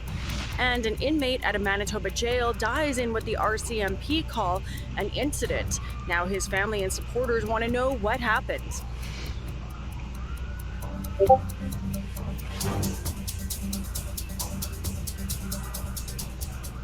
evening, welcome to APTN National News. I'm Melissa Ridgen. A 45-year-old man from Saugeen First Nation north of Winnipeg died Sunday in what was described by RCMP as an incident with corrections staff at the Headingley Provincial Jail here in Manitoba. The altercation actually happened on February 7th, and the family is calling for an independent investigation to get answers into what exactly happened. Carol Stranger has more. William Walter Amo, an inmate at the Headingley Correctional Centre, died Sunday, February 14th, a week after an incident with correctional officers left him in hospital with life-threatening injuries. Amo's family says he shouldn't have died, and they are calling for those responsible for his death to be held accountable. We will fight to ensure that the guards who did this to Will, and the ones who failed to protect him, are held accountable for their actions and inactions, and we will fight to make sure that no other family has to go through what we are now going through. RCMP Major Crime Services is conducting an investigation, but Amo's family says they cannot be trusted and are demanding an independent investigation be done. We also demand that a truly independent investigation into Will's death be conducted, not by the Winnipeg Police, the RCMP, or the IIU, all of whom have shown that they cannot be trusted to ensure that justice is done. APTN News reached out to Manitoba Justice for comment, which oversees the correctional facility. They provided the following statement. Quote, Manitoba Justice recognizes the seriousness of any death in custody and are conducting an internal review of this incident. The death has been reported to the Office of the Chief Medical Examiner as is required by law. Saugeen Chief Derek Henderson says transparency is needed in the investigation. We need to get some answers. I mean, especially when someone is in custodial care, like Corrections Canada, and this happens, we need to see the transparency. We need to see exactly what happened. And for me, that's what it's all about. We lost a band member, a family lost a loved one, and we need to get at the bottom of this. This is, something that we just can't, lay down and just say, you know what, it's just another, Indigenous person gone. The family says their story is all too common and will do what they can to make sure another family does not have to go through what they are.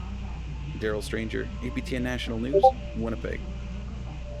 Damn. Relatives of Barbara Kentner, who died after being assaulted with a trailer hitch, say they've lost an irreplaceable loved one, along with a sense of personal safety since her passing.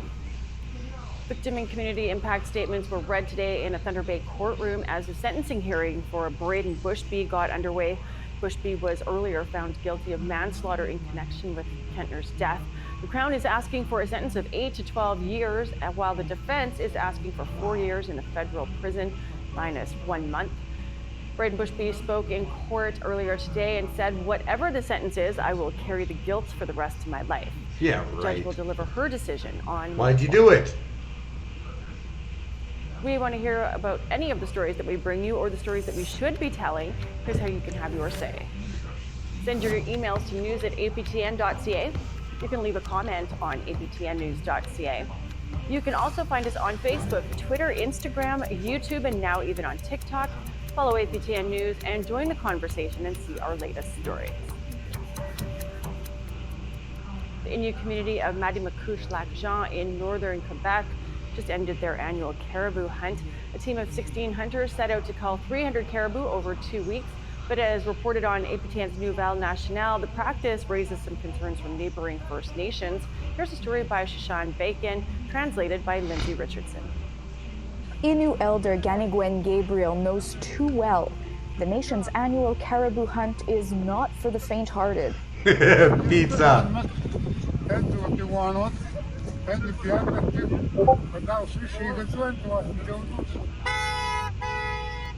At the end of January, a group of Innu hunters set out on a 12-hour skidoo trek from Mati-Makouche-Lac-Jean to the Rivière-aux-Feuilles.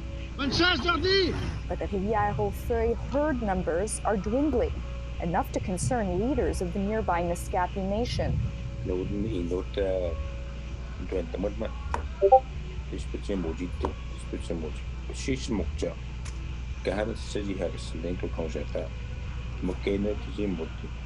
Except Steve Cote, director of Caribou on Gava, says the herd at Rivière-des-Feuilles is now relatively stable compared to a 15-year period between 2001 and 2016 when 400,000 caribou were killed.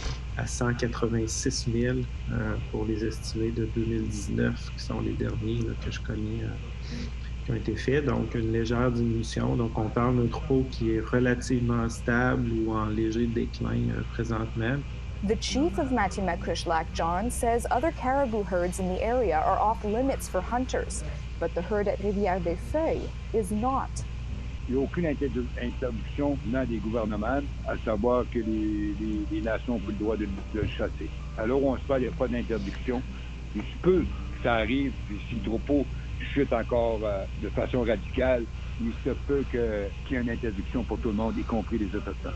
Mackenzie says the Cree Nation is also grumbling about the 2021 hunt for territorial reasons. The Cree Nation government declined APTN's interview request, but said the situation is under study. Mackenzie explains the 1975 James Bay Agreement doesn't impact Innu rights.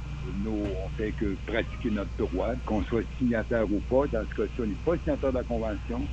C'est un dossier qui n'a jamais été réglé pour les chevauchements territoriaux entre la nation Cree, Inuit et Naskapi, les signataires de la Convention. Although the tradition faces controversy, to Innu who partake, braving a frigid winter hunt is unmatched by any other experience. A story by Shashan Bacon, APTN Yes, National Hildy, News, I have Montreal. done both. My home care was just here, so Calgary yes, could I have did stretch. its first Blackfoot representative on City Council after this year's municipal election. Love Marilyn you, Hildy. North-Pagan has announced that she is the first Blackfoot woman to run for City Council. The Piikani Nation member is a Canadian Forces veteran and sat on the committee of the White Goose Flying Report. That's a local version of the Truth and Reconciliation Commission report. The election is in October 2021. North Pagan says that she wants to bring diversity and improve Indigenous representation on council. It is about bridging together communities of all colors to this understanding of how systems have purposely divided us to this very day. And we shall begin to dismantle these systems together. We need to take a break, but still ahead, an alarming rise of COVID cases in some First Nations territories.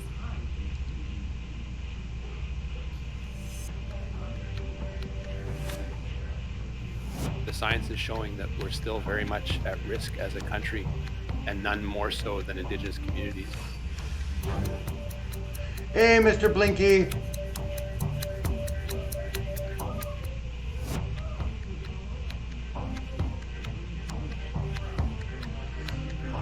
Welcome back. In part 2 of our Perspective series, COVID in the Community, APTN's Tina House shares the story of what it's like on the front lines of the pandemic. And we hear from those who don't believe COVID-19 is real.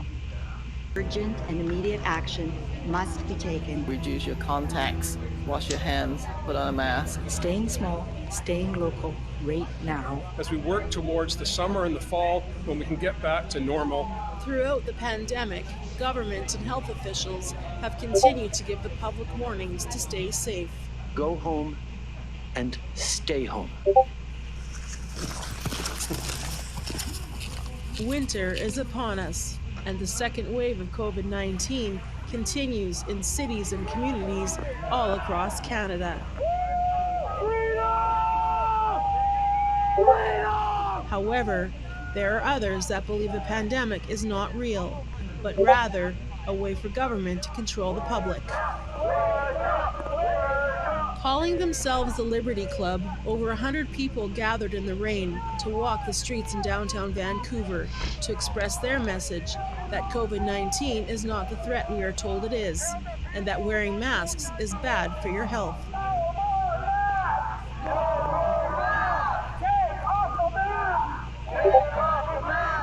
Marcella McCoo was at the rally and says it's important to tell the other side of the story regarding COVID-19. It's taken a toll on business owners who are operating at half capacity, can't make their bills. It's a terrible thing that's happening, and this is the thing that has brought me out to stand up. I believe that a coronavirus is a flu.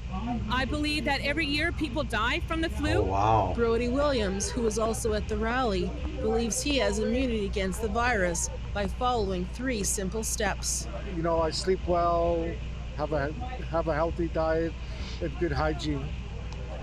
And do you think that'll keep you safe from COVID-19? Oh, yeah. And just across the city is St. Paul's Hospital.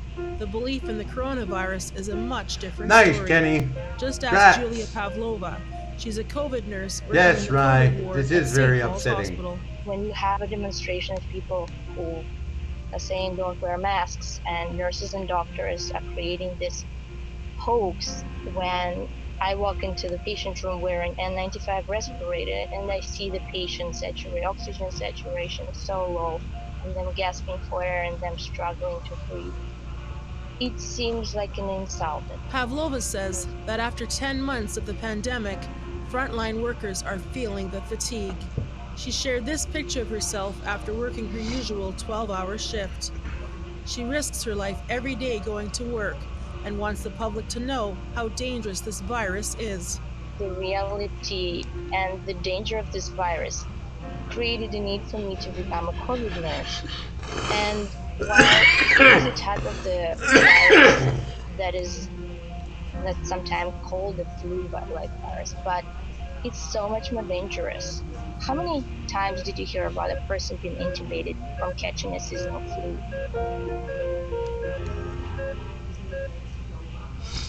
Health officials continue to warn the public about how contagious COVID-19 is and how easily it can be spread to others. Now, new technology has been developed to track the spread of COVID-19. The Government of Canada has developed an app that will let you know if you may have been in contact with someone who has tested positive for COVID-19. This is a free COVID alert app that uses Bluetooth to connect to other app users and sends a notification if the user has been exposed to COVID-19 within the last 14 days. You'll be notified that you may have been exposed. Dr. Shannon McDonald says COVID-19 has had a significant human impact in other ways as well. The isolation that's been a requirement of staying healthy, the lack of stimulation. You know, it's not like you can go out for a movie or hang out with friends or do some of the other things you would normally do. And I especially think of people who have other limitations, who live away from family and friends, who have disabilities.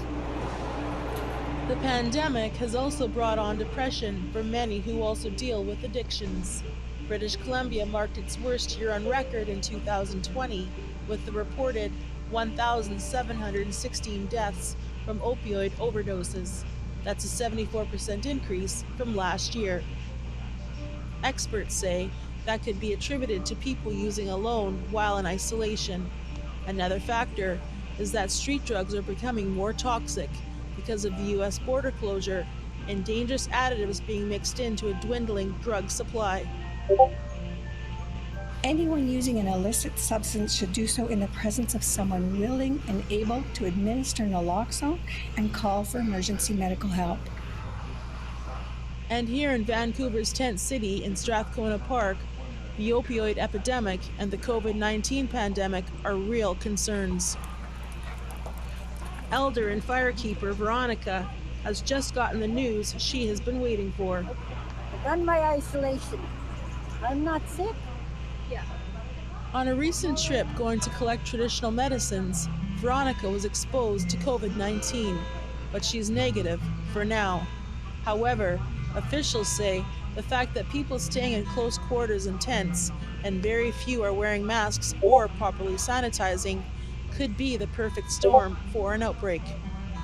She says that Indigenous people have been through so much already. I've got 1,000 ancestors right walking with me. Gave me this body, this legs, this entire being I am today. Resisted so much. So much.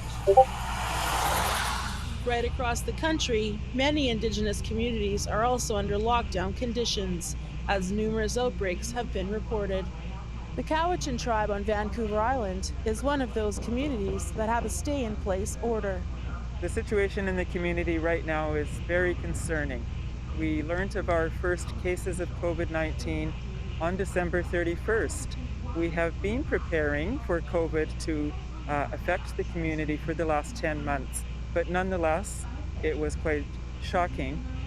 Within 2 weeks, there were 96 cases within the Cowichan tribe, and they just reported their first death from COVID-19. Sadly, they are also dealing with racism during this crisis. There's been comments regarding a lot of stereotypes around First Nations. You know, we're uneducated, unclean, talking about the addictions, finding fault in us that has caused us to bring it into the Cowichan Valley and spread it. The issue is if you have brown skin, it's assumed that you are COVID positive and should be at home. Come on. Dr. Margot Greenwood says that racism against Indigenous people is not uncommon, but it's especially tragic during a pandemic. COVID-19 doesn't discriminate. People discriminate. So when I think about COVID-19, I see COVID-19 as an illness. I see stigma and discrimination as a social sickness. The Cowichan tribe say they are no longer reporting the number of cases publicly. For Indigenous frontline workers, the stress of the pandemic is tenfold. Wagila Marie works on Vancouver's downtown east side. She has been tested for COVID-19 15 times. We're the ones that are out there, on the front lines, and we're not getting the proper information, and it's scary. We're not being properly protected. We need proper masks and gloves, just like the hospitals are receiving. We need protective clothing. We're going in with makeshift masks that we're making on our own, and just taking steps to wash our clothes when we go home. But in that terms, we're our families are then at risk. Vaccines have now arrived in Canada. In part 3 of COVID in the Community, we take a closer look at how the rollout is going, and will more doses be given out in time to save more lives?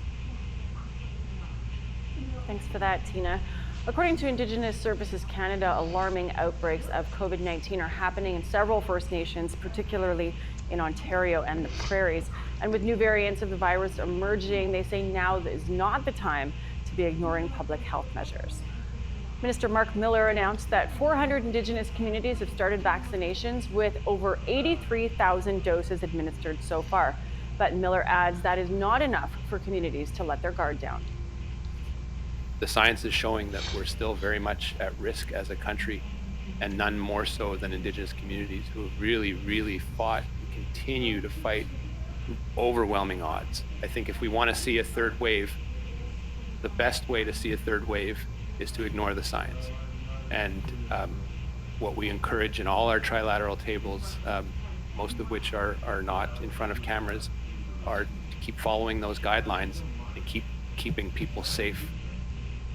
We need to take another break, but when we come back, some incredible new shows on APTN. We're going to talk to the creators and the stars. Stay with us. Time now for our photo of the day. Jared Tom captured this early evening skate on a lake near Onegame First Nation in northwestern Ontario. We'd love to see your outdoor photos. Keep them coming. You can email share. Just be caught up with Art Napoleon about brand new season of Moose Meat and Marmalade. We talked to Julian Black Antelope and Rod Scout from The Secret History of Wild West, a retelling of historical figures and events from an Indigenous perspective. It's a new docudrama on APTN. And Daryl Stranger guest hosted for a bit and chatted with Winnie Corn-Miller, whose fitness and wellness show, Working It Out Together, is now on APTN's streaming service, Lumi. It's more relevant now than ever as this pandemic has us thinking about the importance of being healthy. Here's some of that interview. You're from Ganawage. How important is the Indigenous culture to you when you're helping people progress on their own journey towards being healthy and active in the show? You know, it's everything. It's the core, you know, culture, identity, who we are, where we come from, what our ancestors have persevered through. You know, these are things that I really, really garnered as important, where they anchored me when I was a kid. And I know that they're an anchor and a place and a source of inspiration for Indigenous people. Why do you get fit? Why do you get healthy? Why do you take care of your body? It has everything to do with who we are and rebuilding the resiliency and the strength at the core of our communities. Now, a lot of being healthy is being active, but it also requires a good diet. I know in some of the episodes, people are showing just how much sugar or fat there is in the foods they eat. Why is that such a good exercise to do, and how important is diet? Well, I mean, if you are a trainer, if you've ever worked with somebody in that field, you know that getting fit and healthy is like, it's probably like, they say it can only be from 25 to 45% physical activity, but a huge component of it is your food and how you take care of your body and what you put in your body. Well, that's all the time we have for your Wednesday news. I'm Melissa Ridgen. Thanks for tuning in. Have a great night.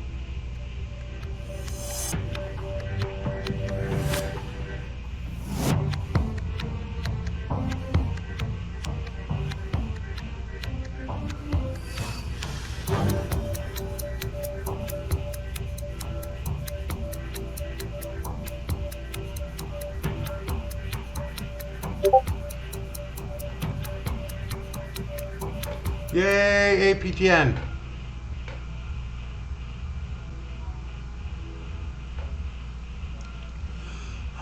So, at this time and moment, I've been streaming already for 4.5 hours.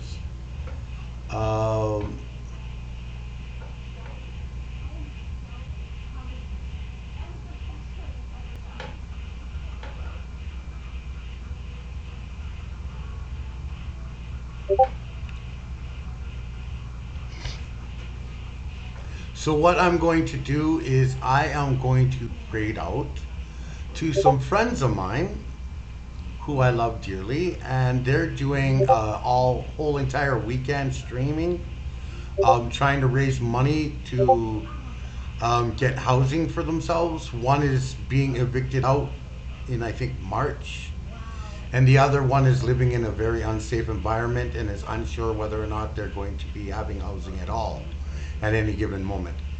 So I want to raid into them.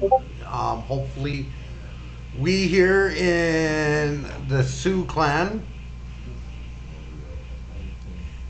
can show them some love, some respects, and some support. You know, as we do things, it's all about praxis, right?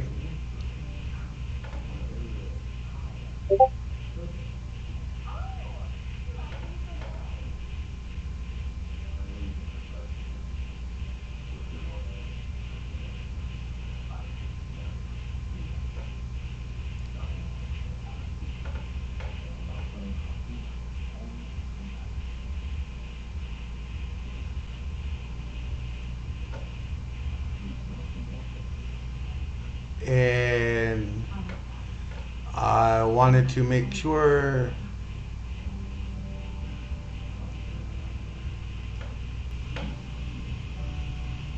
that we show some love and help out, and we go to places that people need help with, right? People need help. I know it's a hard time for all of us, but some need a little more help than others.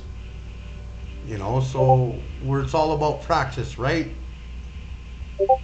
If we can help each other and make sure that each of us are all doing good and well, then we're beating the system. Because the system is based on making sure that we don't have any help at all. It's just them. Just the 1%. Just the big corporations. Just the government.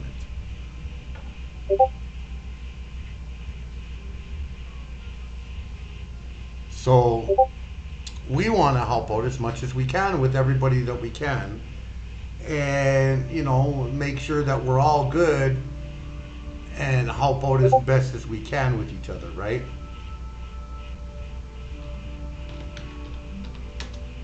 We're all about practice around here, so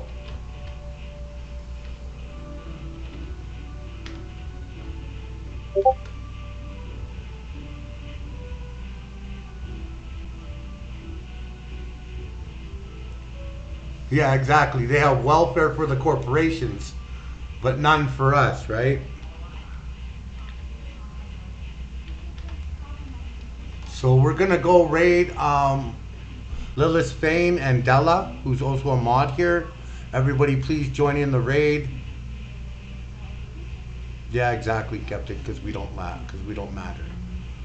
So I love you all. Thank you for all coming in and hanging out today and spending time with me. Let us go visiting.